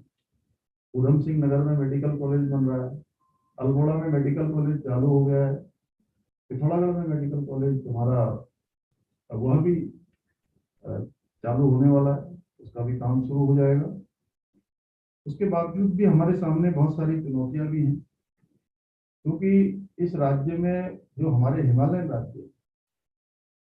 राज्यों में अगर सबसे बड़ी कोई चुनौती है तो जहाँ चिकित्सा बहुत बड़ी चुनौती है, क्योंकि दूर दूर गांव हैं, पगडंडियां हैं, हर जगह पर उस प्रकार की सुविधा आना अभी टाइम लगेगा, धीरे धीरे उसको बनाया जा रहा है। जहाँ चिकित्सा के क्षेत्र में चुनौती, वहीं शिक्षा के क्षेत्र में भी चुनौती है। और हमने इन दोनों ही क्षेत्रों में संकल्प लिया है कि हम आने वाले समय में यहाँ की चिकित्सा व्यवस्था को और यहाँ की शिक्षा व्यवस्था को दोनों को सुदृढ़ करेंगे, दोनों को अच्छा बनाएंगे, सबके लिए सरल बनाएंगे, सुगम बनाएंगे, सबको ये चिकित्सा और शिक्षा दोनों मिले, क्योंकि दोनों ही बहुत महत्वपूर्ण है। इसलिए हमने राज्य में अभी निःशुल्क जांच योजना प्रारंभ की है, जिसके तहत मरीजों को 207 प्रकार की पैथोलॉजिकल जांचों को करने की निःशुल्क व्यवस्था की है। आज प्रदेश में हेल्थ इंफ्रास्ट्रक्चर में भी कई गुना बढ़ोतरी हुई है। प्रत्येक जिले में कोरोना महामारी के समय में भी ऑक्सीजन के प्लांट स्थापित किए गए हैं, आईसीयू बेड बनाए गए हैं, आईसीयू बनाए गए हैं। और जब महामारी आई थी उस समय में हमारे यहाँ पर मैं कहूँ कि पूरे देश की ये स्थिति होगी कौन सा कि लोग ऑक्सीजन के प्लांट नहीं थे, सिलेंडर बहुत कम थे, ऑक्सीजन के हमारे कंसंट्रेटर बहुत कम थे, मास्क नहीं थे। उस समय में पीपीपी किट भी यहाँ नहीं बनती थी, बहुत परेशानी थी शुरू में। लेकिन धीरे धीरे उसी दौरान एकदम से प्रधानमंत्री मोदी जी की लीडरशिप में जहाँ देश के अंदर ये जो एस्टैब्लिशमेंट है ये सैकड़ों गुना नहीं हजारों गुना बढ़ा। और ऐसे समय में जब पूरी दुनिया ये सोच रही थी और WHO भी ये सोच रहा था कि महामारी जब भारत के अंदर आएगी तो भारत का बुरा हाल हो जाएगा। भारत कैसे इससे संभल पाएगा, कैसे व्यवस्थित हो पाएगा, जहाँ क्योंकि हमारे यहाँ तो एक छोटे से संस्कार, अगर मैं कहूँ नामकरण संस्कार, उसमें भी सैकड़ों लोग 100-200 लोग आना सामान्य घटना है। जन्मदिन की पार्टी होगी तो उसमें भी 100-200 लोग आएंगे। शाम को कोई और जो संस्कार होते हैं, कोई गोद भराई है, कहीं पर जो है हमारा टीका है, कहीं पर अलग जो छोटे छोटे संस्कार उसको प्री वेडिंग बोलते हैं, उसमें भी सैकड़ों लोग आते हैं। ऐसे समय में कैसे व्यवस्थित होगा? तो ऐसा ये समय बड़ा चुनौती वाला था हमारे सबके सामने। मैं कहूँगा कि हमारे देश के प्रधानमंत्री मोदी जी के कुशल नेतृत्व में जहाँ हमने इस कठिन चुनौती के दौर में भी अपने को व्यवस्थित किया, वहीं आप सब जैसे विद्वानों ने, हमारे वैज्ञानिकों ने 1 साल के अंदर ही एक नहीं 2 जो स्वदेशी वैक्सीन थी वह भी बनाने का काम भारत के वैज्ञानिकों ने और सरकार हमारी ये बहुत बड़ी बात थी। और इतना ही नहीं, जो हम कहते हैं, हमारी संस्कृति कहती है कि हमेशा से अयम निजम परोवेति गणना लघु चेतसा उदार चरित्राणाम वैसुदैवम कुटुंबकम। ये तेरा है, ये मेरा है, ये छोटा है, ये बड़ा है, इस प्रकार की बात वह लोग करते हैं जिनके चरित्र और चित्त बहुत छोटे होते हैं। जिनके चित्त बड़े होते हैं, यानी कि जिनका मन बड़ा होता है, दिल बड़ा होता है, उनके लिए तो पूरा संसार अपने घर के समान अपना घर है। तो ऐसे समय में जब दुनिया जूझ रही थी तो भारत की सरकार ने वैक्सीन बनाई, भारत के लोगों को 1 डोज, दूसरी डोज, तीसरी डोज भी लगाने का काम किया। वहीं दुनिया के दूसरे देशों को भी वैक्सीन देने का काम किया। यह भारत की संस्कृति है, कठिन समय में भी दूसरे लोगों को मदद करना, जो हमारे संस्कारों में रहा है। हमेशा से हम कहते रहे कि सारा संसार हमारा घर है, उसको आगे बढ़ाने का काम किया। उत्तराखंड आयुष्मान योजना हमारे यहाँ पर प्रत्येक व्यक्ति के लिए हमने उसको आच्छादित किया है। इसमें 42,90,000 से अधिक लोगों को आयुष्मान कार्ड उत्तराखंड के अंदर अभी तक बन चुके हैं। आपको ये जानकर भी अत्यंत प्रसन्नता होगी कि 5,83,000 से अधिक मरीजों ने अभी तक मुफ्त में इस योजना से अपना उपचार करा चुके हैं। इस योजना के अंतर्गत लाभार्थियों के उपचार पर अब तक 1,020 करोड़ रुपए खर्च किया जा चुका है राज्य के अंदर। हमने कोविड महामारी के दौरान भी कोशिश करी, क्योंकि बड़ा कठिन समय हो गया था यहाँ पे, कुछ चल नहीं पा रहा था। आशा वर्कर, आंगनबाड़ी कार्यकर्ता, पर्यावरण मित्र, सभी को हमने अपनी तरफ से प्रोत्साहन राशि भी दी। यह भी आप सबको जानकर हर्ष होगा कि हाल ही में भारत सरकार के स्वास्थ्य मंत्रालय से उत्तराखंड रक्तदान में भी देश भर में भी दूसरे स्थान पर है। और अभी प्रधानमंत्री जी का सपना रहा है कि अगर हमें आगे बढ़ना है तो हमें अपने छात्रों को सही ज्ञान, कौशल और दृष्टिकोण से सज्जित करना होगा। यह आज के समय की भी मांग है। और कोविड महामारी ने भी हमको यह सिखाया है कि हमको हर समय हर परिस्थिति के लिए तैयार रहना है। और इसने हमें सिखाया कि मेडिकल कॉलेज जो जिलों और उप जिलों के केंद्रों के रूप में काम करते हैं, उनको नियमित शिक्षण के साथ साथ ई शिक्षण, ई एजुकेशन, उसके लिए भी तैयार रहना चाहिए तथा ई मॉड्यूल और टेलीमेडिसिन से कहीं ना कहीं टेलीमेडिसिन से भी पूरी तरह से सुसज्जित रहना चाहिए, ताकि आने वाले समय में हम हर प्रकार की चिकित्सा के क्षेत्र में उत्कृष्ट बने और भविष्य की जो भी समस्याएं हैं उनका हम सफलतापूर्वक सामना कर पाए। आज के हमारे मेडिकल छात्र ही भविष्य के भारत में उत्तम स्वास्थ्य सेवाओं का निर्धारण करेंगे, इसलिए उनकी स्किल जो है बहुत अच्छी होनी चाहिए। बहुत बढ़िया, जैसे अच्छी स्किल होगी तो हर कोई उनके पास जाएगा। ये ऐसे ही हो जाता है कई बार, बहुत अगर नजदीकी डॉक्टर है, अच्छा इलाज अगर नहीं करता है, हमारा बहुत करीबी भी होगा तो हम उसके पास जाएंगे नहीं। और साहब सिफारिश करने में जब कई बार ऐसा होता है कि सिफारिश करते हैं लोग, तो हम कहते हैं उससे कि जो है भाई गाड़ी में आप कौन सा वाला ड्राइवर पसंद करेंगे, जो अच्छी गाड़ी चलाता है, लंबा जिसको अनुभव है, फिर जिसने नई नई गाड़ी सीखी और आधी अधूरी सीखी है। तो इसलिए ऐसे समय में जो हमारे विद्वान लोग हैं उनकी भूमिका बहुत महत्वपूर्ण है। जो हमारे प्रोफेसर हैं, जो हमारे चिकित्सा क्षेत्र के शिक्षक हैं, हमारे इंस्टीट्यूशन चलाने वाले हैं, उनकी भूमिका बहुत महत्वपूर्ण है। क्योंकि अगर वो अच्छे स्टूडेंट को नहीं बनाएंगे तो निश्चित रूप से एक बहुत बड़ा जो हमारी सीरीज चलती है वो सीरीज कहीं ना कहीं ब्रेक हो जाएगी, एक चेन कहीं ना कहीं ब्रेक हो जाएगी। इसलिए हमको बहुत सजग होकर और बहुत ज्यादा मैं कहूँ कि जागरूक होकर पूरी संवेदनशीलता के साथ इस काम को आगे बढ़ाना चाहिए। और इस चिकित्सा शिक्षा की गुणवत्ता पर विशेष ध्यान देने की आवश्यकता है। हमें रोगियों के कल्याण के लिए भी चिकित्सा शिक्षा से जुड़े छात्रों के कौशल और उनके व्यवहार को, जो हम लोग हमेशा से ये कहते आए और देखा भी है, आप लोग भी कभी जब छोटे होंगे तो मैं तो अपनी सुई लगाने से भी बड़ा डरता था। डॉक्टर ने बड़ा समझाया, मुझे एक बार बुखार हो गया बचपन में, उन्होंने कहा कि सुई लगाओगे तो जल्दी ठीक हो जाओगे। तो मैंने सुई लगाना जो है, तब मैं उनकी बात मान गया और सुई लगी तो मैं ठीक भी हो गया। तो फिर भी डॉक्टर के पास जब जाते हैं, मैं वो बात बता रहा हूँ जो मैंने स्वयं महसूस की।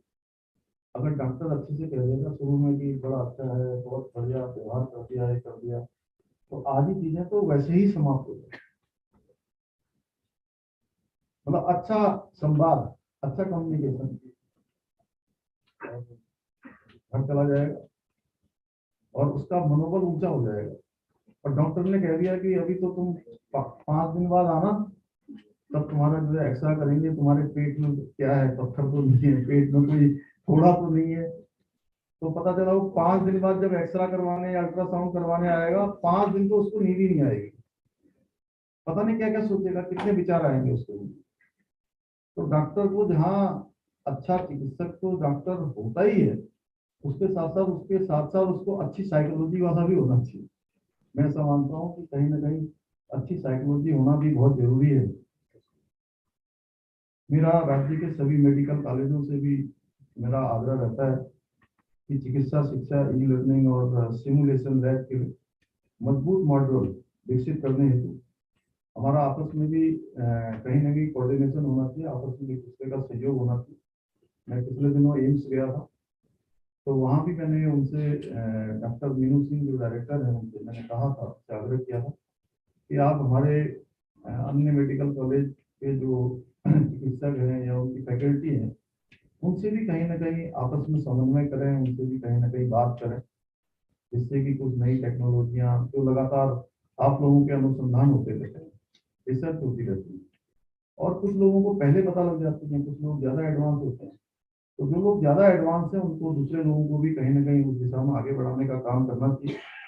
मैं चाहता हूं कि उत्तराखंड राज्य चिकित्सा शिक्षा के क्षेत्र में देश और दुनिया में अपना नाम रोशन करे। इसके लिए आपको मैं विश्वास दिलाना चाहता हूं कि हमारी सरकार आपको इस दिशा में हर संभव जो भी हमारा सहयोग है हम कोशिश करेंगे, क्योंकि मैंने सरकार में आते ही एक मंत्र, सरलीकरण का मंत्र, समाधान का मंत्र और निस्तारण का मंत्र, यानी कि हर काम को सरल करना है, जितना सरल हो सकता है, सरल से सरल आसान पद्धति जो हो सकती है उसको हम करें, उसका सरलीकरण करके उसका रास्ता निकालें, वो कोई समस्या है तो उसका समाधान करें, और बड़ी बड़ी फाइलें जो चलती रहती हैं उनको नो पेंडेंसी में डाल दें, यानी कि उनका निस्तारण करें, उनको बाहर करें, उसमें जो भी उसका रिजल्ट है या जो भी उसका परिणाम आना है उसको करें। मैं आप सभी का धन्यवाद देता हूँ कि आपने, मैं विशेष करके आदरणीय धस्माना जी का कि उन्होंने मुझे यहाँ बुलाया और इतने सारे विद्वान लोगों से, देश भर के आए हुए विद्वानों से मिलने का अवसर प्रदान किया, और आप सबके वक्तव्य सुनकर निश्चित रूप से हमारा भी ज्ञान वर्धन होगा, और इस दिशा में हम लोग और ज्यादा सकारात्मक से, ज्यादा ऊर्जा से काम करेंगे। पुनः सभी का धन्यवाद करते हुए, एक बार अभिनंदन करते हुए मैं अपनी बात को समाप्त करता हूँ। धन्यवाद।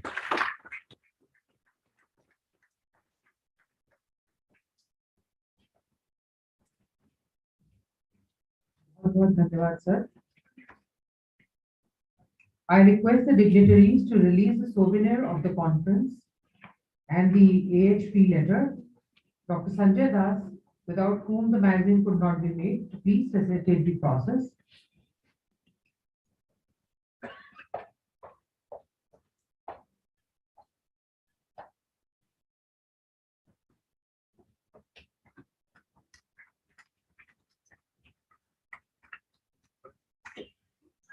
Please bring the newsletter also. And the medallion. Newsletter and the medallion.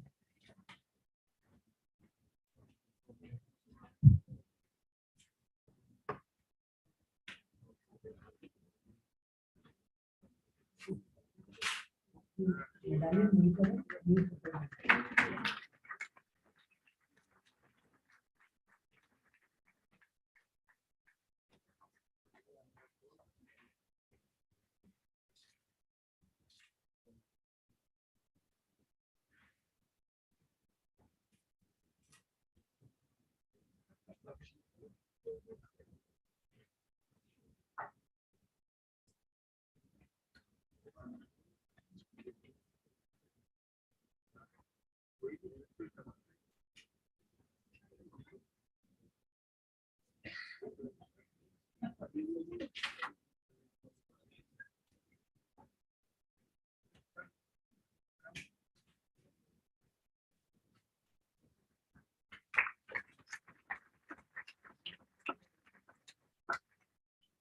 Please, to the newsletter.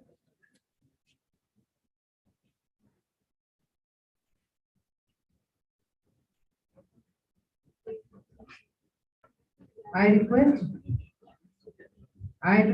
Dr. Siraj and Dr. Anshu to continue the event with the tradition of exchange of medallions from Dr. Siraj to Dr. Anshu, as Dr. Saudi is not here.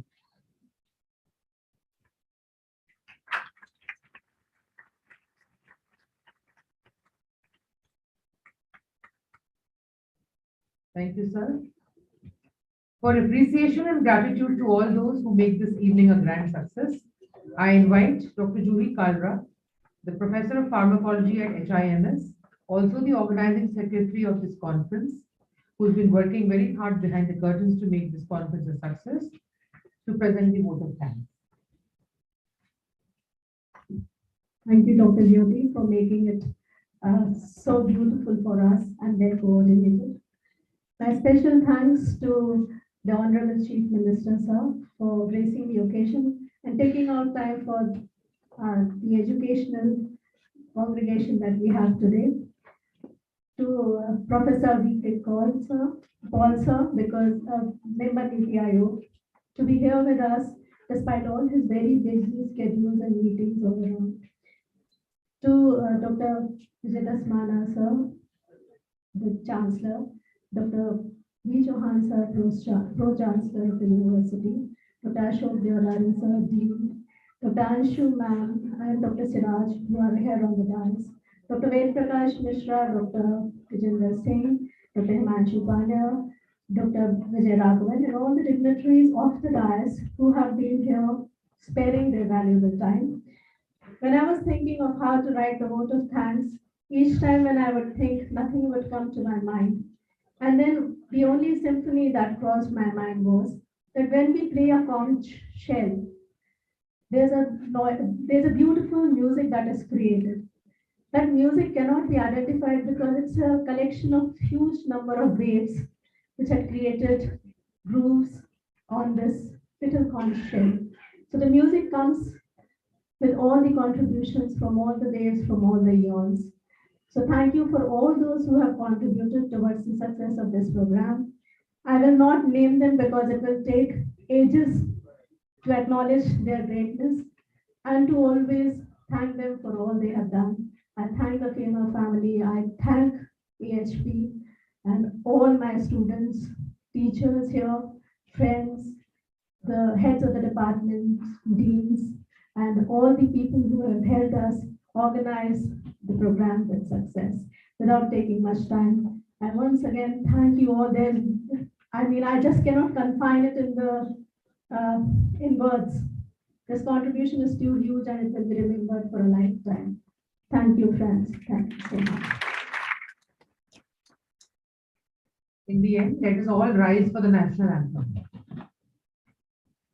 Jana Gana मन विनायक जय हे भारत भाग्य विधाता पंजाब सिंध गुजरात मराठा द्राविड़ उत्कल बंगा विंध्य हिमाचल यमुना गंगा उच्चल जलधि तरंगा तब शुभ नामे जागे तब शुभ आशीष मांगे गाहे तब जय गाथा जन गण मंगल दायक जय हे भारत भाग्य विधाता जय हे जय हे जय हे जय जय जय जय हे भारत माता की जय।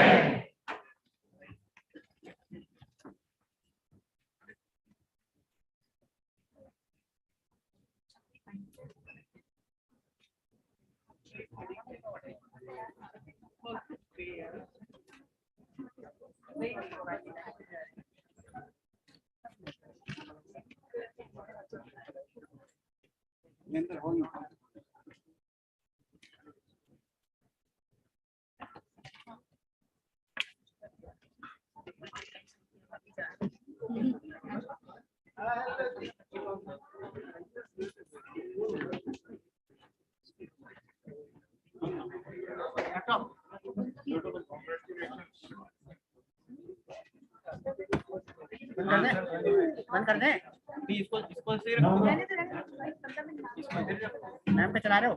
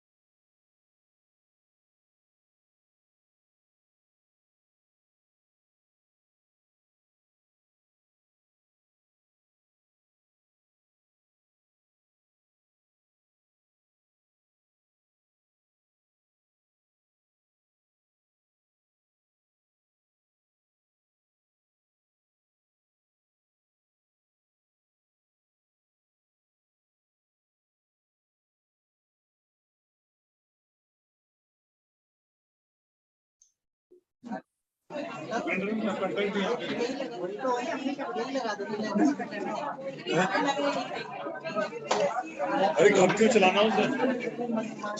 सर कह रहे क्यों? सर क्यों चलाने?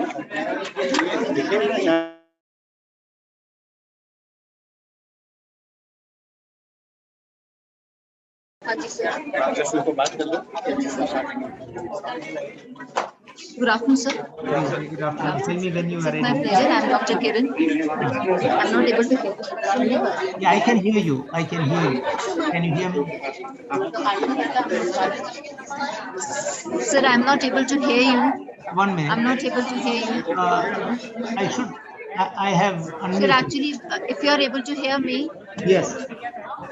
Okay, sir, I'll just say that we will be starting after some time because of the inaugural session, we had to put a break to it, and then we will be joining back. But we have Dr. Anshu's presentation, which will take 20 minutes at least. So then we'll get back to you, sir. All right. So I'll remain online. So you may have to wait for 20 minutes, sir. Yeah. But can you hear me? I cannot hear you. Sir, I cannot hear you. No, are you able to hear me now?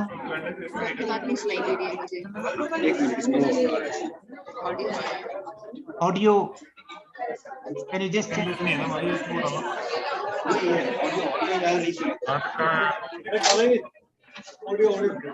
Sir, can you hear us?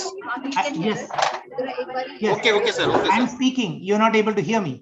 1 minute, sir. 1 minute, sir. Yeah. Can you hear me? Can you hear me? Can you hear me? Can you hear me? Sir, are you able to listen to us? Yes. Yes, I can. Can you hear me? But we are not able to listen to you.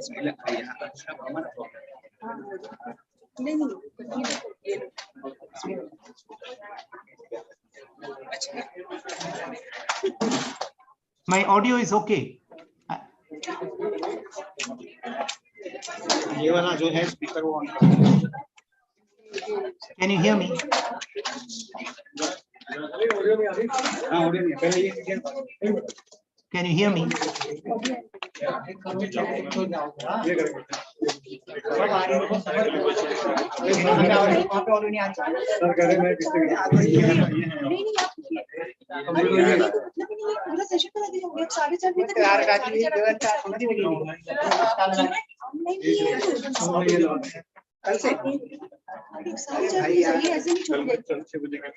मुझे पता है लेकिन आप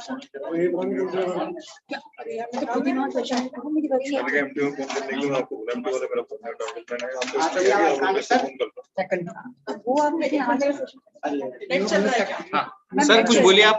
Yeah, can you hear me now? Yes, we can hear you now, sir. We can hear you. Okay, good. Is it clear? Sir, we have a session of Dr. Anshu, and after that Sure, no problem. You want me to remain online? Thank you so much for being cooperative, sir. Thank you so much. I will be online. Hello, good afternoon. How are you, Dr. Anshu? So nice to see you. Please go ahead. I'm happy to listen to you as always.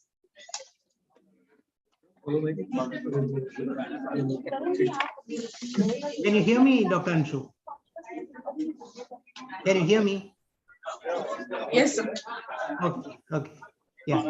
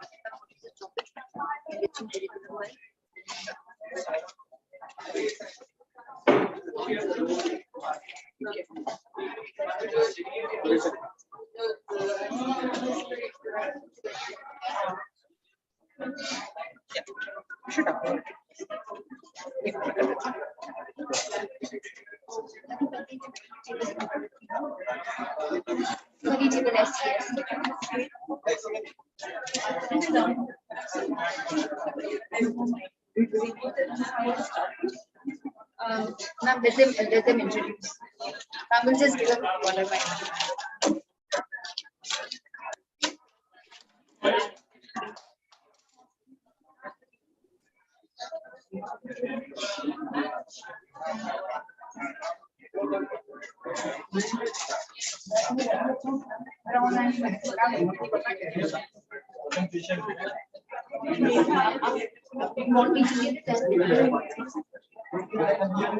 This mic is on, right? This mic is on.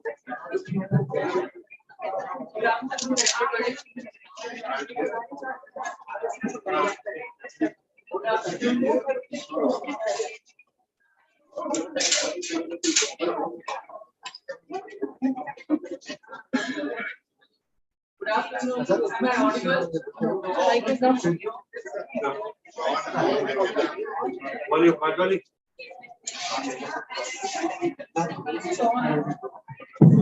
Okay. Good afternoon, everybody. Now we have a session by Dr. Anshu on the enriching the curriculum by blending the arts and the sciences. And all of us know Anshu very well, so we don't need any introduction, formal introduction to be done. So over to you, Dr. Anshu. Thank you, Madam.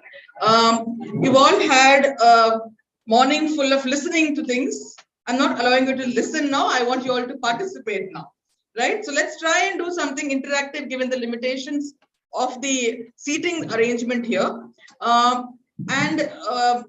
Since this morning, we've been hearing about the health humanities. This is an era where technology is becoming supreme, and rightly so. We have clinical competence measured in the speed of diagnosis. But while the speed of diagnosis is becoming important, is there something we are losing out when we focus so much on science? Swami Vivekananda talked about the three arms of education, and he talked about the head, the hands, and the heart. We are focusing on knowledge, we are focusing on the head, we are giving adequate emphasis to skills in the form of the hands. What about the heart? Can you change somebody's heart? Can attitudes be changed? What about the affective domain? So you have seen different methods, and if you've been attending the last 2 days of the pre-conference workshops, there have been selected workshops on different ways and means of transferring this kind of knowledge of the humanities to the students. So let's try and taste the flavor of this by using a few different methods that are used in health humanities. What I'm going to do now, you want to look at all this? Admitting patients.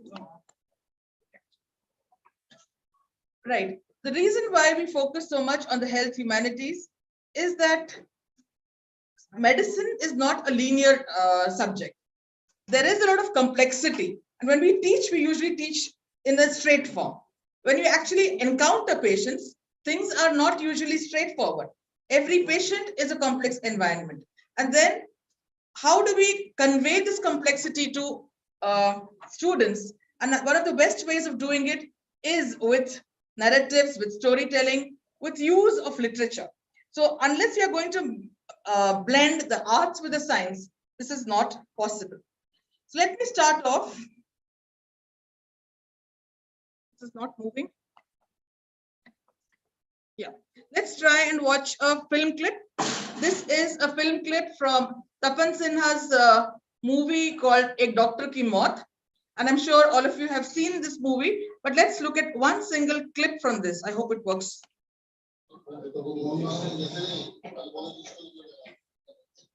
कैसी तबीयत है? ठीक है, आपकी?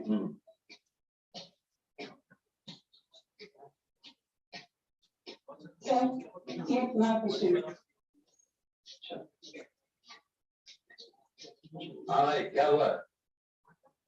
कुछ भी अच्छा नहीं लगता है डॉक्टर साहब, पता नहीं मुझे क्या हो गया है। कुछ भी अच्छा नहीं लगता मतलब? कुछ समझ में नहीं आ रहा है। taking very early. और पहले देश से नहीं है डॉक्टर साहब। छोटी-छोटी बातों पर आप अस्पताल में दाखिल हो जाते हैं, लगातार तो कई जगह सूना लगता है। कमजोरी की वजह से हो सकता है। नहीं डॉक्टर साहब, बिल्कुल सूना लगता है। ये देखिए।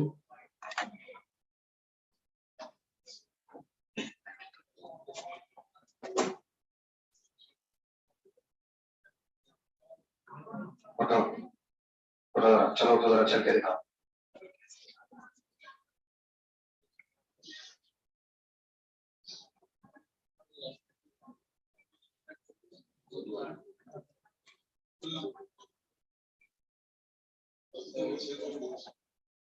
For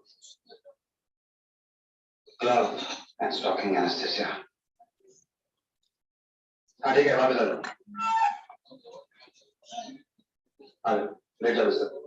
सिस्टर, सिस्टर इस पेशेंट को हॉस्पिटल से हटवा दीजिए। घर में उसे जगह नहीं मिलेगी। क्यों? उसका पेरिफेरल नर्व अफेक्ट हुआ है, लेप्रेसी। Thank God. लेप्रेसी? आप एक नर्स होकर भी घबरा गए। घर वाले तो उसके पास तक नहीं आए। अथॉरिटी से कहिए उसे किसी लेप्रेसी होम में भेज। Leprosy, that damn menaced man.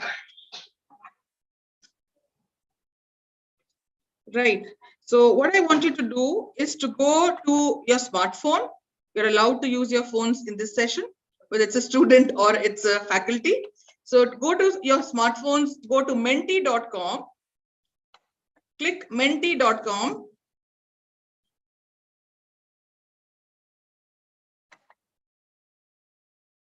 And 1 minute, let this open.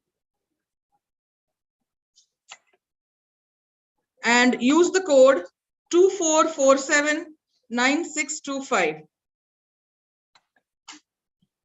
Right? The code is at the top of the screen. 24479625. What do you think were the social implications of contracting leprosy in the 70s? This is a doctor who is working in the field of leprosy. You just saw this film clip and you can give your reactions. Go to menti.com and the code is on the top of the screen. 24479625.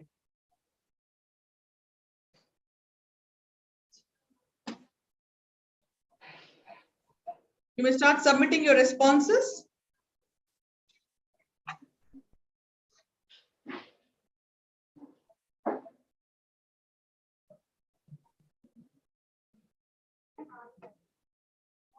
I think the internet is slow, but just keep continuing.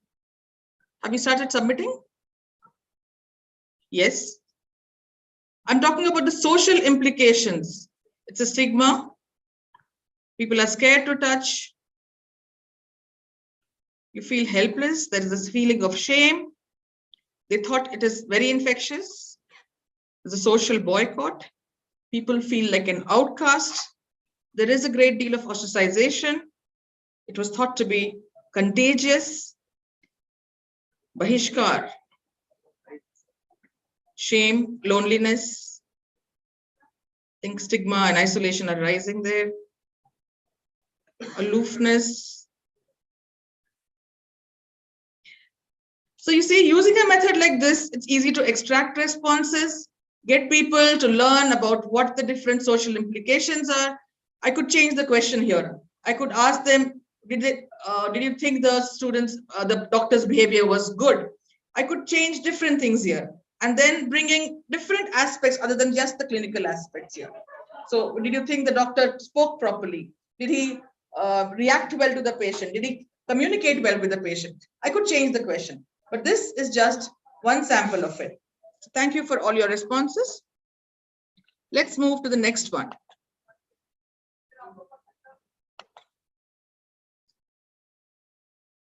This is a poem, and this is a poem written by Dr.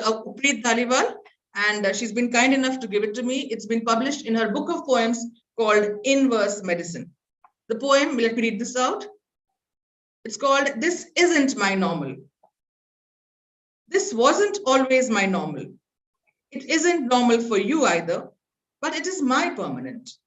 It is here to stay, a freak occurrence, a chance encounter with a vicious virus that threw my normal off kilter, a mess of atrophied limbs. While you cross your fingers and shy away from making contact with me, even though I'm not contagious at all, still, even your eyes don't look at me, and you never call it by its name. I wasn't born this way. Perhaps if I had been, I may never have discovered that my newly acquired normal is your abnormal.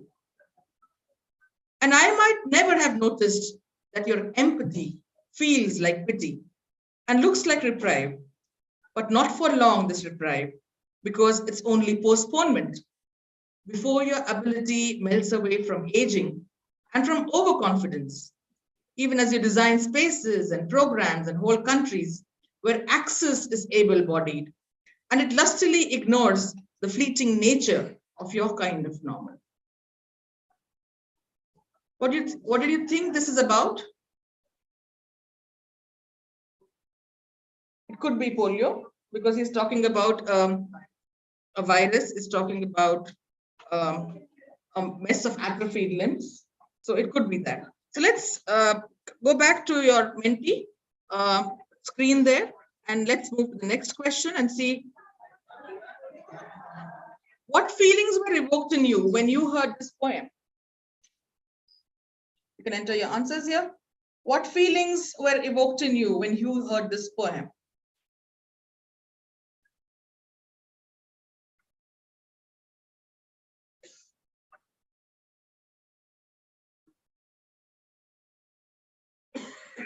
Sadness, empathy, sympathy. Is there a difference between sympathy and empathy? And the poem talks about why your empathy looks like pity. I'm talking about feelings, that they don't want sympathy. They feel stigmatized. And there is anger. There is a lot of anger in the poem. What does it say? In the end, what does the poet say? The poetess. My normal is your abnormal. My normal is your abnormal. And tomorrow when you age, you will also face this change.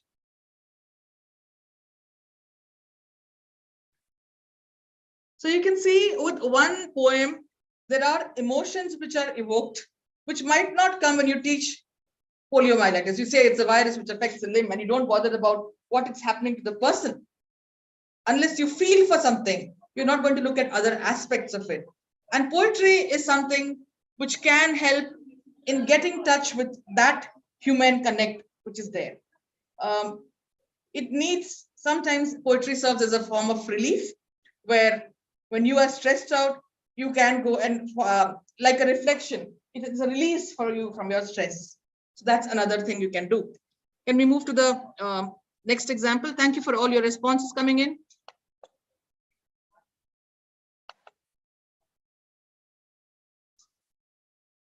I really like this part where it says that access is able-bodied.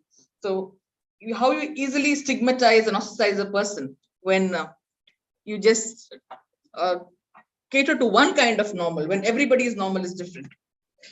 So let's go to, I just remembered when the Chief Minister was talking about the scare of injections, this picture came to mind. And this is a very famous painting by Norman Rockwell called Before the Shot.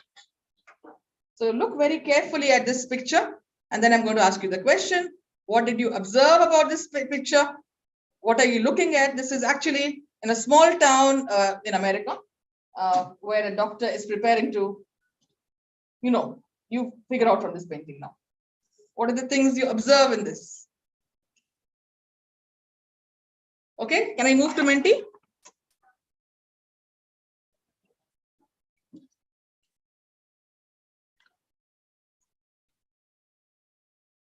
Okay, what did you observe about Before the Shot, the painting?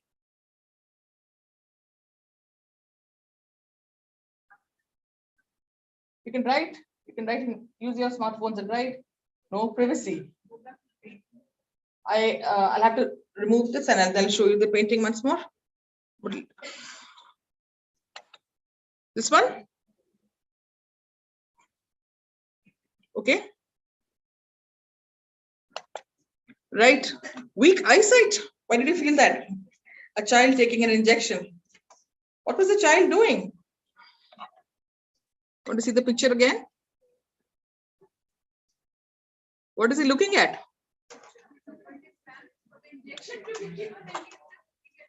He's looking at what? It's a doctor's degree. So he's examining the doctor's degree. So yes, the child was distracted.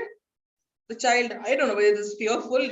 Your responses can be different there. A boy is curious. He's looking at the pictures on the wall. But if you look at it, the communication, the doctor, I don't know whether he's told him something or not. They're facing back to back.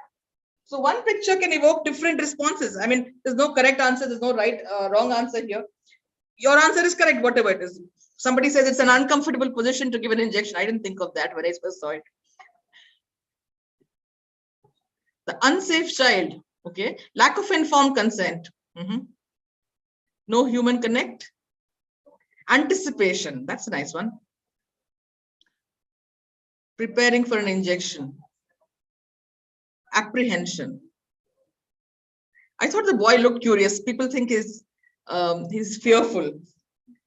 So both ways. So there are sometimes one important skill for medical students to have is observation. So using paintings is an easy way where you can teach the skill of observation, and it is also easy because when you use literature, sometimes the language comes in as a barrier. When you use a painting, it means the same thing to everybody. So there is no need for there's no barrier for language here. So I'm happy to see so many responses coming in. Let's do one or two more and then we can end this session. I'll do, okay. Okay, so I'm going to now read a narrative, and this is by Dr. Ranjana Srivastava. She is a famous oncologist in Australia. This is published in The Guardian. I'm just taking excerpts from the entire essay. I can't take the whole thing. So I'll just read this out for you.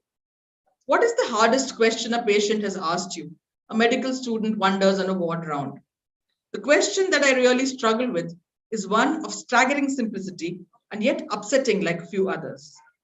Doctor, can I drink water? An elderly man looks eagerly at the drinks trolley.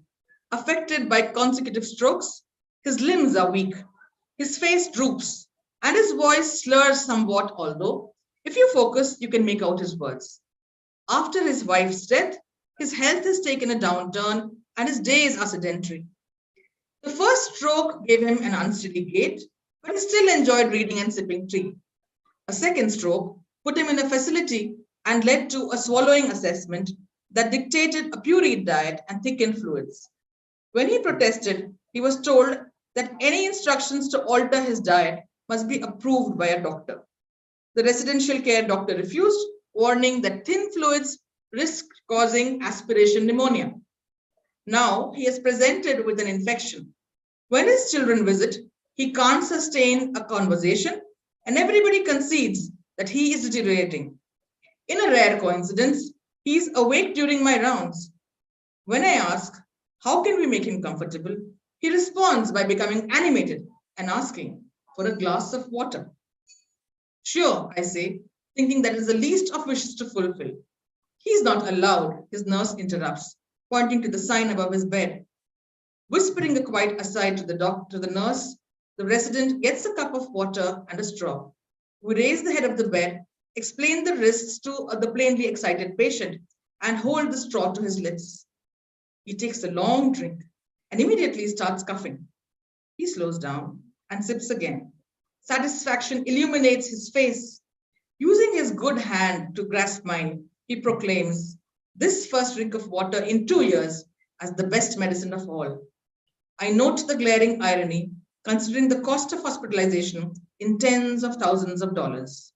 Don't stop my water, he begs, before falling asleep from the happy exertion. We pull down the sign and note that the patient, nearing the end of life, can drink water at risk.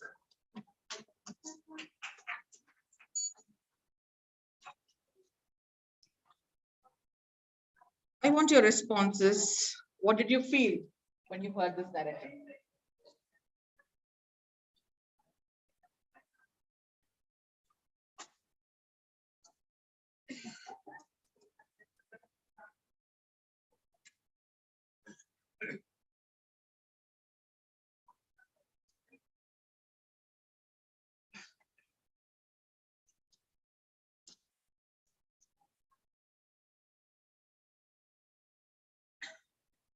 There are people who are remembering their own stories.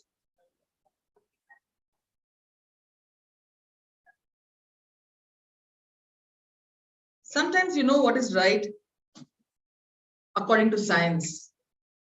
But is that the correct thing to do, especially when it's a terminal stage of a patient and you can't fulfill somebody's last wish?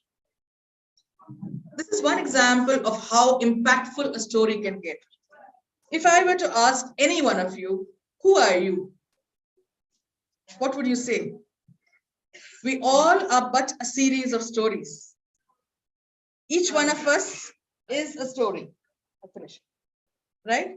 So, and a good thing would be to use different stories and to get that reaction from the students. It usually doesn't work when you use stories from outside, and because the context has to be identifiable. And if you look at India, the wealth of literature that we have in all our languages is something that we all can dip into and take out these things. Each of us is a bundle of stories. And if you start writing those stories, writing those reflections, it helps you grow. And these stories also can work for teaching.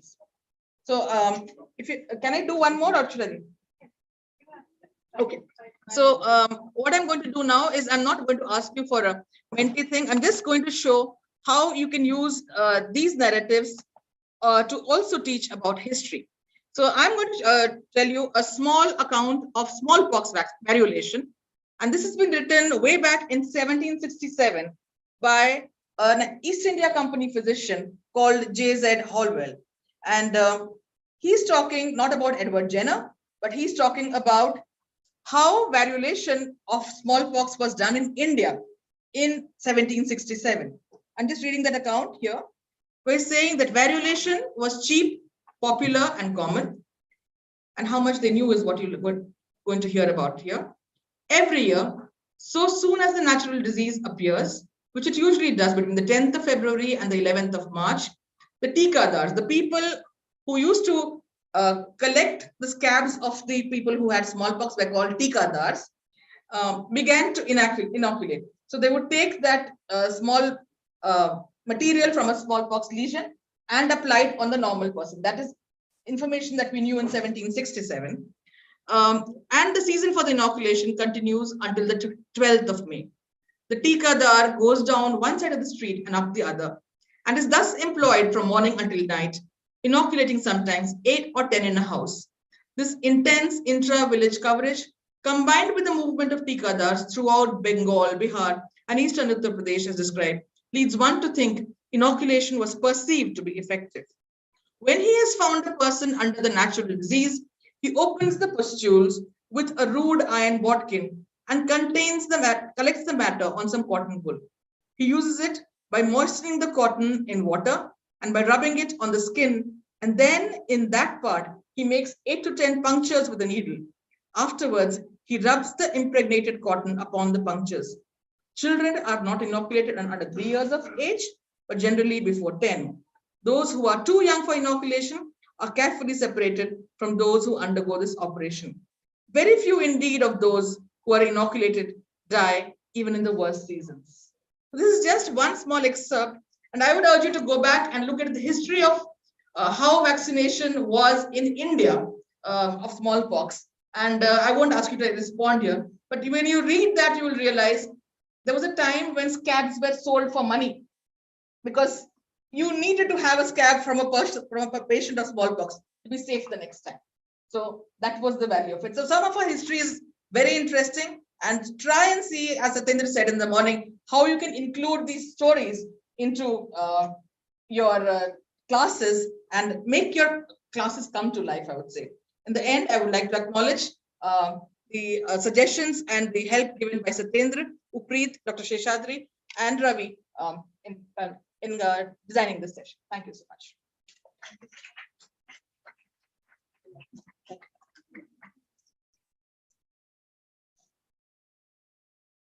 Thank you. Thank you, Dr. Anshu. Thank you for the excellent presentation and telling us how to use the humanities and arts poetry, narratives to engage the audience and engage the students. Thank you. Thank you. Just a couple of comments. Yes. I was in the audience there, I was asked to reflect. What you did was to use technology, even for humanity. Yes. By using technology, you ask participants to express their language. Language is important even in medicine. Irrespective of whether you use English language, Marathi language, whatever language. The last narrative in which patient had a stroke. Now, for a physician, stroke would be stroke in some particular location of the brain, internal capsular or posterior circulation stroke, right? For that patient, stroke meant that the person had lost nasal sensation, then had developed paralysis, which means that could not breathe. Now that was for this patient suffering, which is different from disease, which happens to an organ system. And suffering leads to the feeling of loss of integrity of the individual. That is what bothers the person. What is going to happen with me? Thank you. Thank you.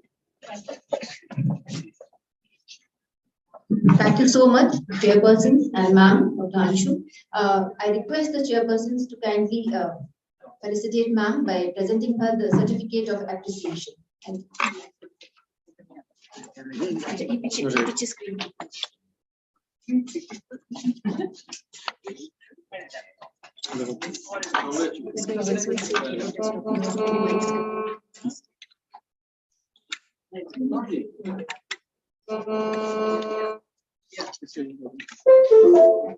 You should be the secretary. Let me take the picture. Please take the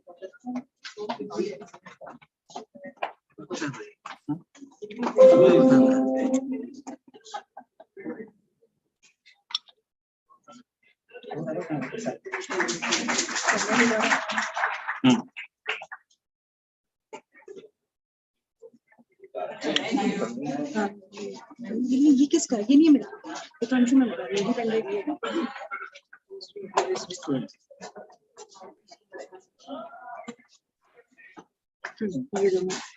दोनों ये save कर दो दोनों desktop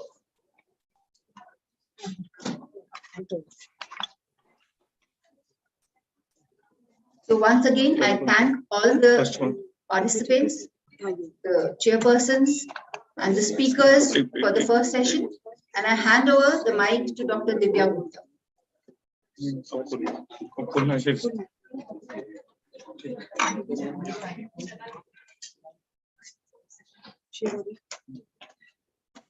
Slide show.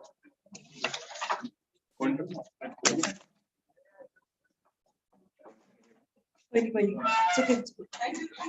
So a very warm good afternoon to you all. So after a delicious food post-lunch session, I will be the moderator or rather facilitator, which will be comprising of an oration and a panel discussion as well as a seminar. We would like to keep it interesting, short, crisp and enjoyable so that we do not sleep off. So bear with me. Myself, Dr. Divya Gupta, Professor, Department of Anesthesiology from Himalayan Institute of Medical Sciences. And it's an honor for me to be the facilitator for this session. I have been exposed to medical education since a year and I am pursuing the course of advanced course of medical education. And since then, I have been always fascinated. And today it's a privilege for me to stand in front of the stalwarts of medical education. So I welcome you on my behalf. So coming on to the first session, it is AHP oration, and it's my honor to introduce Dr. K. Ramnarayan sir, who is Pro-Chancellor Sikkim Manipal University. He has done his MBBS from Stanley Medical College, Madras, and has done his MD Pathology from Kasturba Medical College, Manipal. Sir has previously been appointed as Vice Chancellor, Manipal Academy of Higher Education, Vice President, Faculty Development, Manipal Academy of Higher Education, chairperson in Manipal University, Jaipur, dean of Melaka Manipal Medical College, and sir has many fellowships to his credits. ESFMD Foreign Faculty Fellowship in Basic Sciences in USA, famous short-term exchange fellowship in academic leadership. Sir has orations of MR Parthasarthi A.V. Ramaprasad, oration October 2021. Sri Dharmasthala Manjusthana University, Dharawad, oration December. Bloomberg UTB B School Excellence Award for outstanding contribution to education in February 2012. And sir has also got a New Year Award in 2014 from Academy of General Education. And the most recent publication of sir in higher education is Covidopedagophobia, 10 maxims of formative assessment, 10 maxims for out-of-class learning to outclass the academic challenges of COVID-19, 10 maxims of safe learning environment, pedagogic approach to developing capable learners, and through Facebook for millennial learners. So sir has joined online with us. We welcome you, sir. Can you hear me? Yes, sir. You are very audible. We welcome you, sir. All right, thank you. Greetings to you, and may I share the screen? Yes, sir. Yes, sir. We are giving you the rights to share the screen, sir.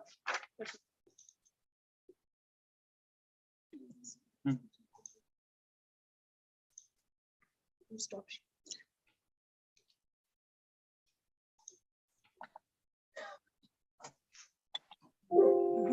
Yeah.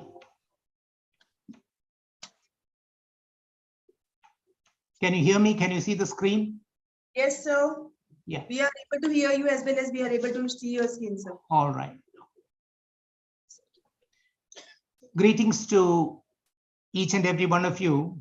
And I'm very pleased to join you for this AHPE oration, which is in conjunction with the 13th NCHPE, the theme of which is preserving the human connect in an era of technological advancements in medicine.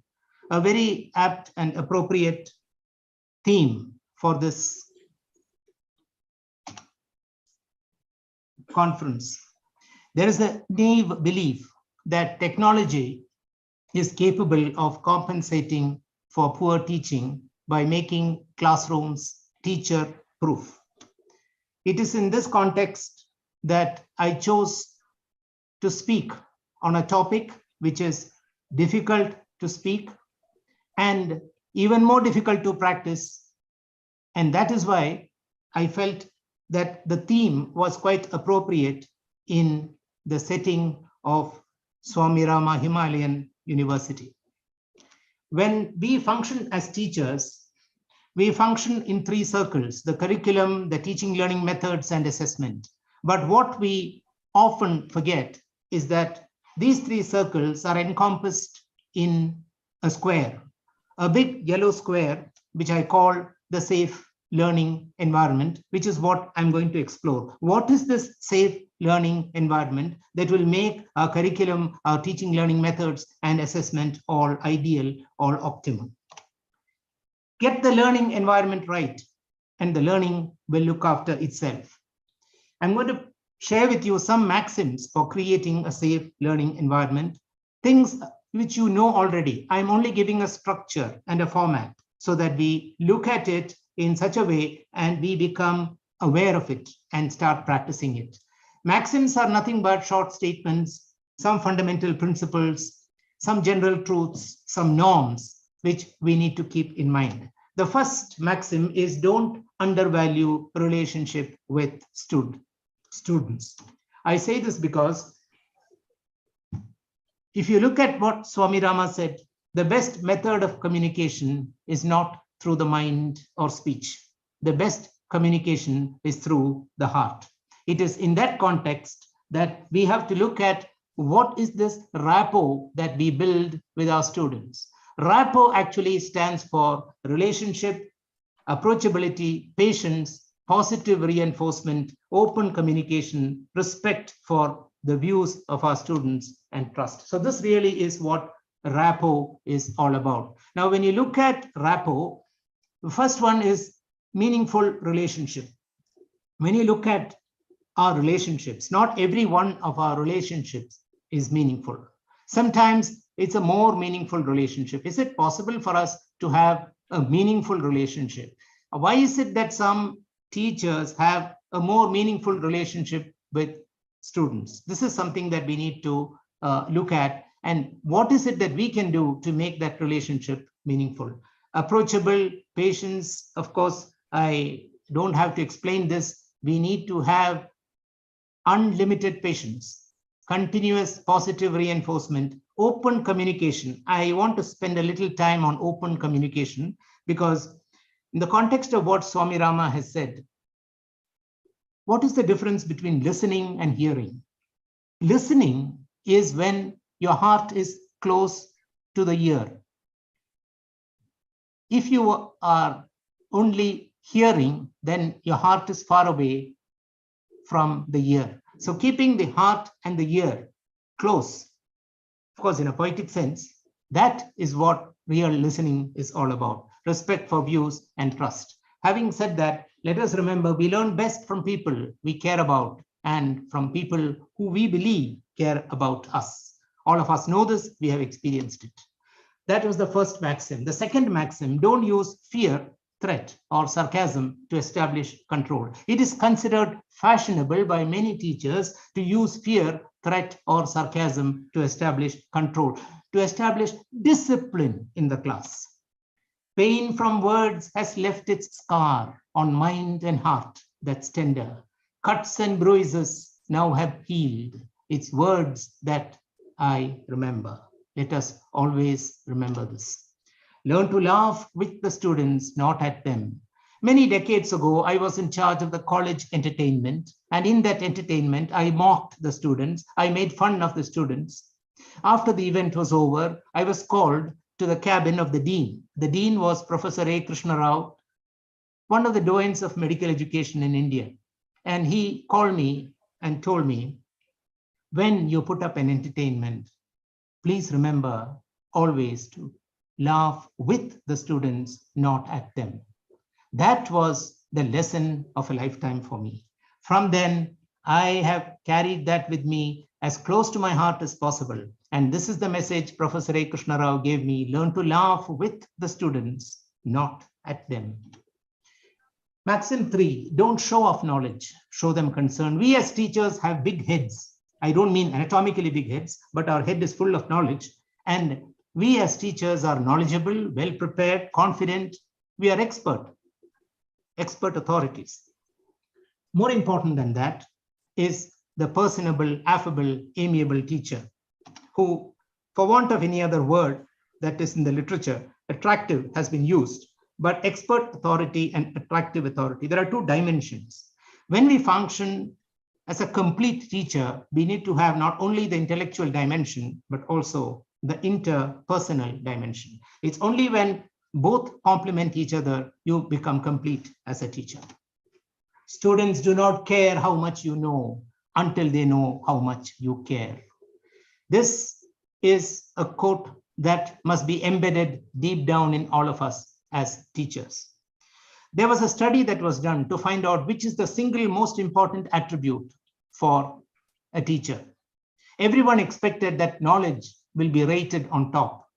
To the surprise of most, the students rated not knowledge, but care and concern. They said care and concern of the teacher is much more important. Everything else is secondary. Let us remember this quote, therefore. Students do not care how much you know until they know how much you care, and you show that care. Maxim 4, don't reduce students' understanding to marks and grades.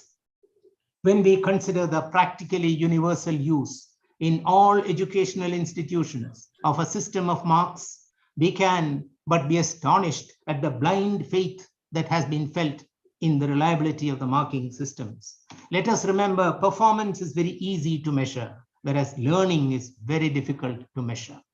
What we give as grade or mark or pass or fail is all dependent on the performance of that student, assuming that the performance is linked to the learning.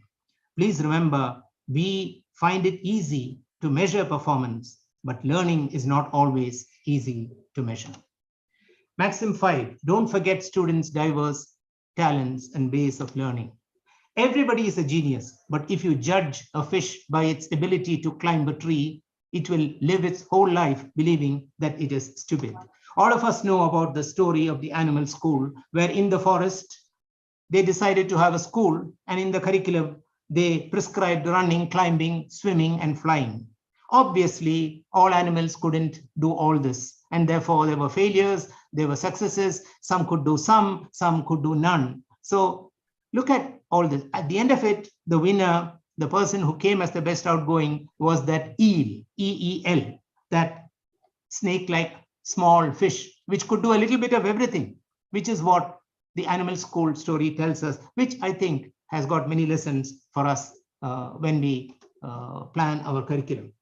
Marked learning styles is well known to all of us. There is a visual component, there is an oral component, there is a read and write component, and a kinesthetic component. Some of us do all this.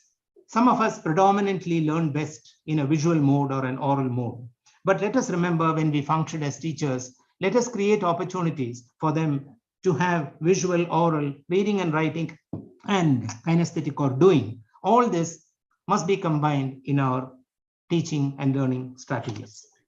Safe learning environment, therefore, the maxims quickly to review. Let us not undervalue relationship with students. Let's not use fear, threat, or sarcasm to establish control. Don't show off knowledge, show them concern. Don't reduce students' understanding to marks and grades. Don't forget students' diverse talents and ways of learning. Now, you may wonder why I am saying don't. We understand negative messages better. Negative messages in the sense that when we say no parking, we understand. We never see a board, yes parking. Don't messages are very much easier for us to understand. And we have already heard enough about what to do. Let us not do these things. And then you create the safe learning environment. Maxim 6, don't make classrooms suffocating. Allow ventilation of ideas. When is there suffocation in the classroom? When there is fear, humiliation, peer pressure, and sarcasm. Please remember, some of us are very adept at doing this. Create fear, we humiliate. There is peer pressure, obviously, because of other students and as well as parents. And then there is sarcasm. Let us remember, none of these are going to make a student comfortable. Suffocation in the classroom can result from all this. And I'm reminded of the whip. In yesteryears, we used to have a circus, and to control the animal, the man who used to control, man or the woman, used to have a whip. I often say there are 4 components to the whip: the sound of the whip, the sight of the whip, the shadow of the whip, and the sting of the whip. Not everybody needs the sting. Many of them will respond to the shadow, the sight, or the sound. Similarly, likewise, in a situation where we are dealing with students, many students will respond to the sound or the sight or the shadow, which could be persuasion, gently coaxing. All those things can work. You don't need the sting. And sting, the worst is sarcasm. We use sarcasm, and that sting is not needed when we deal with our students, because they will remember that sarcastic comment years and years later, long after they have forgotten what you've taught them. Don't give feedback that evaluates and expresses secondary feelings. Now, when we look at giving feedback, we should always endeavor to be describing when we give a feedback rather than judging, which is evaluation. Now, what is description? Many years ago, a student came late to my class.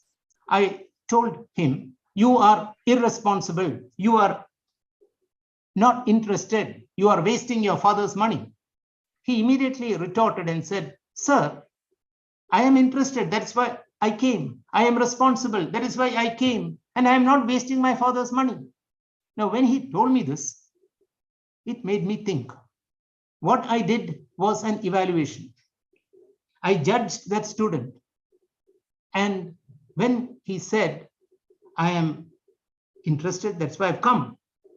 When we function as teachers, we tend to judge and evaluate. Instead of that, I should have told that student, when you come repeatedly late like this, it disturbs everybody in class. You also miss out on what is being given initially. You miss out on the initial part of the class, which will orient you.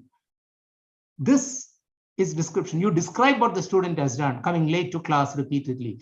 There is a big difference between description and evaluation. We as teachers tend to evaluate because it's easy for us to evaluate. We judge and we condemn. Let us remember, describing is more difficult, takes effort. Describing what the student has done, giving feedback through description. The second component is primary feeling and secondary feeling. What is meant by a primary feeling? What is meant by a secondary feeling? When a student has done badly in an examination, it happened to me. A student came and met me after the exam. I was very angry. I told him, you are useless. You are unable to perform anything and achieve anything. You are useless. I condemned him. I was angry. What I expressed was anger. But actually, what was my primary feeling? My primary feeling was sadness. My primary feeling was disappointment. My primary feeling was why the student has not been able to achieve what he needs to achieve. We don't express our primary feeling. Very often what we express is our secondary feeling, which is anger. Is it possible for us when we give feedback to our students not to give vent to our anger? Let us not express our secondary feeling. If you tell them that I am sad, I am disappointed that you have not achieved, the student sees your concern and care. And that is why it is said, don't give feedback that judges or evaluates and expresses secondary feelings, but give feedback that describes the behavior. He'll understand better, and you express primary feeling, he will see your concern. Feedback must be constructive, helping a student to become better. It should be descriptive, not evaluative, not judgmental. Feedback should be corrective, helping him or her to become better. And most of all, it should be reflective in the sense that it should make a student reflect, introspect. At the level of the teacher, feedback has got two other components which are not often spoken about. When we use the word feedback, actually incorporated in the feedback, there are two other components. Feed up. Feed up is the instruction that you give up front. Feed forward is one step ahead. After the feedback is given, you go one step ahead and tell the student, what is it that you need to modify? Next time when you do this, what is it that you need to alter? What is it that you need to improve? Feed forward is going one step ahead than feedback. Most of us as teachers stop with feedback. That also we often don't do because we don't have time. If we need to have an effective feedback system, it should end with feed forward, which basically means that you go one step ahead and tell a student, what is it that he needs to modify? What is it that he needs to alter so that he or she will perform better? Now that is at the teacher level. From the student point of view, when a student is performing something, he is reflecting, he's thinking, am I doing it in the right sequence? Am I doing the right steps? Am I doing it right? That is reflection in action. Then comes reflection on action. Once the performance is over, once the procedure is over, he looks back and he reflects. And then comes the most important reflection for a future action. Next time when I do this, how will I do differently? How will I do better? How will I improve? And that will depend on the feed forward that you have given. Therefore, when we give feedback, it's very important that we give feed forward so that it will help the student reflect for action. For the next action, he can improve, he can become better. Maxim 8, don't forget to set high expectation. Pygmalion effect goes back to a movie. Many, many years ago, there was a movie, My Fair Lady. This is basically a flower girl who's been trained to speak in English and to conduct herself in such a way she passes off as royalty. The story of the Pygmalion is very easy because it goes back to a Greek legend where there was a king who was also a sculptor who made a very beautiful sculpture, and he fell in love with it, and the sculpture came alive. It is in that context we say high teacher expectations lead to improved student performance.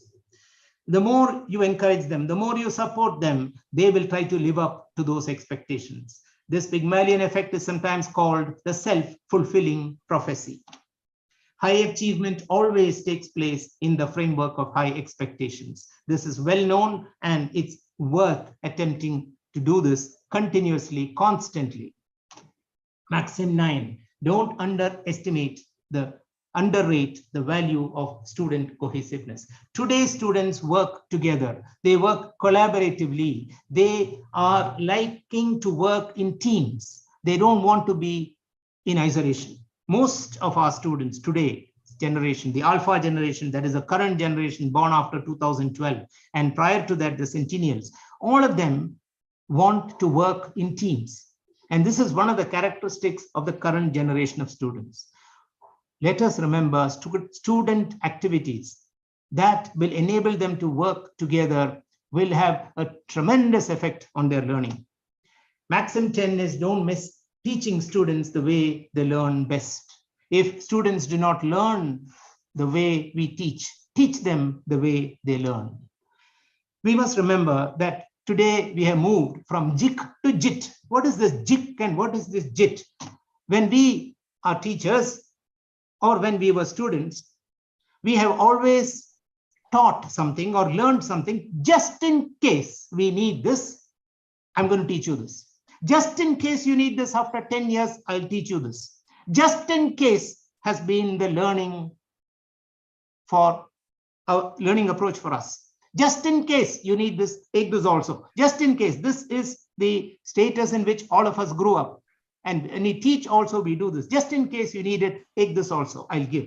But today's students, today's generation of students are in just in time. They are not worried about the distant future. They are worried about today. What is it that I need to do today to be successful today? They are the just in time people. Today's generation of students are JIT.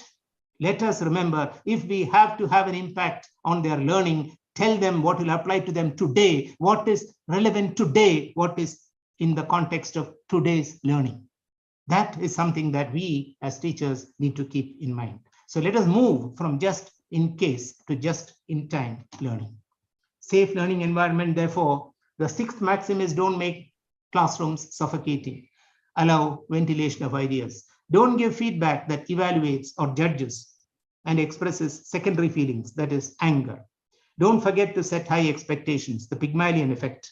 Don't underrate the value of student cohesiveness, and don't miss teaching students the way they learn best. Please remember, safe learning environment is not created by announcement. You can announce safe learning environment, nothing will happen. And also remember, it is not possible to have a safe learning environment without student involvement. It is not different from student development. When you create a safe learning environment, you are allowing them to develop. And in that development, they grow. And in that growth, they learn what it is to be in a safe learning environment. They will create the same for others. So please remember, safe learning environment is something that all of us should endeavor, make a very conscious effort to create. We must be aware of what is called the TPAC. TK, PK, CK, what is this? All of us have content knowledge. We not always have the pedagogical knowledge about student learning, which is what I had explained to you. We must be aware when the student learns best, and then comes technological knowledge. All of us have been forced into technological expertise somewhat because of the pandemic, but please remember, we need to have the optimum mix of all the three. One alone is not enough, and it is in that context, let us remember, with the increasing presence of technology in the classroom, the role of the effective teacher is not diminished. Instead, it becomes even more indispensable. Where is the safe learning environment? I have been telling you about the safe learning environment. Where is it? Is it some geographical area where all of us can go to? Please remember, the safe learning environment is the space created in the students' minds to seamlessly promote learning. This is the article which captures all that I have shared with you, the 10 maxims. It has been published in Advances in Physiology Education in the year 2020. You will be able to access this. All the content that I have shared with you is there in this article. I must congratulate the organizers of the conference for choosing a theme preserving the human connect in an era of technological advancements in medicine. Yes, at a time when we should remind ourselves that it is time for us to remember this human connect. Human connect can be had if you create a safe learning environment. My concluding message is only this, that let us teach our students to immerse themselves in the appreciation of nature, the beauty of art, the magic of music, and the celebration of living. Let us teach our students to live with a smile on their lips, song in their hearts, dance in their feet, and joy in their souls. Let us teach our students to live well and to learn well. Let us endeavor never to belittle, but to uplift, never to devastate, but to rebuild, never to misguide, but to light the way, so that our students can stay aloft and be afloat in the joy of living and the joy of learning. Let our students learn to look at life not merely with logic and explanation, but also with wonder and exclamation, as also with quest and exploration. This is the parting message, so that all of us will endeavor to create a safe learning environment. Thank you very much for your patient listening. Thank you very much, sir. It has been a pleasure and immense privilege to listen from you, sir. Now I would like to invite upon Dr. Since sir is not here, sir is present with us virtually, so I would like to invite Dr. Anshu Gupta ma'am and Dr. Shiraz sir to take the oration felicitation on his behalf. Anshu Gupta ma'am. I'm only Anshu.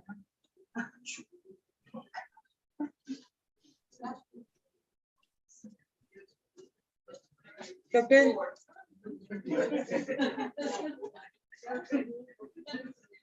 Dr. Siraj.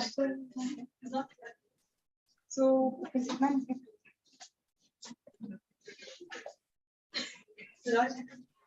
yes, yes, yes.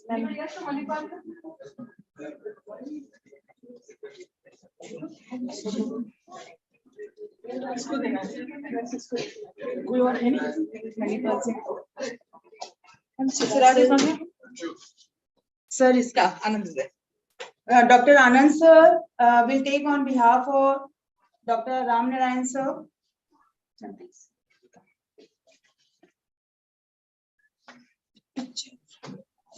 Sir, Yeah, so I'm privileged to take it on your behalf. Thank you. So thank you, sir, for the lovely oration. Thank you. Thank you so much. Thank you. I kept my time, I hope. Yes, sir.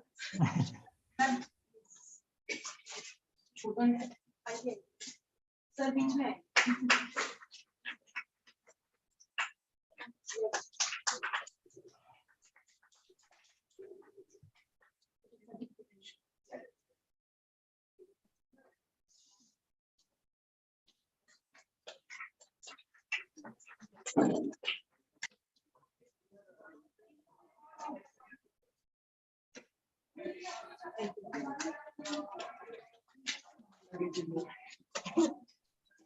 Thank you, ma'am. Thank you, sir. So, moving ahead with the panel discussion, the topic of which is family adoption program.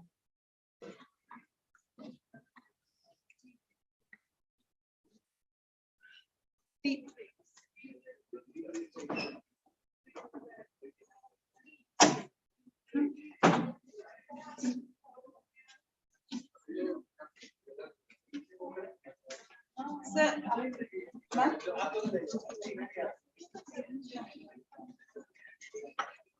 we'll continue with this, sir, because 4 of our participants have joined online. 4 of our panelists have joined online.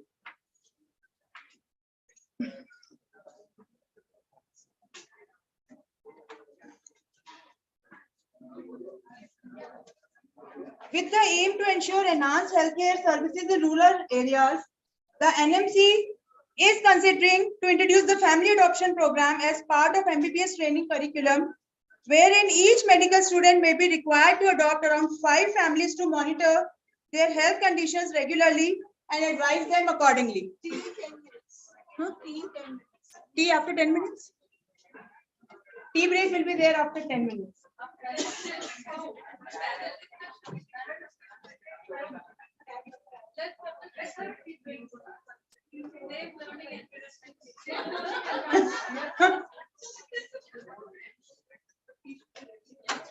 Yes, ma'am.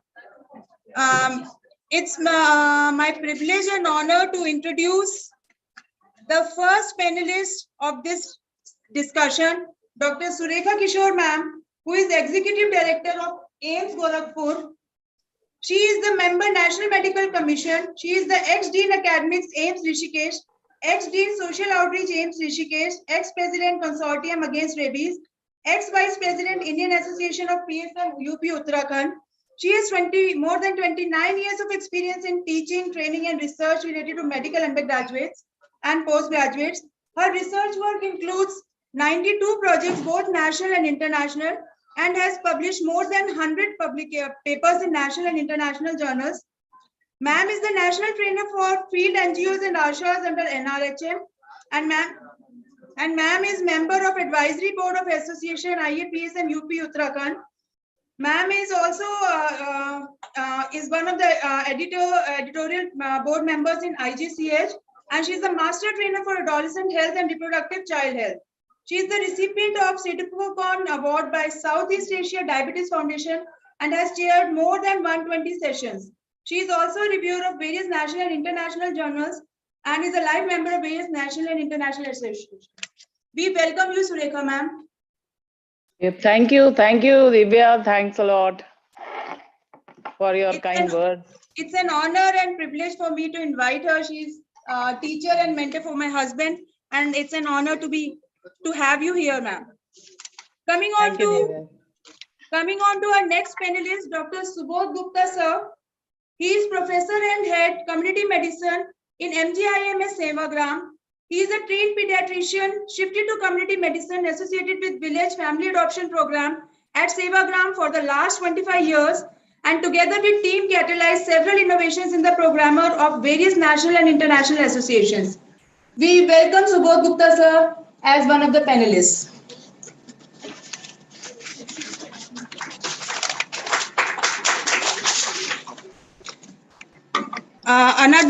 The other panelist is Dr. Animesh Jain sir. He is professor of community medicine from Kasturba Medical College, Mangalore. He is co-convener and contributor IAPS and CBME logbook for medical students and has initiated PG course in the department during tenure as HOD. He is an innovation ambassador for KGMC Mangalore and KMC Mangalore and steering committee member of FERCI. He is faculty at FEMA Regional Institutes, Coimbatore and Manipal, and he is the mentor supervisor of Web of Science Academy.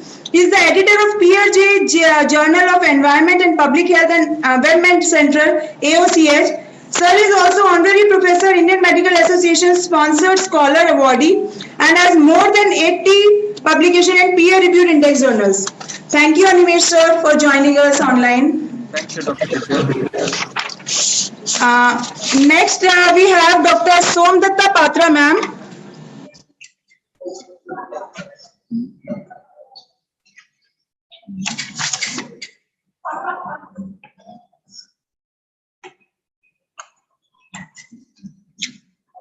Ma'am is also there online. She is professor of community medicine UCMS in GTP University of Delhi. She is faculty in UCMS from 2010 onwards and has done her graduation from NRS Medical College, Kolkata. She is postgraduate from AIMS and has teaching experience of medical undergraduates and postgraduate students, and has conducted community-based epidemiological studies, member of medical education unit, and has contributed in developing resource material for teaching learning activities for the institutes.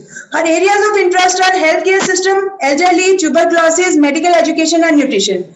Thank you, Somdatta ma'am, for joining with us as panelist.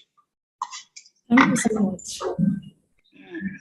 So the key moderator of this panel discussion, Dr. Khan Amir Maruf sir, who will take the show forward. He is the professor of community medicine and he is the coordinator of MEU from UCMS and GTP Hospital, Delhi. He is the editor of the textbook of IAPSM first and second edition and associate. Okay. Thank you. We all know about him, sir. Okay. Over to you, sir. Thank you. So this, I think it's we are or wanting to have tea also now. So we will try to see how much we can quickly sum up this important. It's a very critical point because family adoption program has just come in 2021 batch. And in that, there are certain concepts. It's a new thing. So implementation for all the medical colleges right now, they are grappling, struggling, and also succeeding to some extent in implementing it. So let us have this panel discussion and let us see if we can arrive at certain points which we can recommend and which can come out as proceedings from this conference also to help the medical colleges and also give feedback to the National Medical Commission. It's good that we have very esteemed panelists here. So first of all, I would like to ask this question to Dr. Sulekha Kishore, ma'am. Ma'am, welcome, ma'am. Thank you, Dr. Amir.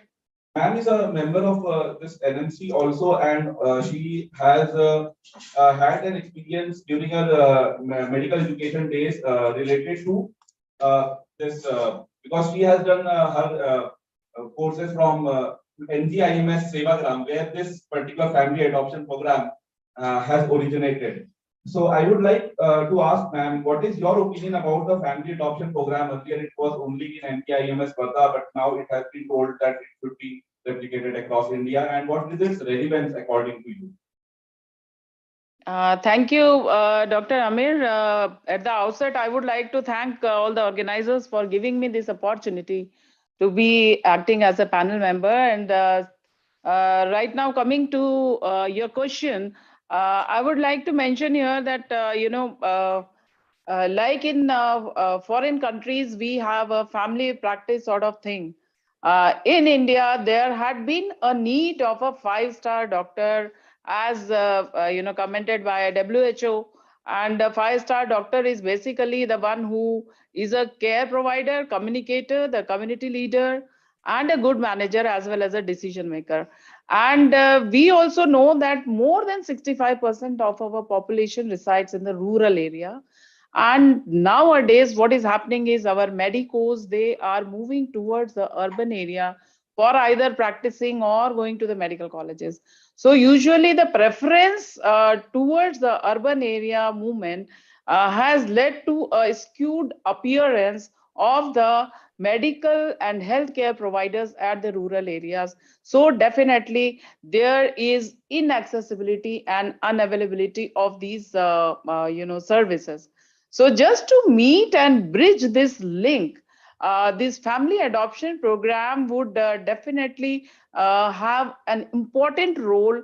And like you have already mentioned that I have completed 21 years in MGIMS, and this family adoption program is very successful over there, wherein we adopt the whole village and the families are divided in amongst all the students. And these students, they take care of the family related to their health at the primary level, and then referring them for secondary and tertiary care level accordingly. We have the secondary care given at the field level by our doctors, and tertiary care at the medical college.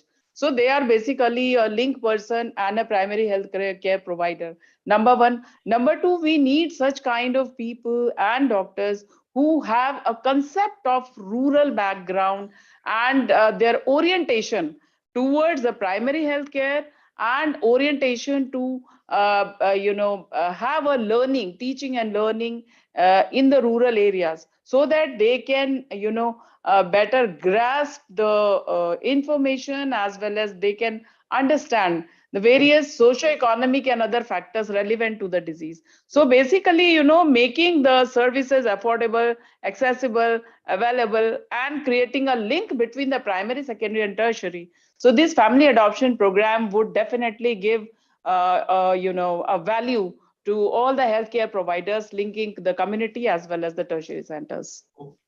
Thank you, ma'am. Point well taken. So next, I would like to ask Dr. Subodh Gupta to further take the discussion forward.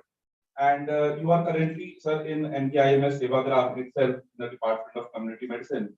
So how is this program that has been launched by the NMC different or similar to what is already there in the Sevagram? and some other best practices on how your experience can help other medical colleges in implementing. Please. Thank you, architectures and the family. And I would like to mainly tell about what we are doing at Sevagram. I would say that there is not major differences in what NMC is advocating or has instructed and what we are doing at Sevagram. But I would say that at Sevagram, we are doing it for last 53 years. This year, we had 53rd social service camp for our students, where we start our village adoption scheme. So I'll mainly tell you the format in which we are doing it. For every batch of medical students, we adopt a village. Over the last 53 years, approximately 40 villages have been adopted. Some of those villages we are repeating now.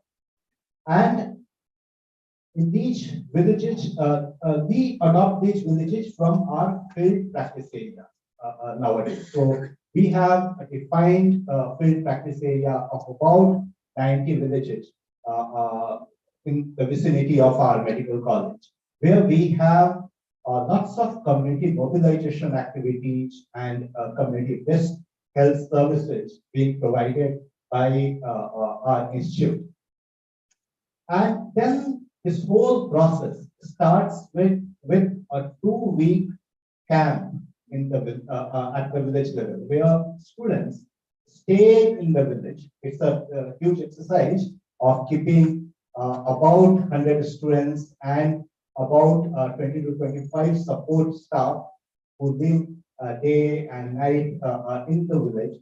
So, but we have been doing it for the last more than 50 years. And during this camp, we have lots of activities. First, each student is allocated about 3 to 5 families. Every time we are not able to do 5 families, 3 to 5 families that we are able to allocate to each student.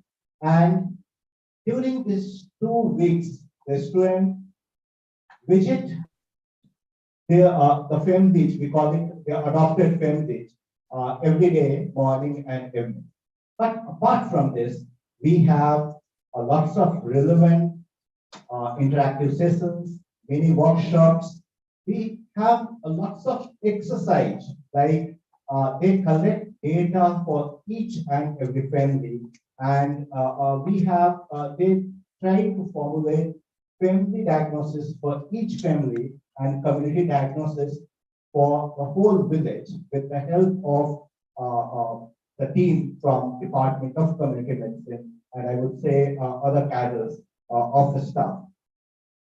And we also have, it's not only students, but the whole department, the whole institute, I should say, is active during this period. So with the camp, we have regular OPD, which is done during these 2 weeks. We have specialist OPDs, where specialists from all clinical departments come in the village in the evening hours and on designated days and provide services. Those patients who require inpatient care or they need to be referred to tertiary care facility, as Dr. Sureka already pointed out, they are referred to Sevagram and they are provided care free of cost during, if they get admitted in the hospital during this period or within 10 days of the camp. And this camp is thereafter followed by a monthly visit to the village by the students and the whole team from community medicine. And it's beautifully, when I joined Sevagram, I'm not a graduate from Sevagram, but when I joined, it's such a simple way it has been done. First Saturday, first year, second Saturday, second year, third Saturday, third year, and fourth Saturday, fourth year. Nowadays, we usually have only 3 batches with us, so it's usually in the first 3 weeks. So this continues. And during the whole process, it's not only medical needs, but lots of emphasis is given on wellness, also on talking about social issues. It's not only about health issues, but we also discuss with our students social issues related to the family, and this provides with an opportunity to impart lots of generic skills that we are talking. We heard during this already 2 days of sessions. Yeah. Thank you very much, Dr. Subodh. So I think one point that comes out is the intention is to make healthcare services accessible, available, suitable. And on the other side, when we talk about the operationalization, one part that comes out is that how is it different when we think about from where it originated. That you said that it is done in the field practice area, whereas the family adoption program that has been given by NMC to all the medical colleges specifically mentions that it has to be not to be done in the field practice. Maybe to have a wider coverage, maybe that may be one of the reasons, but it also changes how the medical colleges will have to get into a new area in order to do this program. We'll talk about these things further, but this good concept you brought out, I think the wellness part is more focused in this rather than the curative aspect. So we move on to the next panelist. Dr. Animesh Jain is here with us online from Mangalore. So Dr. Animesh, what are the facilitators and challenges? Because you are at that point where you are implementing, in the process of implementation, you must have tried, you must have succeeded, or facing some problems. So what are your experiences on the facilitators or barriers to this program, and depending upon other inputs from other faculty members? Thank you so much, Dr. Amir. Am I audible? Could you please Yes, confirm? Okay, thank you. Thank you so much. Before I go into that, I just want to share that what I did was, instead of just putting my views, I took this opportunity. I'm a last minute entrant, but what I thought is I will interact with other people. So I've interacted with people from, faculty from Northeast to North India to Western India to Southern India, length and breadth. And I'm trying to represent the views along with my views together. So you talked about facilitators and barriers. Let me go into the barriers first and then come back to facilitators, if that is okay, Dr. Amir. Yes, please. Okay. So a constant thing which came up with my interaction and what we've also faced is many people find that there is a challenge of manpower. And of course, time. Time has been a challenge with many people and many of the institutions. One of time as set, time then scheduling it. And another thing is with the kind of commute involved, the to and fro, the actual time in the field. So that is another thing which people have pointed out, and we've also sometimes faced that probably this could become challenging. The other obvious issue is about logistics, including the vehicular support with especially the larger number of students. And some places from Assam, I also heard that, even sometimes to arrange for food and other things, logistics was a challenge.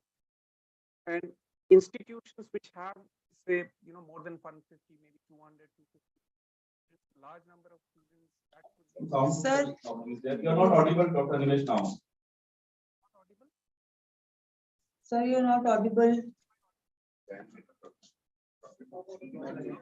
Maybe internet issue. Dr. Animesh, are you able to hear me? Am I audible now? Now, Yeah, yes, you're sir. audible Yes, now. sir. Okay. Yes. So what I was saying is, many places there are many students. So more than 200 or 250 students are there in some of the institutions. So they have got this challenge as well. And again, the logistic problem gets compounded. And one of the important issues is language barrier. Most of the time, students are from different parts, and when they are going out to the community, they have to speak in the local language, so which becomes a challenge. So language barrier has been an oft-repeated thing in the barriers that I've interacted with. And another thing is giving too many families. Now, as you also said that, 5 families, and this year probably we restricted it to 2 or 3. So that is also one of the challenges. and having support staff to probably go and line list them and all that has also been a challenge. One of the important things that we have witnessed here also is that we have a very good healthcare facilities, and the health statistics are very good in this part of the country. And so also in some parts of Tamil Nadu, where I heard that the PHC coverage is almost 100%. So when such a case is there, or the families, another thing I heard from Gujarat is that, some of the families, and even here, they are well off, or, in good socioeconomic status, they are educated. So they are not really very keen to be a part of this program as such. So these are some of the challenges that I came across. And then one more important thing is accountability of the students monitoring. Now let me come to the facilitators which can help us. So first and foremost would be to plan this, because all of us, let's agree that generally, broadly, this is a good thing, and it has many positives. Let me not go into those, but we can plan, and if we plan it well, and have support from the institution, and also we can enlist the support from the stakeholders, including the panchayats, the community leaders, also from, say, the NGOs if possible. So all this will work out. Another thing is we have to have manpower. What we did here is we involved all the faculty, postgraduates, and also the social workers. And of course, ours is a 250 admission per batch. So what we had to do is we had to have 8 buses at a time. And this was, of course, a challenge, but our institution was very supportive. Similar cases I have found from some of the other institutions. But one challenge some people told me was stakeholders' involvement sometimes doesn't come very easily. So what we need to, again, is, use our tact of leadership and negotiations, and also show them what's in it for them. And if that can be done, probably that can work out. One of the good ideas would be, again, to limit the family. Probably that would be a good idea. But more than that, let's try and link them. And it's also said that probably this will form a foundation of linkages with the tertiary care with these families, and then the referral and all these things can come. Coming to the local language barrier, let's try and motivate our students to learn, but that may not happen immediately soon in the first year. So what can be done is support can be provided in the form of PGs as well as the social workers or the faculty accompanying. And that's what we did. In a group of 10, we allotted 1 faculty. So that's how it worked. And the role of faculty is very, very important. It's paramount, because faculty themselves have to be motivated. They have to facilitate. So they have to, right from the word go, and also from the motivation, the body language, everything. So that has to be done. And the students have to see that the faculty is also interested in going and, visiting along with them, helping them, learning. So this can help. The other thing, one thing which came out was FAP card. We can give them FAP card, and that's how they can be linked. And since the student is going to follow them up for 3.5 years, so this can help. To monitor, we can have logbook, but going forward, let's try and have an e-logbook. So e-logbook can help us probably in a better and easier monitoring. And that is another thing which is suggested. So these are, in general, some of these things which I thought I could synthesize from my interaction with different people, who I would acknowledge probably in the end. That's what I would like to share. Thank you, Dr. Animesh. Very important points and some tips that will help, I think, all the medical colleges. Especially when you said that it should be through the NGOs and self-help groups. I think even the Sevagram model, when I was reading that, they also have this through the various local community groups that are there. So that is one of that may help in maybe monitoring also, may help in implementation also. So that linkage with the community may be developed, and then that can help. So Dr. Subhrata Patra is from UCMS in Community Medicine and Medical Education Unit.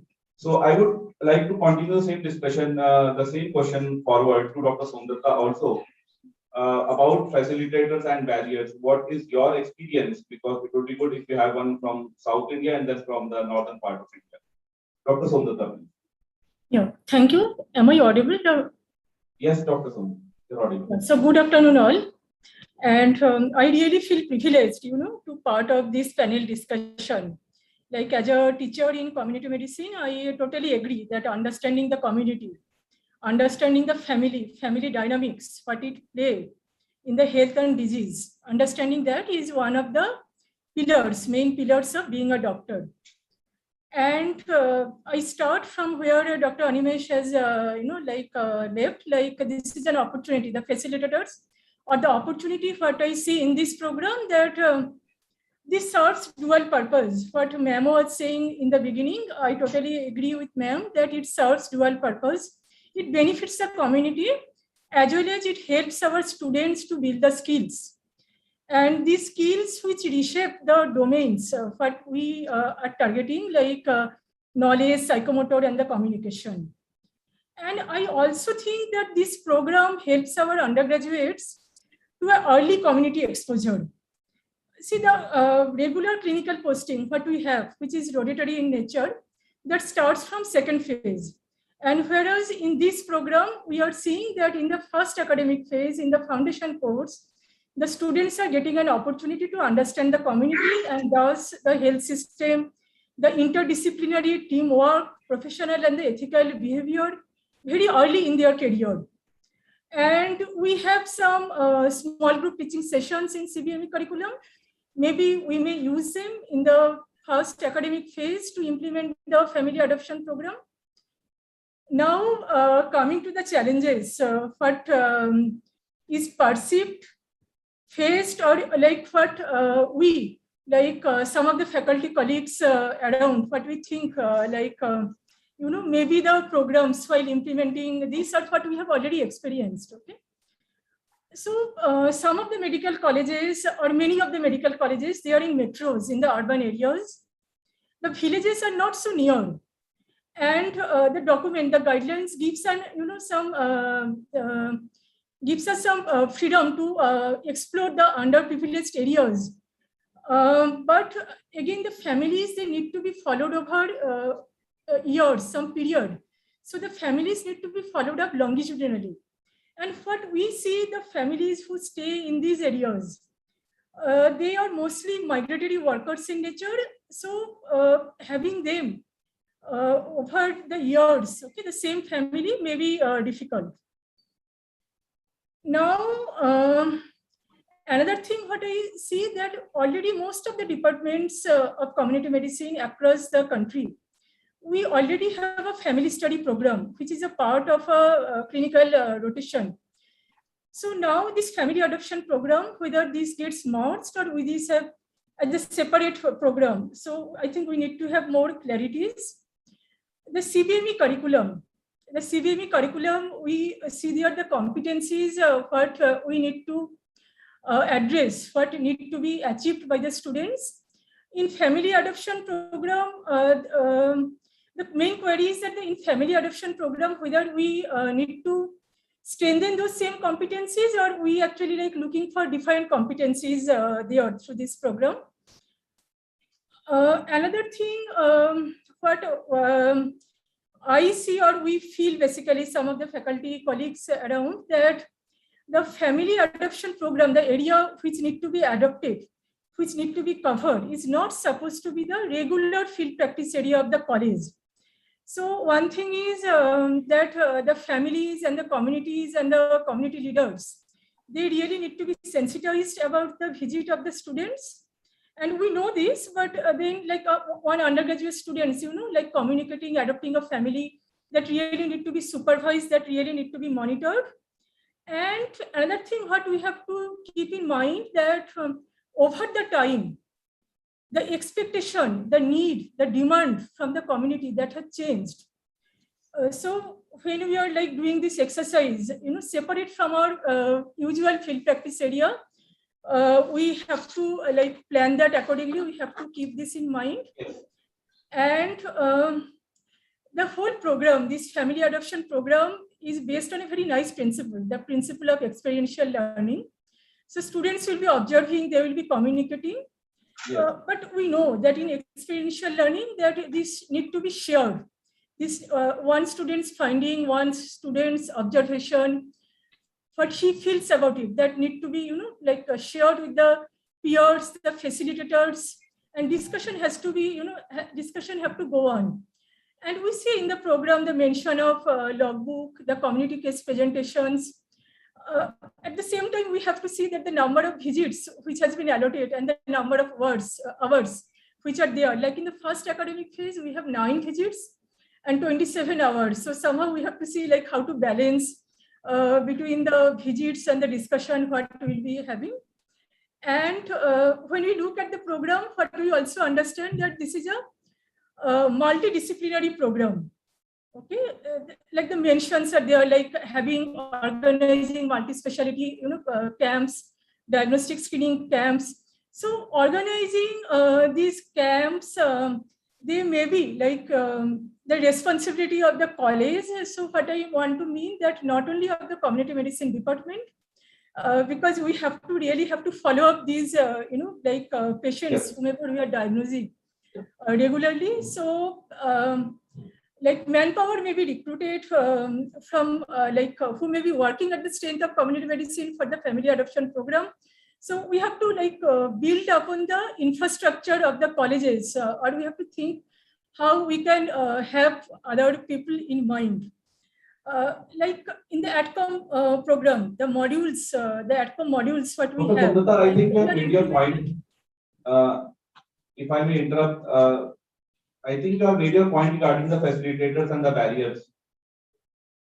Regarding family adoption program. Yes, Dr. Amir, I agree that I was supposed to, I was coming to the suggestions. Okay, so one barriers what we see that the whole responsibility to the community Can medicine you give some department. suggestion, 1 or 2 suggestions without going into the ATCOM as such for family adoption program? Some specific suggestions if you have.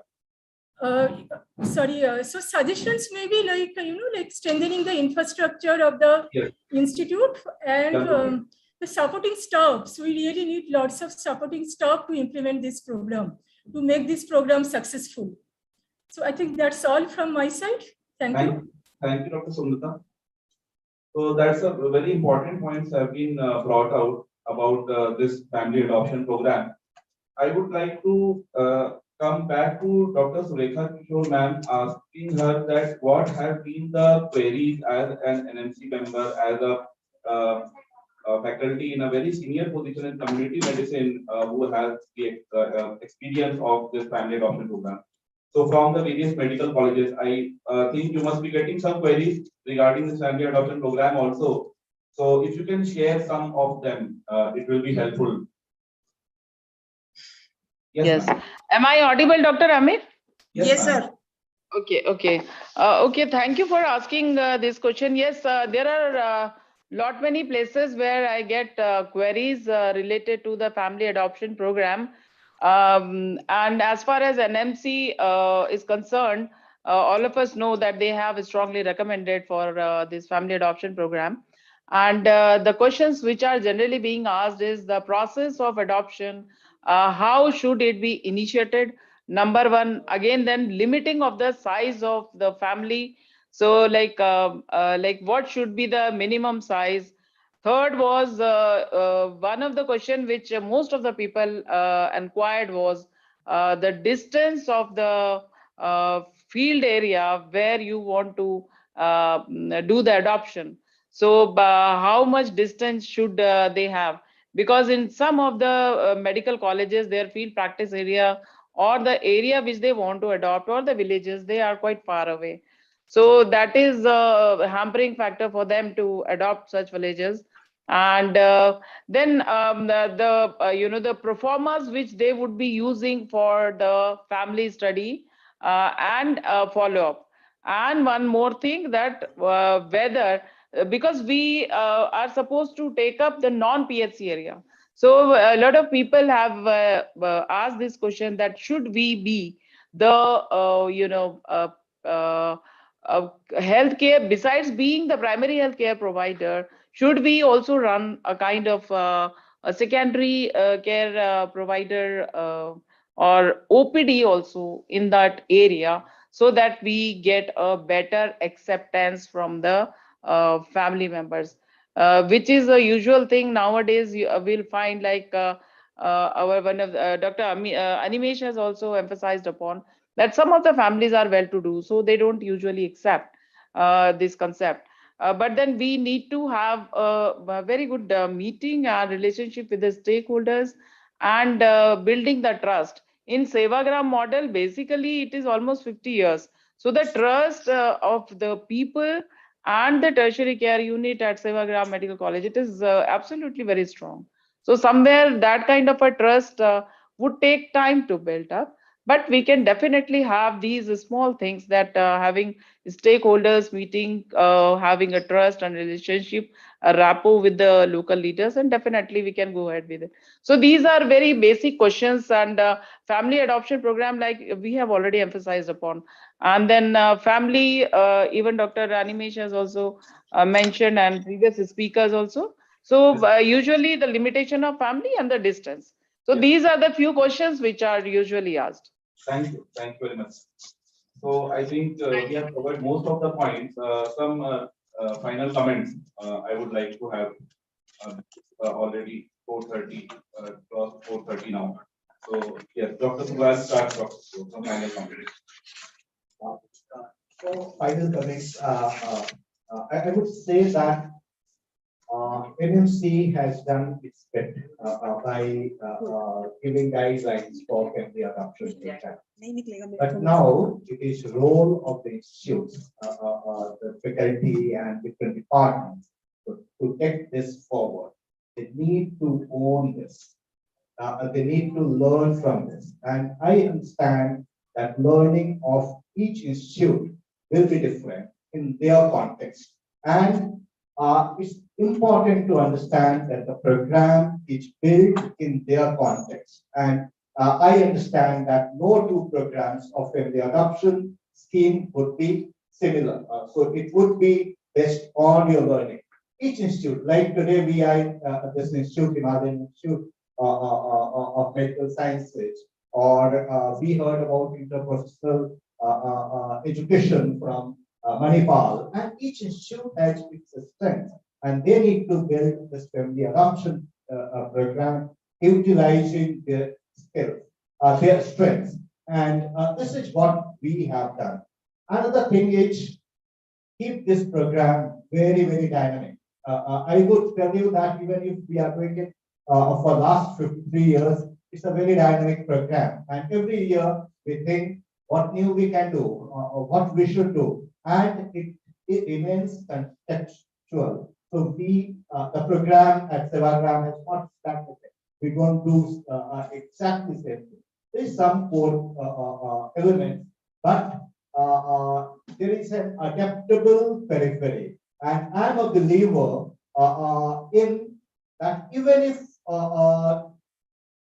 I know something is excellent done previously according, but a new team to own the program, they need to make some changes. And that space for change, we understand will be required almost every year. And definitely when institutes are doing, they would design on their own.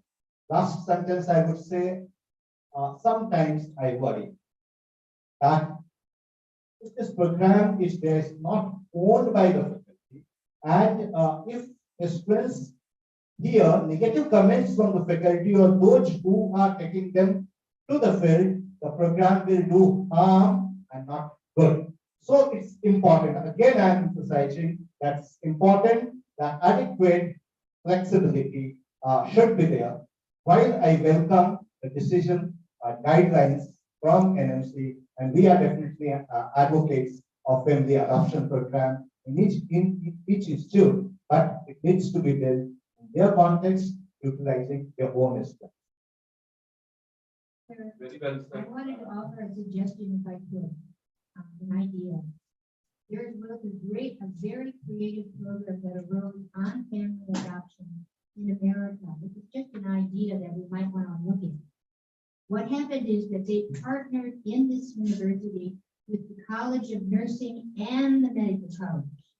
And they took initial students or students that were maybe there a little bit longer.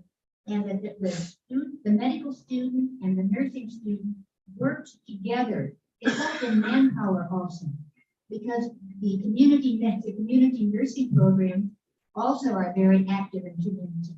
So if they go to the same community and work together, it also helps them to work as a team to understand the body of knowledge in nursing and the body of knowledge in medicine. So Yes. it's just an idea. Thank you, ma'am, for adding that point about involving the community nursing and other stakeholders also. Already running program, we can leverage onto that.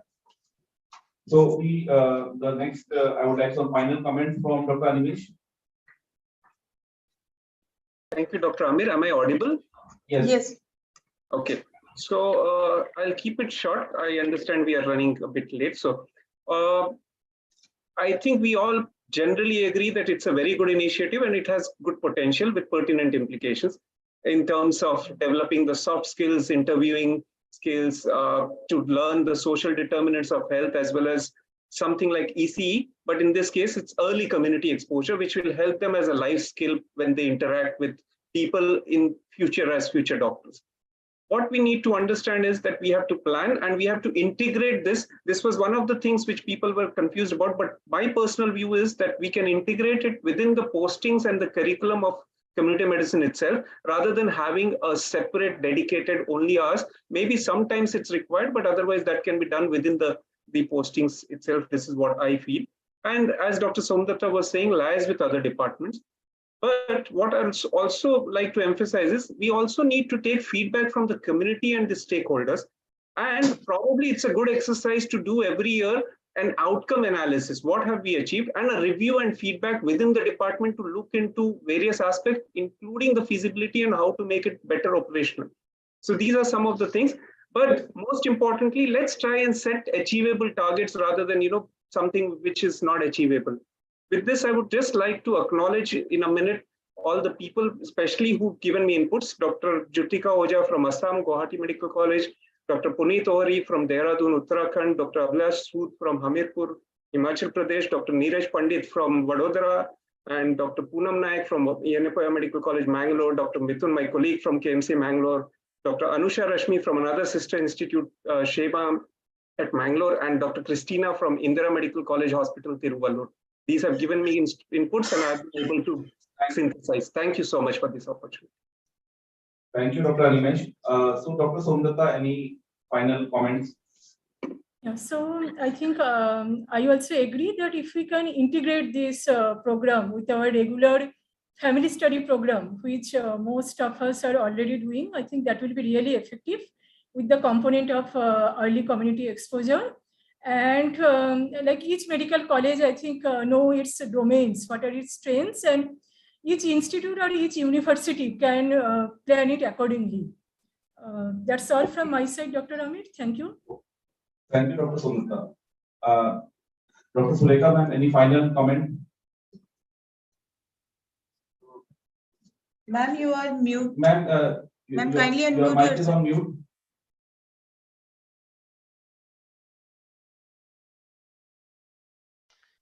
Right. Yeah. Am I audible now? Yes, ma'am.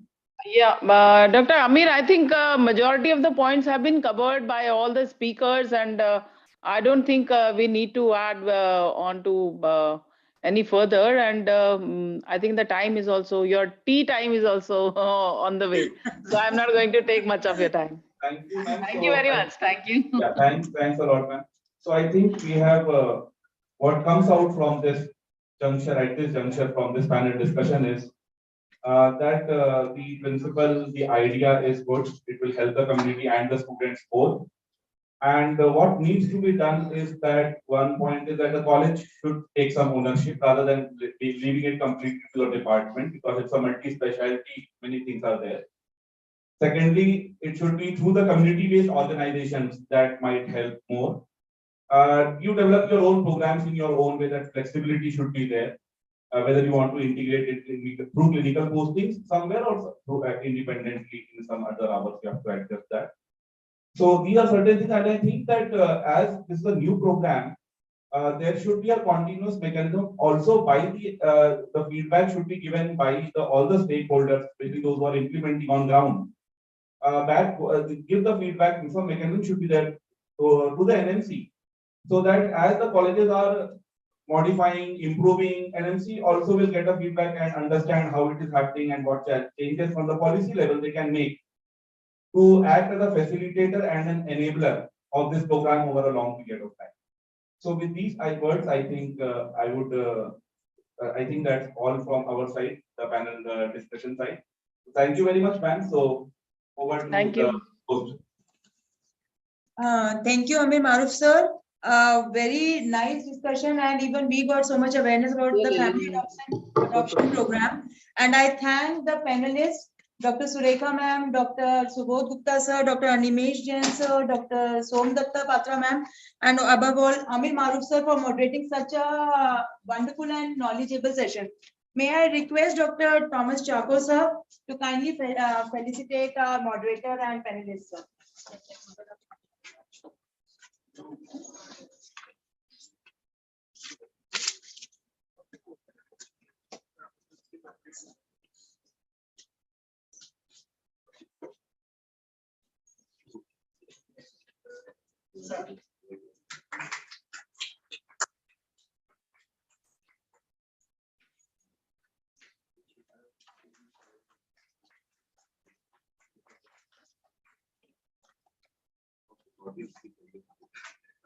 Sir, and virtually those who are with us, I'm handing over the certificates to Dr. Animesh, Surekha ma'am, and Dr. Somdatta Patra. Give it to me. I will. Yes. I will. As a moderator, you have to moderate this aspect also, sir.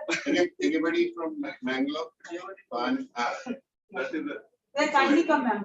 Thank you so much. Sir has back one oration and one more certificate today. Shailesh. Yes.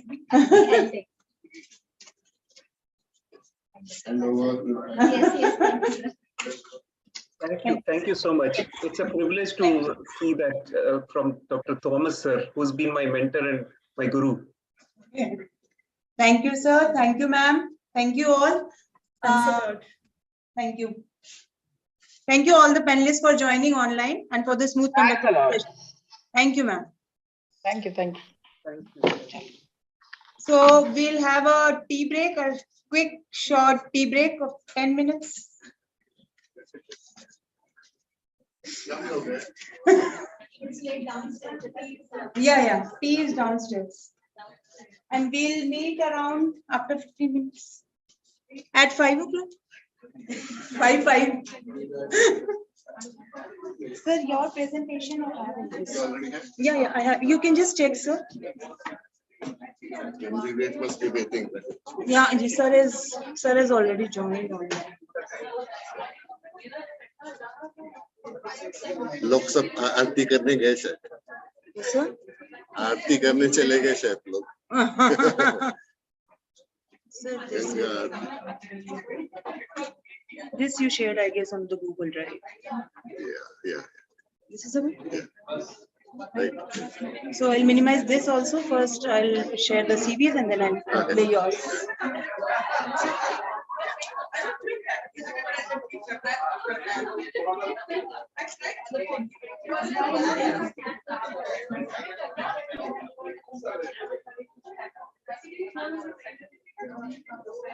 Thank you,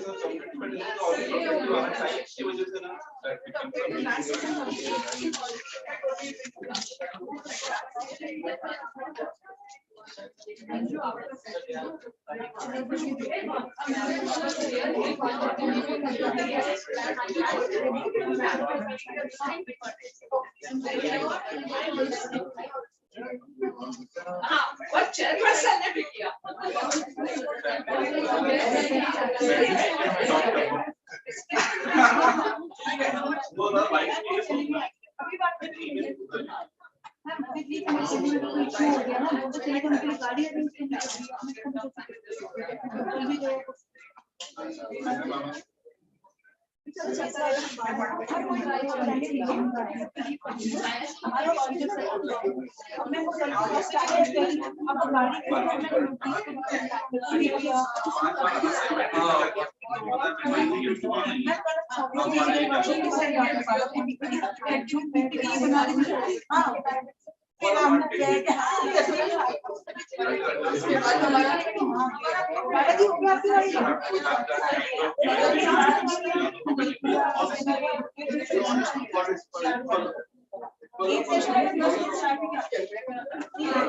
defence के बाद ठीक है बाद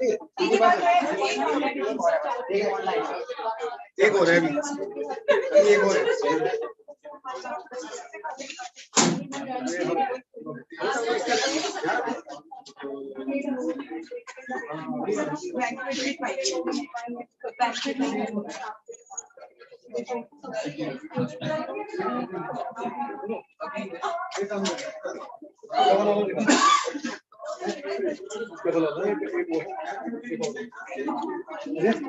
double वाला बंद कर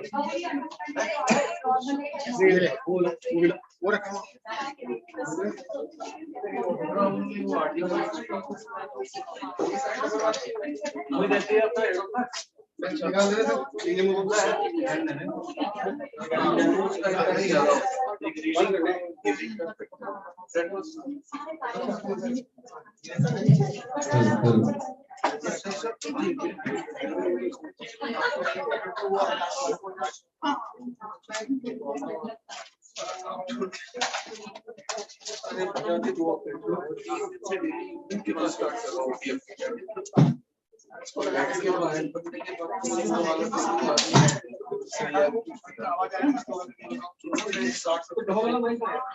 अभी 2 video power वाला ये है ना एक ही है वीडियो पावर का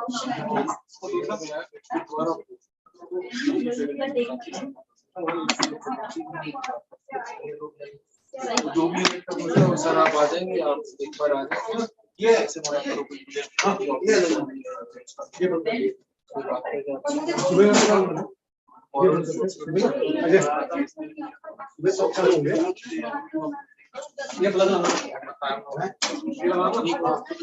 ये लगा इसे समझ कर चल यानी कि ये लगे रहेगा बिल्कुल लगा रहेगा ये ना सीधा हम चलेगा कट कट करिए आवाज आ रही है ये आप हटा दे तो 5 मिनट से जाएगा हां मैं ठीक ये आवाज आ रही है आप की कॉल तो आए नहीं इससे आ रही है वो हटा दिया अरे हटा दिया राउंड कर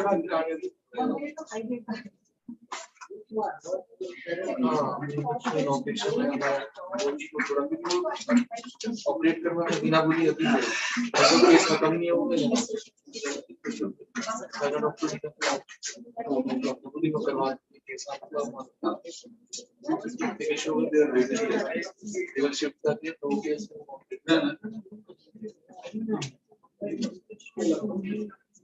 तो अच्छी होगी काफी सीनियर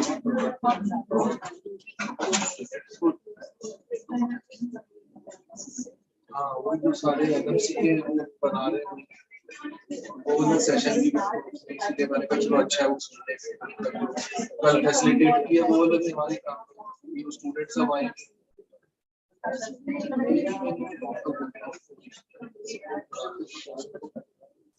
फैकल्टी कम करते हैं आप बैठे हो तो आपके पास कैसे इम्प्लीमेंट होंगे जितनी आप अच्छी अच्छी बातें बता ठीक है देर गुड बातें बहुत अच्छी लेकिन आपने आप कैसे करवाओगे सपोर्ट स्टाफ के आपका एक पर्सनल कलर होना चाहिए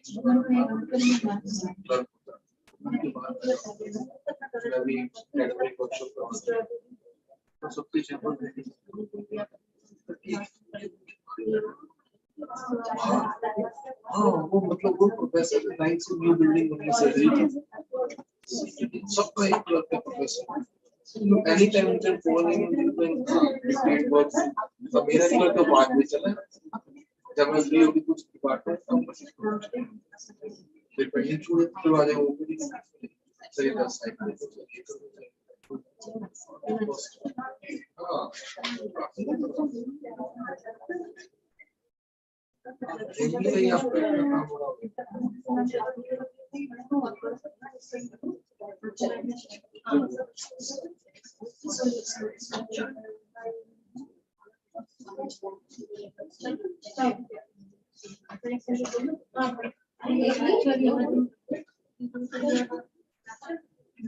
मैं तो उसको नहीं तो पर इसका समय मुझे आएगा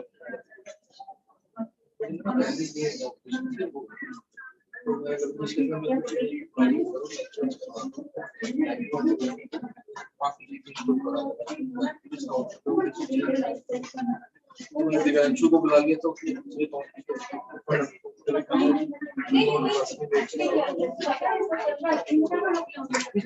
जल्दी आ गया था 10 मिनट्स वो बिफोर एंड आ गया मुझे भी पहले सुनने को बोला भाई अरे वो टाइम पे आते लेट आएंगे मैंने कहा चलो मैं तब तक पहुंच जाऊंगा 1:50 ना 1:50 आएगी कल जाके देख लिया तो सारा सब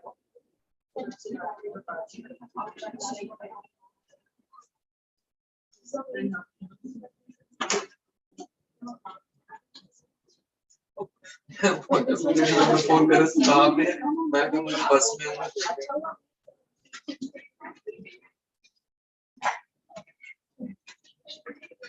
तो चलो अच्छा हो गया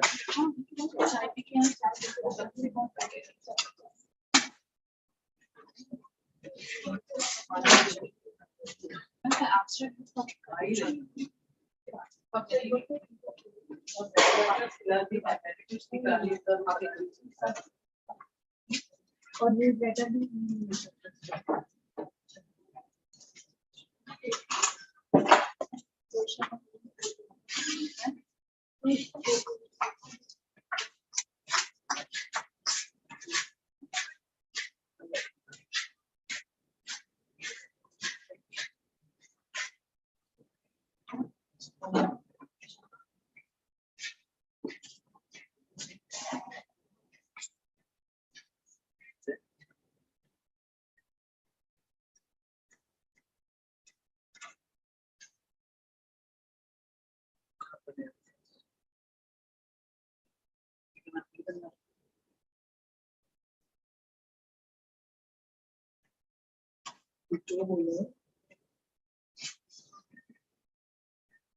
कहाँ रह गए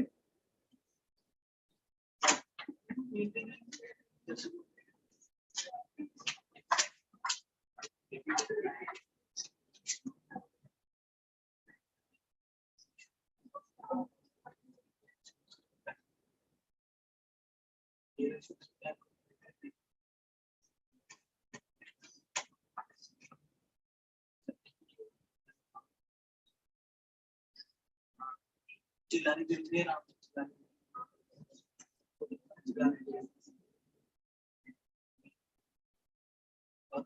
कोई भी सुन ले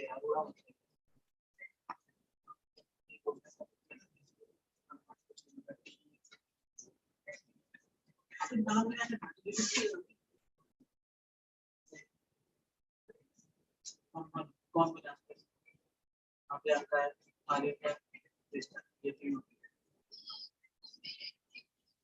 चिल्ला मत यार चिल्ला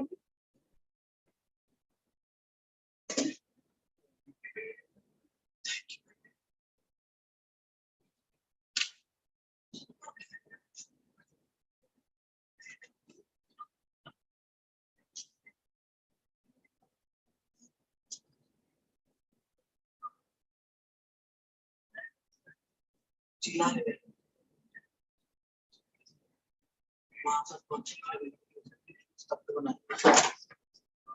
Hi Thomas, I'm there to listen to you.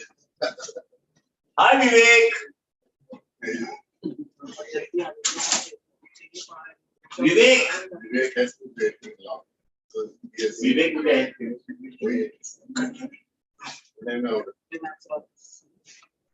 Hi Vivek. Hello, Avinash. How are you? Is it your new room or what? Yes. Oh wow, what a smart guy.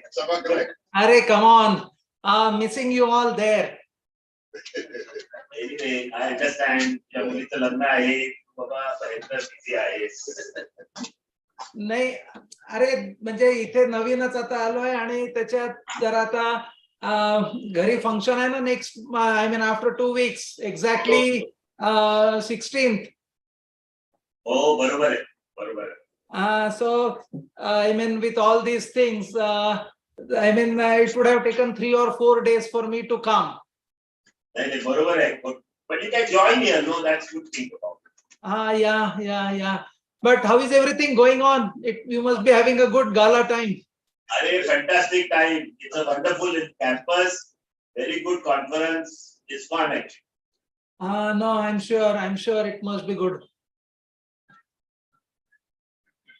So Thomas, when did you come from Australia? I came last Wednesday. So hope you're not jet lagged still. A little bit.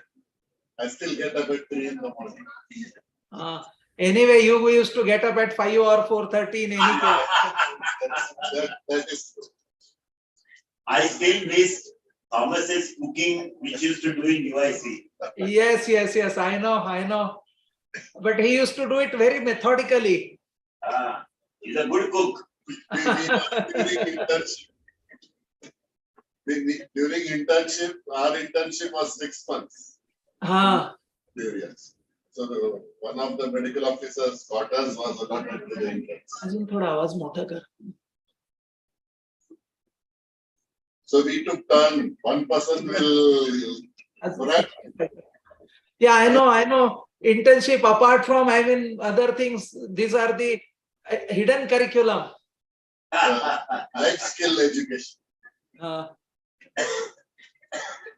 So when my wife went to UIC Chicago, my daughters became more of the maids food that she was prepared. So they requested. Yeah. So you were then privately they would say that you cook better than mama. So maybe they must have handed it over to you only, but maybe. I cannot repeat the same. Each time it will be good, tasty, but each time it will be unique. I know. So Thomas, I couldn't share my presentation to you earlier on, but I'm just giving a little Indian perspective. Just about maybe not more than 15 minutes. Already people are not. I know. Everyone must be, fag end of the day, last session of the day. It's always challenging.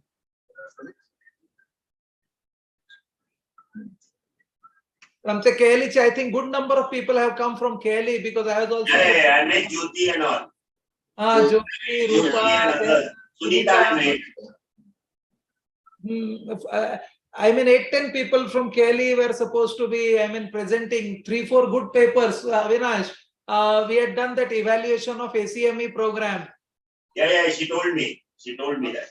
Sunita, she told me that. Right, yeah. This 2 points. Vivek, you're really looking PCA age. Are, come on.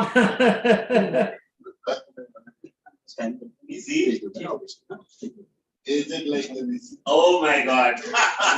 No, I think you look young still. How is your workload here? Less or more? We have 29 institutions here. In KLE, it was only health sciences. But here we have management, law, technology. In fact, it's little better because now interdisciplinary, interprofessional, we can do something. So इथे जरा बऱ्यापैकी जास्ती busy असणार. KLE मध्ये बऱ्यापैकी set होत्या things. म्हणजे I think there are systems in place. There was a good team. Very nice. But you have advantage of having been principal there, so you know many people. No, of course I know, but I was looking only after medical. Then now I have to look after all these colleges, and it's just matter of time. We'll get to do. I think here also we will try and do some good thing. There are definitely certain advantages here, and plus I come back to my home. Sure, home advantage.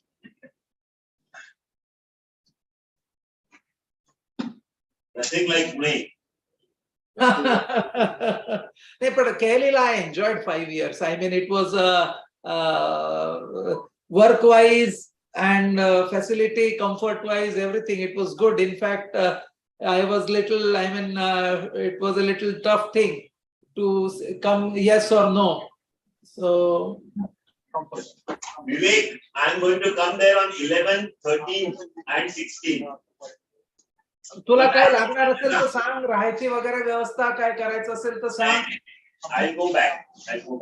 But me 11 आणि 13 ला येणार आहे तिथे. I'm going to come there for MAPCON and Pune Surgical Society. कधी 12 तारखेला आहेस का? मग आपण कुठेतरी भेटूया ना. 12 ला नाही. I don't stay there.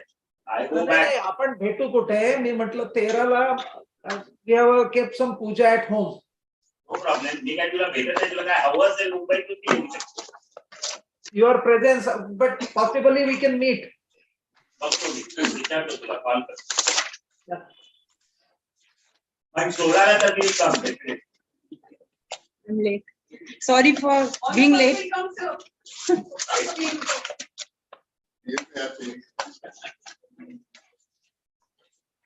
Shall I start?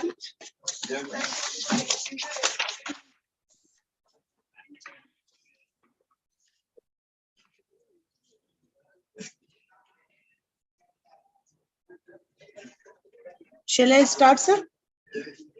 No, sir. CV, sir. Sir, yeah. So, with your due permission, shall I start, sir? Or shall I?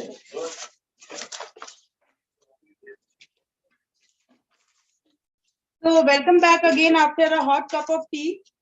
Today, during the inauguration, Dr. Anshu ma'am was talking about quality. So, we need quality at each level, be it patient care, be it education.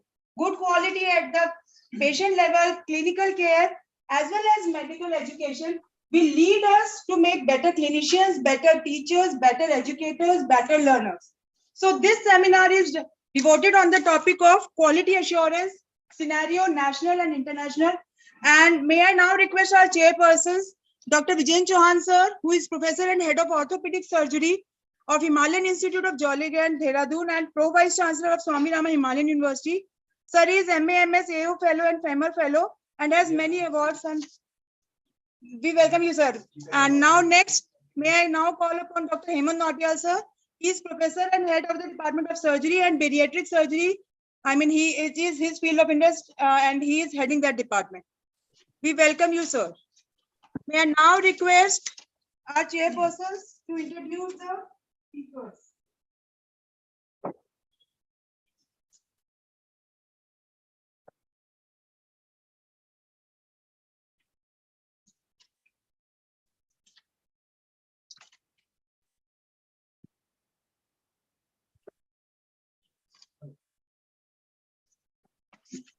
Mute करून घ्या आपल्याला.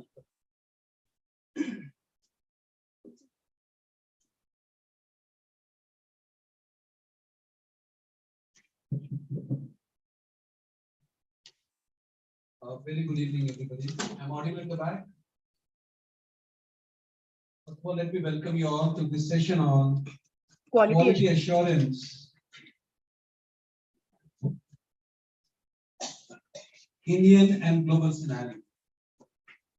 And we have two learned faculty members with us, Dr. Vivek Sahuji and Dr. Thomas Vichako.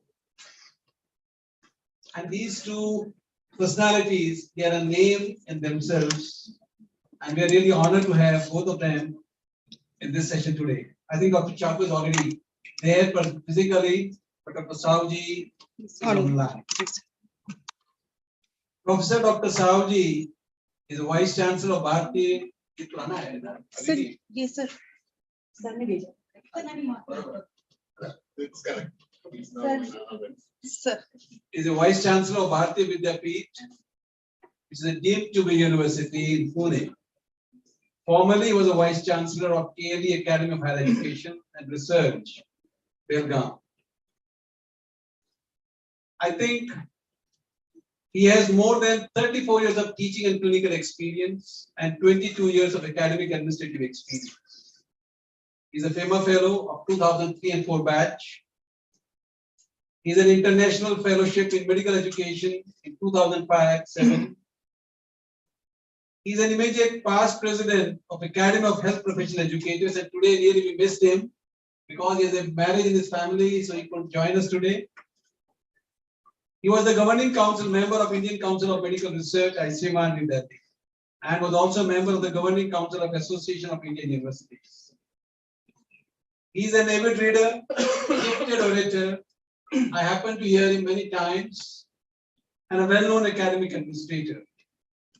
He is passionate about bringing meaningful changes in higher education system and medical education.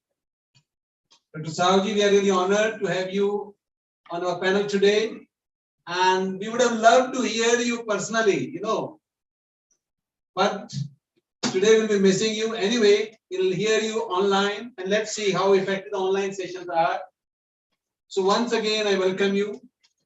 And, thank you. Thank you so much for your kind words. And actually, the loss is mine. I'm missing all the action. I would certainly have loved to be there, but I think little too many commitments here. But I think let's try and make little sense of the topic. So it's really a privilege and honor. I think we can begin for this session. The next speaker, man, he will be coming at that time. Sir, I would like you to start your presentation. Yeah, I can share the screen, no? Yes, yes, sir. Right. Yeah, upload presentation. Yeah, is my screen seen? Yes, sir. Okay, full screen. Yes, sir. Yeah, yeah. So first of all, good evening to all there. I'm sure you're having a wonderful time there with so very many experts and the like-minded people. And as I said, I'm missing all the action. I would have loved to be there amongst you all, but I mean, some commitments here, I couldn't come. The topic for the day is quality assurance, Indian and global scenario. In next maybe 10 to 15 minutes, I'll try and give a little Indian perspective on the quality assurance scenario, and we'll see that how we can really come to some meaningful conclusions. Everyone talks about quality assurance, so let us dwell a little deep into it so that we can make some sense and how we can really implement some of these measures which are there. So I'll be splitting my talk into three parts. That is, what is quality, then why quality, and of course, how quality. So I think this is one of the very, definition which was given by Harvey and Green way back in 1993 in one of their landmark articles, Evaluation and Assessment in Higher Education. And if I may say, when we say what is quality, that is, it is seen as something special or distinctive, demonstrating. Dr. Sahuji, I think your slides are not moving. Have you? Oh, is it? But it is, I think, steady here on my screen. So it is steady only, right? So this is the first slide? Yeah, this is now slide number 2. No, we are not able to see your number 2. It's a slide number 1. Oh, sir, kindly do the slideshow, please, sir. And kindly put it on the slideshow. No, it is on slideshow. No. It's not. Go back, escape kara. Is there any change? I mean, yes, sir. So now put it on a slideshow. Put it on a slideshow. Okay, now slideshow. You can go down. Yes, sir. This one. Okay. So is it now? Yes. Thank you, sir. Okay, thank you. Sorry for that inconvenience. So I think Harvey and Green, they defined the quality as something distinctive, demonstrating the highest academic standards, or conversely, meeting a threshold or a standard. And there are many reasons why we should be concerned about the quality. And actually, I picked up 2, which I thought are very relevant to all the stakeholders, particularly the students, parents, or for that matter, since we are in healthcare, maybe the patients and the other, society in general. So if we are assured of quality, then we can make informed decisions about what to do next, where to go, and particularly in terms of admission or the academic standards, or there are so very many things. And then also, I mean, if we're conscious about quality, I think it helps to change the culture from that of a blame or giving some excuses and not adhering to standards to that of one of learning. So if our educational institutions, organizations, they are conscious of quality, then I think we can change this culture and achieve much more. So I think in the Indian context, what we can say is that there are three areas, I mean, which three agencies that can monitor or help monitor quality, and whose responsibility it is and how. So number one, of course, is the regulatory councils which are there. Number two, it is at the institutional levels, and there are good number of external agencies. So maybe we will look at it into little more particularly about the quality assurance, quality sustenance, and quality enhancement. Next. So the regulatory councils, I mean, I don't have to name them, but they are primarily, their requirement is mandatory. I mean, before, if we want to start a program or if we want to increase the admission or if there is anything, then it is mandatory. But at the same time, it is minimum standards which are there. And so it is more or less prescriptive, in the sense that they define what is expected of us and we have to stick to that. But as I said, they are the minimum standards, and we all know NMC or MCI or various councils, they insist on the minimum number of staff and infrastructure and equipment and facilities. Why they insist is because we should be assured of some minimum standards, some minimum quality which is there. But I think most of the regulatory councils remain at the minimum standards. Then I think if we have to be little better, then at the institutional level, which I would say first was mandatory, second, it is nice to have. At institutional level, how we can be assured of quality is that if we are performing some academic audits or clinical audits or evaluating our teachers or the learner outcome measures, and then of course the other areas like evaluation of research output in terms of publication, grants, funded projects, then the consultancy and so on and so forth. So, and then if there are in administrative roles, evaluation of the, I mean, the various responsibilities apart from the academic and clinical that the faculty is involved in. So these are not mandatory, but if the institution is quality conscious, then I think they can undertake all these measures, and then I think they can be assured, and then they will be able to improve on them. So it is like self-analysis. And how can the institutions go about it is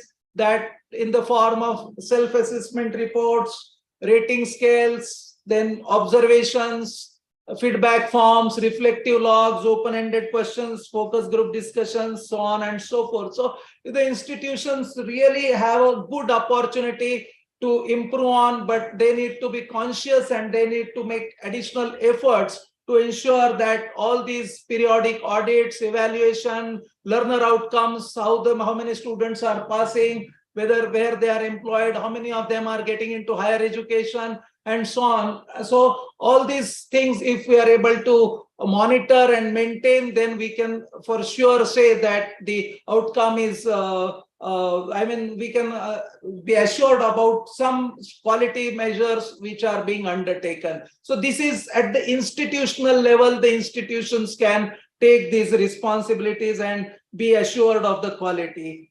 And the third and the most important, which I'll spend a little more, I mean, time, is about which is about the various ranking and accreditations agencies which are there. And we are all familiar with the NAC, NIRF, now all the institutes, particularly in private sector, they are very much conscious about the NAC rankings and where they stand in NIRF, because again, as you said in the beginning, it is about informed decision making. And then if we have a NAC of A+ or A++, And if you're in the top 100 of NIRF, then there are certain privileges, particularly with regard to autonomy, with regard to starting new programs, and with regard to the curricular and the teaching learning method changes, etc. So these ranking and accreditation agencies, they ensure that systems and processes are in place. We have to maintain a rigorous documentation. It is mainly about self-analysis. So there are a number of agencies, ISO, international ranking agencies like THS, THE, that is Times Higher Education, QS, and then there are of course some popular rankings nowadays. Unfortunately, it has become little commercial activity also, so that I think it's become something like a rat race.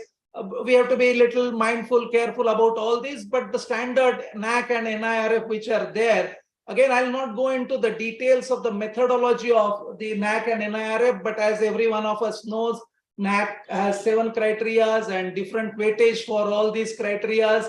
Again, as far as the universities is concerned, the maximum weightage of 30% is for research innovation, and for others it varies from the percentage, the parameters, the weightage varies, and based on the weightage, the institutions are graded as A plus, A++, or B, and accordingly depending on their CGPA. The important thing here is that since last 2.5 years, NAC has changed its methodology.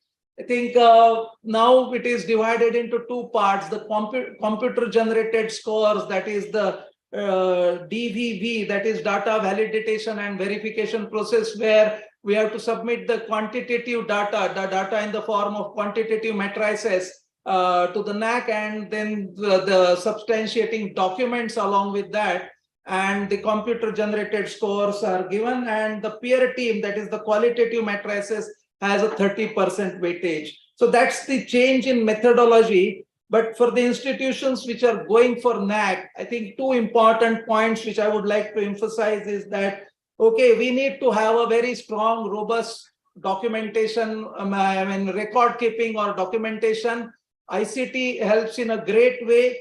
And if we want to score good in these areas, then apart from the factual information and the supporting documents that are uploaded, we need to look at the impact of the various activities that is being done. Say, for example, we are doing the innovations in teaching learning. So what is the impact of that? Or we're conducting the faculty development activities. What is the impact of all these activities? So I think that's something which is very important from the point of view of getting a good scores in the NAC. And I think in all these activities, we can really say that, okay, what is done and what has happened after, we are very conscious about it, so that we can be assured about the quality, and not just quality. I mean, once we are assured of the quality, I think we can be assured about the good grades.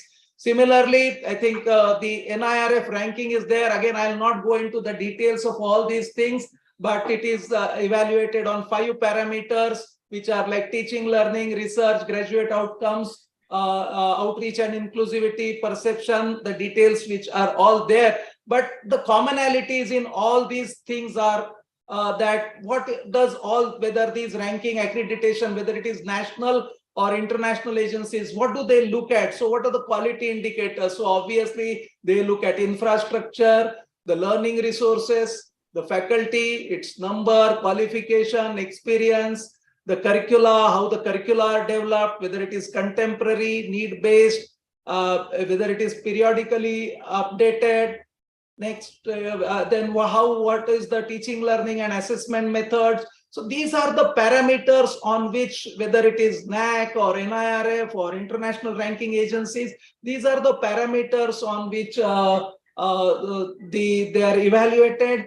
And then obviously, once we know these parameters, we can focus on, say, if we are weak in research or publications or grants, we can focus on, we can do specific activities pertaining to research or publications, and do specific faculty development, or take appropriate measures towards that. So I think that's something to know about this. These are the commonalities. I have not given individual matrices, but I've tried to sum it up into maybe 7 or 8 broad categories.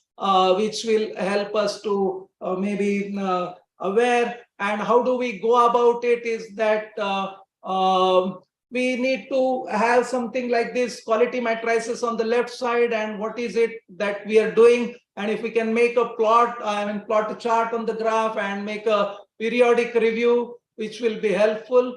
And I think, again, as I said, the important part of automation, digitalization, decentralization, dissemination, I think these are the key words. And of course, proper record keeping. If we're able to do that, then we know what good we are doing. Many a times we're doing a lot of good work, but we're not aware about these things. And so we need to be aware of that.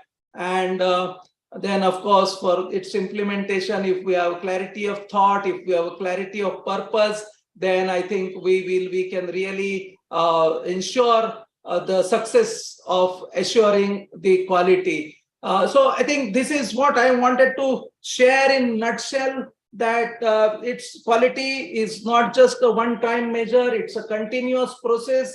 It has to be done at all levels. It has to be done at an external agencies level like NAC and IRF, which is desirable, which is not mandatory, regulatory councils, which are mandatory, and at institutional levels, we can take initiatives to see that we adhere to some of these quality principles and quality standards, and on what parameters we can be evaluated. That is something which we can bring up. And then I think we can spread this culture of quality in the institutions. So I think that is in brief I would want to maybe put up. I think Thomas will take it to the next level. And finally, as this is again a very important thought which is mentioned, that evaluation of our teaching programs and appraisal of ourselves as medical teacher will enable us to reach high standards and improve the educational outcomes of teaching and learning.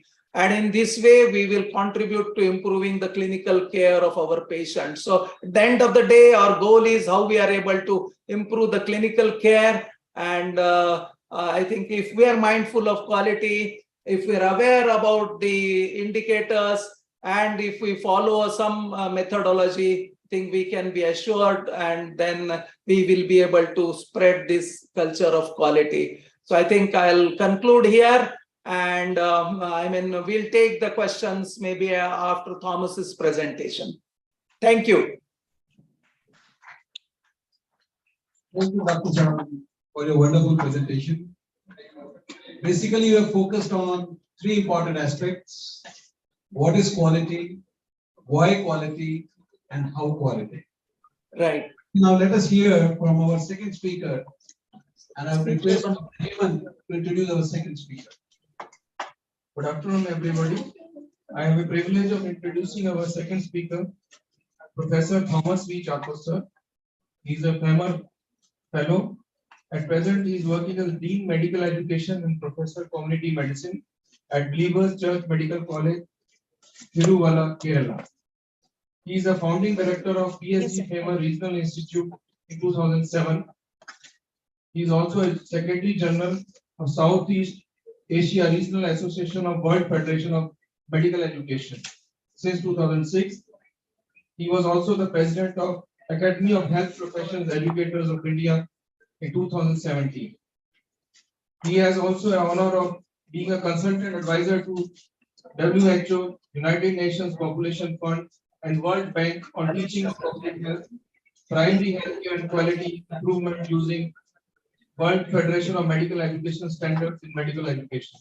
He has been a regular invitee to a national and international workshops on leadership, curriculum planning, competency-based medical education, quality assurance, and program evaluation.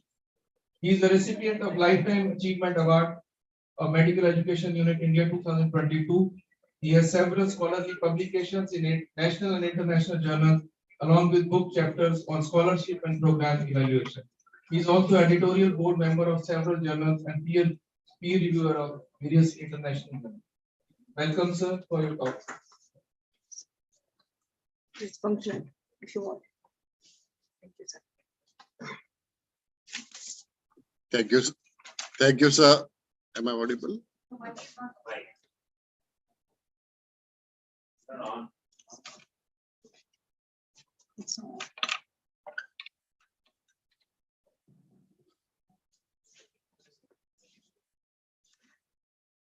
Thank you, sir, for that brief introduction. The attendance in the hall shows that quality has not yet entered into the consciousness of medical educators, although it is very important.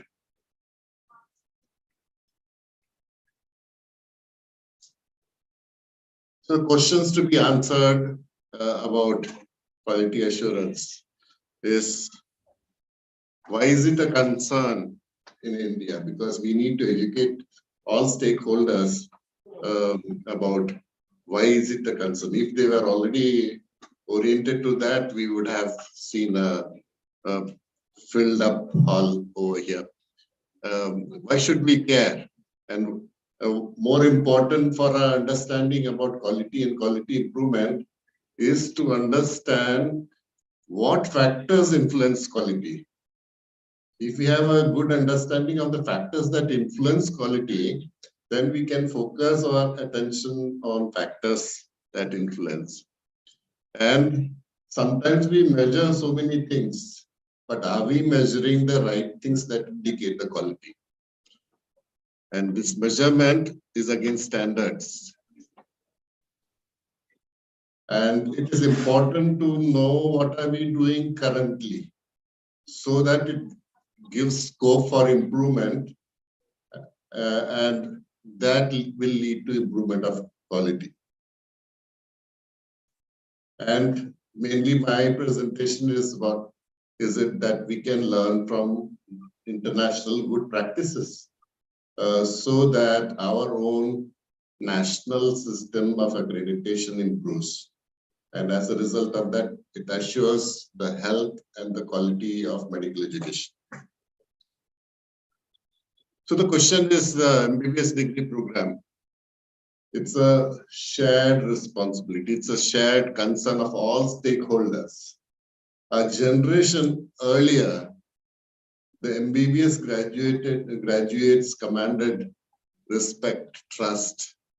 People could directly go to the MBBS graduate and get themselves treated. Now, patients,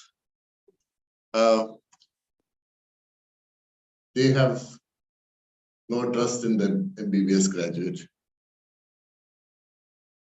Parents, they are concerned whether the college is recognized, whether the college and the education provides a return on investment. And the other concern is, does the system or the program result in an MBBS graduate who is job ready? So that's the concern. Mostly they can answer MCQs, they are busy preparing for entrance, but not competent to manage cases at primary care, although the curriculum says so. Provide leadership and manage health teams, and plan and implement and monitor national health programs. So these are the requirements of an MBBS graduate, but there is a concern whether these things are being measured, and whether quality assurance systems in place measure them. We are living in a world where world is a global village now. And if we take the example of US, 30% of the doctors in the US is for foreign medical graduates, and many of them are from India. So in this era of migration of health workforce, internationally, they are concerned with the quality of the graduates. So the Lancet Committee report highlighted health professions in the new century, transforming the education to strengthen health systems in an interdependent world. Keyword is interdependent world. So they need to be assured of the quality. Because they are not assured of the quality only, Indian medical graduates have to again appear for a USMLE or all those screening tests when they go there. So it's a concern. So Professor Savji presented a definition. I could find this definition of quality assurance borrowed from UK Higher Education Agency. It defines as a totality of systems, resources, and information devoted to maintaining and improving the quality of standards of teaching, scholarship, research, and student learning experience, because all these contribute to the quality. Until recently, and I'm sure even now, focus is on measuring head counting and infrastructure and all that. But that alone is not going to contribute to quality. It is systems and the resources, the teaching itself, the scholarship of the teachers and the output of them, and the student learning experiences.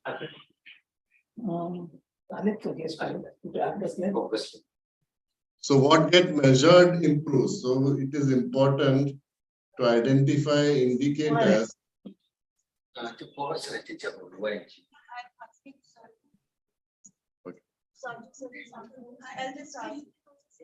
Vivek, can you mute your mic on your? Sorry. So we are measuring mostly the inputs, but we are not measuring the processes. We are not measuring the outcomes. The NAC accreditation system is indeed measuring processes and outcomes based on what Professor Vivek had mentioned. But in India, it is mostly inputs, with the assumption that if all the minimum inputs are there, it will produce a good doctor, a quality doctor. But that need not be the case. So dependence on reports of regulatory bodies in India for quality is not enough. So the report will say you have the minimum requirements in terms of staff and facilities and things like that. But that doesn't assure that the graduates that are churned by the organization, they are quality. So there is also a need to measure academic scholarship. Currently, there has been reforms and changes recently, but earlier they used to only measure how much research a faculty has done. But research on academic scholarship, how much the faculty have contributed to doing research with the purpose of generating evidence, whether the teaching that they are undertaking and the learning that is happening is producing the desired results. So quality or quantity, when measured against standards, is what assures. So for that, we have the standards. The UK has the Tomorrow's Doctor, the World Federation for Medical Education has the global standards, and India has the MCA and MC minimum standards. So against the standards, we need to measure whether the institution fulfills those, and it's a direct or indirect method of quality assurance. So if we look at the systems approach, it will be helpful to identify what all factors contribute to quality. And it could be in terms of inputs, the student's academic capability at admission, student-faculty ratio, faculty capabilities, infrastructure, type of curriculum. So those are the inputs which our accreditation body focuses on. It could be about the processes, teaching learning processes. How are the students assessed? Sometimes we assess the students, but whether the results, pass-fail results in India, do they predict the capability of the graduate? So sometimes some sort of assessment is done, but whether that reflect or translates to them being able to perform tasks, the job responsibilities is questionable. Student support and mentoring is important. Educational environment has to be favorable. Various co-curricular activities, and we have been talking, this whole conference has been devoted to humanities and other, so humaneness and other things. Leadership and governance does influence the quality, and support for faculty. Faculty also need to be supported. So those are process standards. And then the outcome standards. Finally, what are the outcomes? Are the graduates competent? What are the graduate outcomes? Today also in the morning they said, what is the use if the graduate attitudes are wrong or faulty? And the results in terms of their capabilities. So, and whether they are engaging in reflective practice, because for continuing professional development, reflection in practice, on practice, should become a habit, and that habit has to be initiated from the undergraduate stage itself. So UK WFMA recognition of accreditation agencies includes input, processes, and outcomes. All are measured, and so we have narrow to comprehensive standards. So there is a need to move from narrow standards to much more comprehensive standards, so that we start measuring them, and that will translate to quality assurance.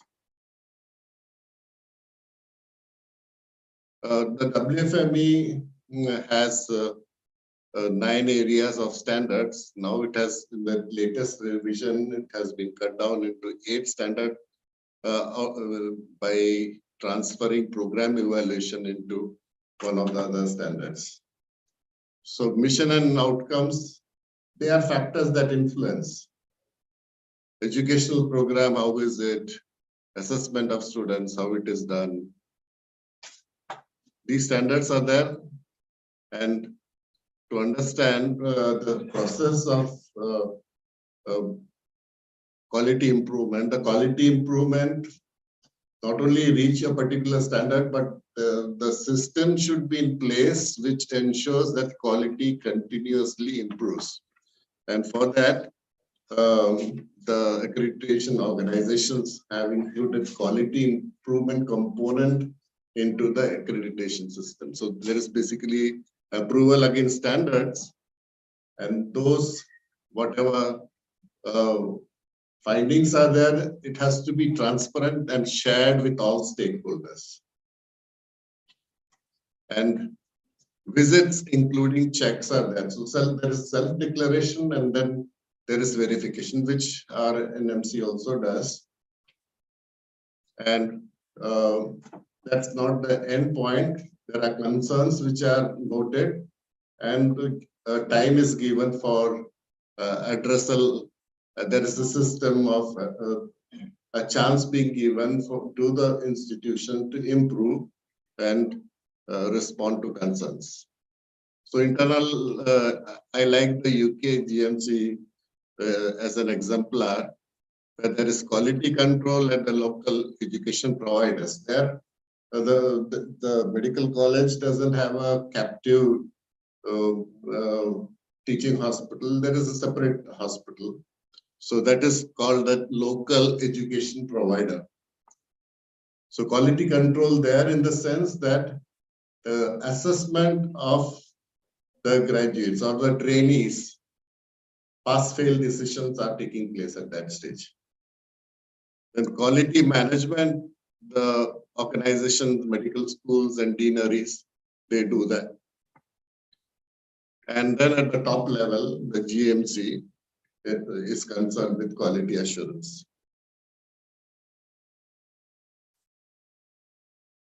As I was saying, for any organization, not only they should do a one-time check. There has to be a system of internal quality assurance. So the institution should have an internal quality assurance cell, which continuously does measurement against standards. And there is a committees which will review whether what are the areas of weakness that are concerns that needs to be addressed.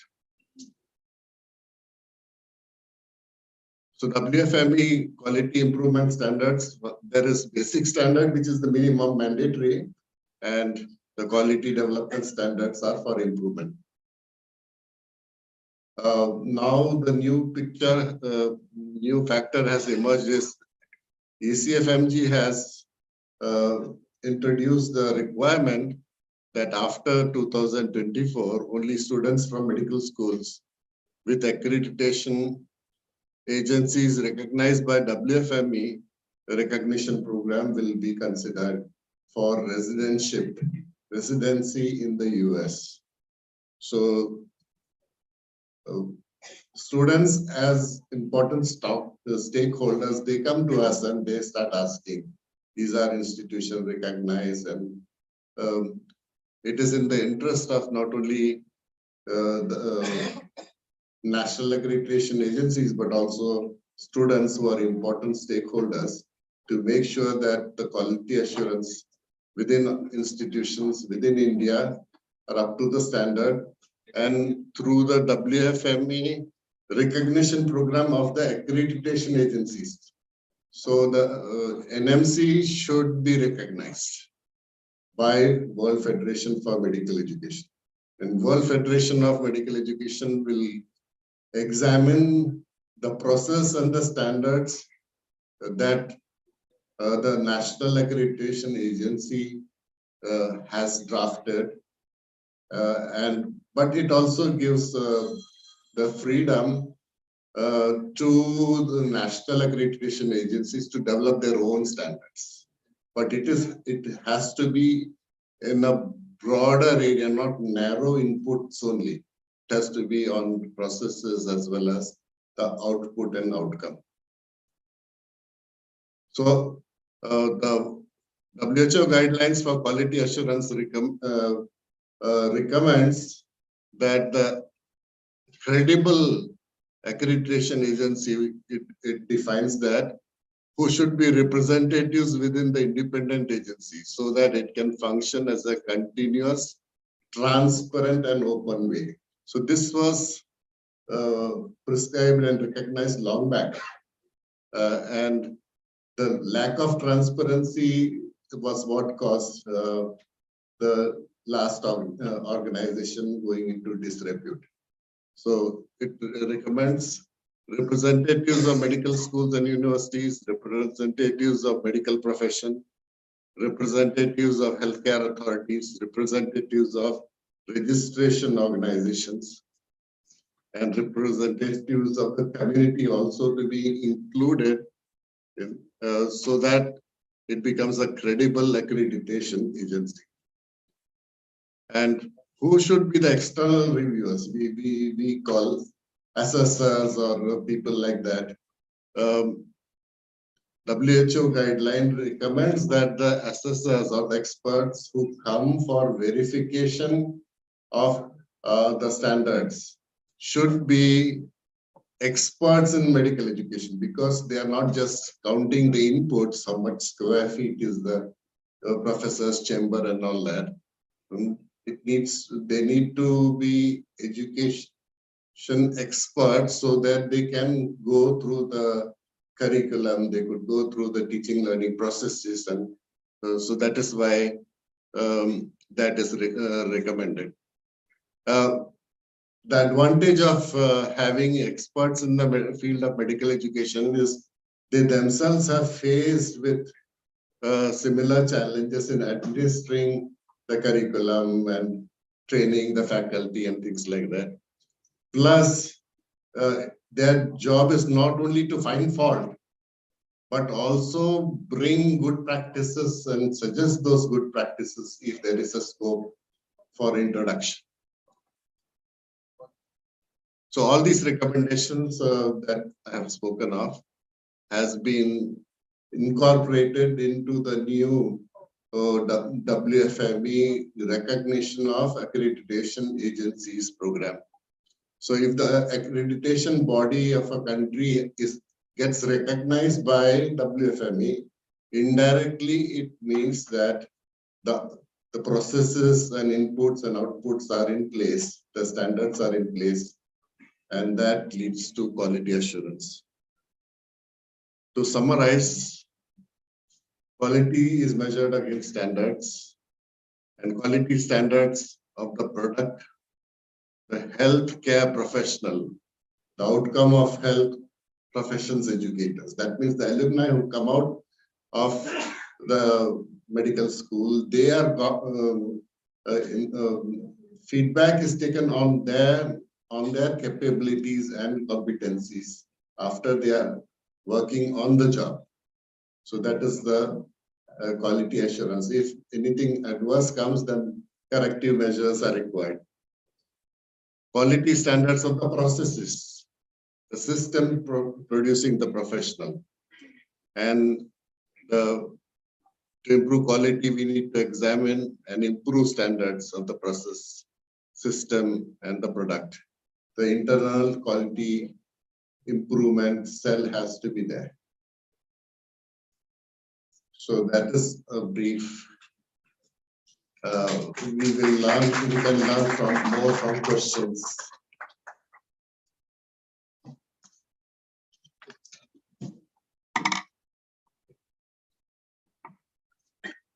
I think we can open the house for discussion. So we have 10 minutes with us. And anybody will be sure. Mike, Mike. You can come. Vivek, are you able to hear me? Yes, I can. Sure. What I wanted to ask you that I understand we are going through this phase of requiring the accredited by WFME and all that.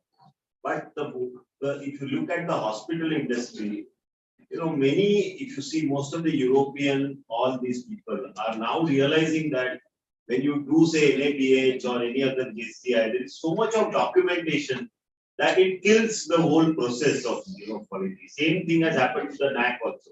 If some hospital is trying, a college is trying to go for NAC, it has so much of documentation.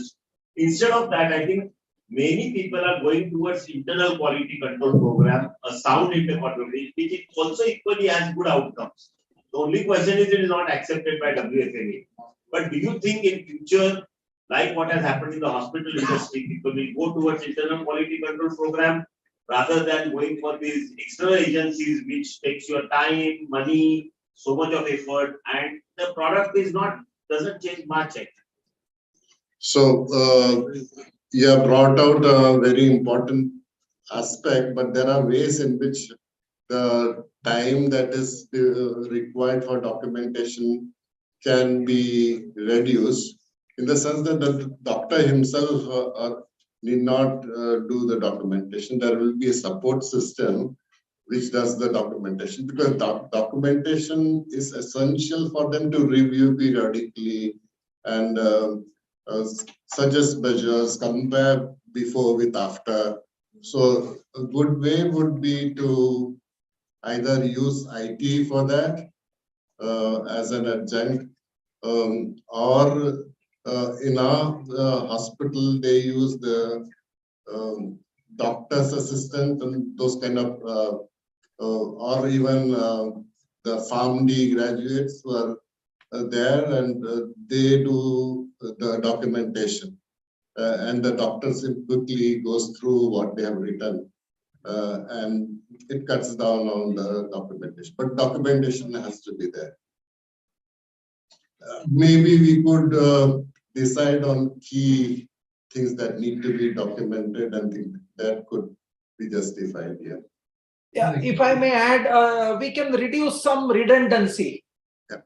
Yeah, because unfortunately there is a lot of redundancy, and then there are multiple agencies. So many a times the whatever IQAC cell or the heads of the department are overburdened with providing documentation, and each of them need it in a different format or a different way. And so it is at time frustrating job. So I think if all the agencies which work in sync, and then we can certainly reduce some redundancy. And as Thomas has said, maybe automation will definitely help, because now in the new NAC process, I think if it comes true, we won't have to submit the SSR, which is again a very comprehensive document. If every year timely we are submitting the AQAR, that is annual quality assurance report, and 5 years annual quality assurance report becomes your SSR. So I think these are some of the things that are going on, but I think it's still a long way to go. Sir, I have a question. You see, the problem is we are implementing the Western standards in an Indian scenario. I think we need to evolve our own system. If really the Indian system quality needs to be assessed. The reason being, what Professor Supi has now talked about, we got our hospital NABH accredited. So hospital has been NABH accredited 3 years ago. The nursing staff there, the quality of service which we used to render, that has deteriorated in fact. That has deteriorated in fact. And patients are complaining, the amount of nurses are the same because we have to maintain those standards. But the amount of work which she has to do now, maintaining the records, she's sitting only in the chair, the computer, maintaining the record. That's all. The communication with the patient, the touch which she used to do earlier, the way that she used to do. Now you know what she's doing. बच्चों को बोलती है, तुम जाकर drip change कर दो, तुम जाकर दवा दे दो. She doesn't do it. So the quality basically has deteriorated rather than improving. So I think we need exactly what happened in Europe, and they have yes. So now I think we need to rethink about it. The same thing in the education standards, medical education also. So that is precisely the reason why we have an internal quality assurance cell which receives feedback and corrects the system. It doesn't say continue with the same thing, it did not work. Internally, the members of the cell will come up with solutions. What they need to do is to demonstrate that whatever was identified earlier has been addressed and things have improved.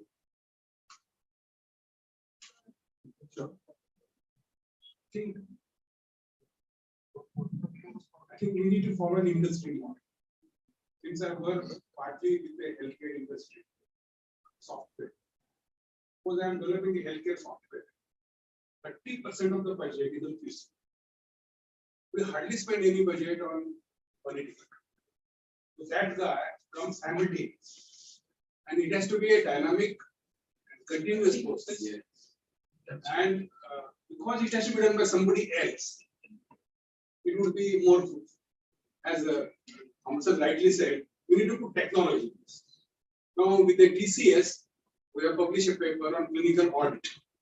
What a clinical audit we do nowadays is they take one standard or two standards and compare. Suppose in case you put in software, and then you can have a continuous monitoring of clinical decisions being taken all the time. So I think on similar basis, we need to create a continuous, maybe a formative assessment of standards. Otherwise, suppose the standards are not made, what to do with the student? The standards have to be agreed upon by the national organization. It will have to form a committee, and that itself may be periodically reviewed.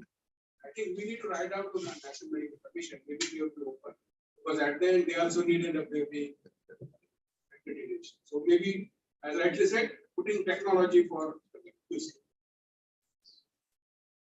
Thank you, sir. Dr. Vivek, this is Dr. Vijay here. Hello, Dr. Vijay, how are you?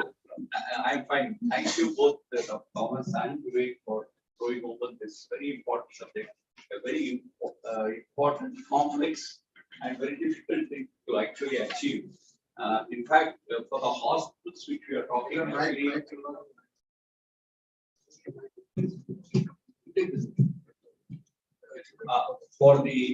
Just you have to hold like this. Yeah, for the hospitals, because this process has been working for quite some time, almost for the last 20 years. I think a lot of standards, but as rightly told, without documentation, there is no quality. We have to strive to document, and once you use technology, documentation becomes much easier, much faster. So one of the things that NMC might have to do is, instead of insisting for this 200-seater lecture hall and the demonstration halls numbers for each department, they should insist that every organization should invest in software for documenting all these things. That can be one good suggestion that may come about. Now, the question that I have is slightly different, because now they are talking about introducing next, that is your NEET PG as the next examination, which is going to be determining the quality of a medical school. Because by the percentage of students who clear next, they are going to see how far, when there are so many things to be looked after for a quality organization. Just one MCQ test, and I know how long it is going to take to produce the MCQ test with problem-based questions. Even if it is professionalism and such type of questions are going to be asked. I don't think maybe a best idea to sort of put a particular college as number 1, number 2, or whatever it is, based on next score. But that is what the government is actually planning to do for the future. We need to educate the government. Yeah. So that I very much doubt. WFME spent almost 50 years before they have come out with the standards before they can say so. Now, how can somebody who is getting into quality standards in medical education just for 5 years will actually be able to achieve the standards to get all these things filled out? So that's the worry. So I know. Yeah. I'm not sure what next is going to be. Is it going to be an MCQ test? Yes, that's what the plan. Or is it going to be clinical competency? But they are saying to be problem based. So obviously they will Written test or clinical competency? Clinical competency. If it doesn't include clinical competency. I'm very sorry to say that the clinical competency is something that I have to observe and then see whether somebody has got it or not. How are you going to do this through an MCQ exam? Let's come back to the quality. Let's come back to the quality. Because let's come to the quality again. I think because the question came out. Address to the body. Any other question? Yeah. One comment I had that was usually, like it is said that for assessment, what is the consequence? How students prepare for exam, and in that way we should assess the quality of assessment method or our approach. Similarly, when it comes to say minimum standard requirement or rank acquisition, I think it is the way an institute prepares for it should give an indication of what is happening. And the way I've seen in last 25 years of my experience, institutes preparing for minimum standard requirement or MCA inspection is total farce. It's they think of how to fake data, how to bring show someone who is not in the institute as a faculty or that kind of thing. So how to take care of this? That is one thing. We were very excited when our institute started preparing for NAC accreditation, for the first NAC accreditation. And the way the institute prepared, it was aspirational and we were excited. But again, the way the NAC criteria is changing, that is also worrisome. And the kind of formula which has been added and the rat race that Dr. Vivek Saudi mentioned, that is exactly happening, and that becomes very difficult. So we should have some control on the assessment process itself. Let it be minimum standard requirement or accreditation process, some control is required. One question I have for you, Dr. Thomas. You showed in one slide 2 standards. UK's tomorrow's doctor, and second was India's minimum standard requirement. And the way both of them are worded is totally different. Yeah. So what is the consequence? No, We don't need to study. so as I mentioned, the UK standards, they all follow inputs, processes, and outputs also are measured. And so we need to move from just input level minimum requirements to the assessment of processes and outcomes. The processes will be taken care of and remedied in the internal quality assurance cell, and suggestions will come up for improvement in that. For example, if a course is not delivering its objectives, then the cell will look into the factors why it is happening, so that remedial measures in the teaching method, learning method, and all those things will happen, and that will lead to the attainment of the objectives. Could you just give an example? Yeah. As Dr. Sukhdev said earlier, the documentation, we are not used to documentation. It is helpful, but if you create papers which just on paper, that is what is causing the worrisome and also the problem in many institutions. Actually, many of these dental colleges, the many faculties are involved in it because the first cycle is very difficult. It's very challenging because many of the criteria is not even existing. So they have to even make that, even institute such committees, and then they make the document. That is one. And where it is not possible, they have to create the document. That is the second problem.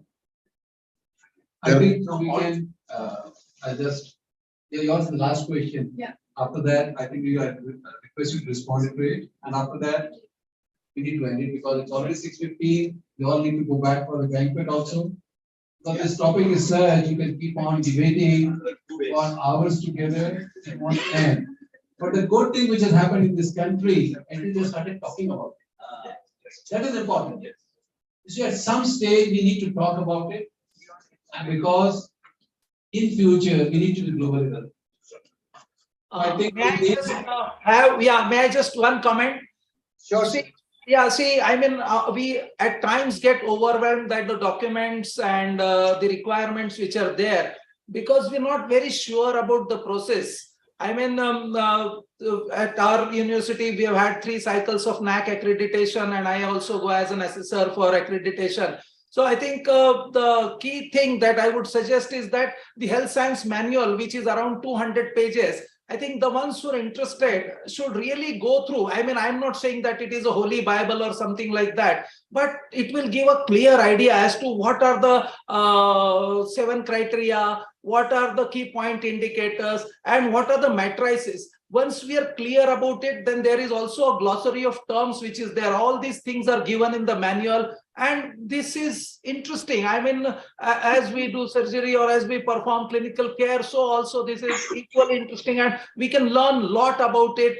And as I said, if majority of the faculty or all the faculty get well versed with these terminologies, these expectations, then it will not be all that challenging. At times we just see one side of the story and say that, oh, it's overwhelming, or it is overwhelming. It takes time. But if we want, I mean, to be assured about certain outcomes, then I think it is not going to be just free lunches. So I think let's all invest some time, some energy, maybe have some faculty training, and I think we can go on this. I think be assured about some quality, and I think be competitive. I think we take Sahu's word as the last word. So thank you very much, Dr. Sahuji. Thank you, Dr. Shaku, for really enlightening all of us. And thank you, audience, for your wonderful participation. Thank you very much. We thank you, chairpersons, and thank you, Thomas Chaco sir, Vivek Sahuji sir, for such an enlightening session. May I now request Dr. P. Vijay Raghavan sir to kindly facilitate Dr. Thomas Chaco sir. Sir, please. Pick, beta, Nishant, pick le lo. Yeah. Vivek, you're looking very smart. Arun Jamkar sir to collect on my behalf. Okay. So Dr. Dinesh Badilial sir, to kindly felicitate Dr. Dinesh Saudi sir.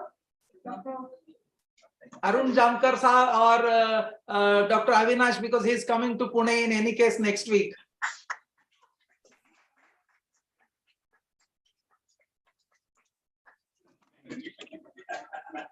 Dr. Dinesh Badilial sir, kindly to felicitate Dr. Vijayan Chauhan sir. याला जायचं तर जाऊ द्या, तुला जायचं तर जा. Dr. R.K. Dixit sir, to kindly felicitate Dr. Hemant Kumar Nautiyal sir.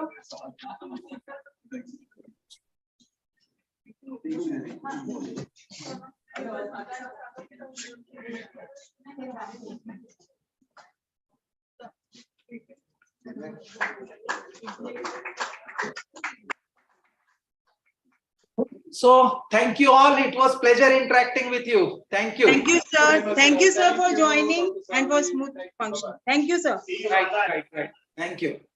Bye, sir. Sir, the EC meeting is supposed to be conducted here now, ma'am and.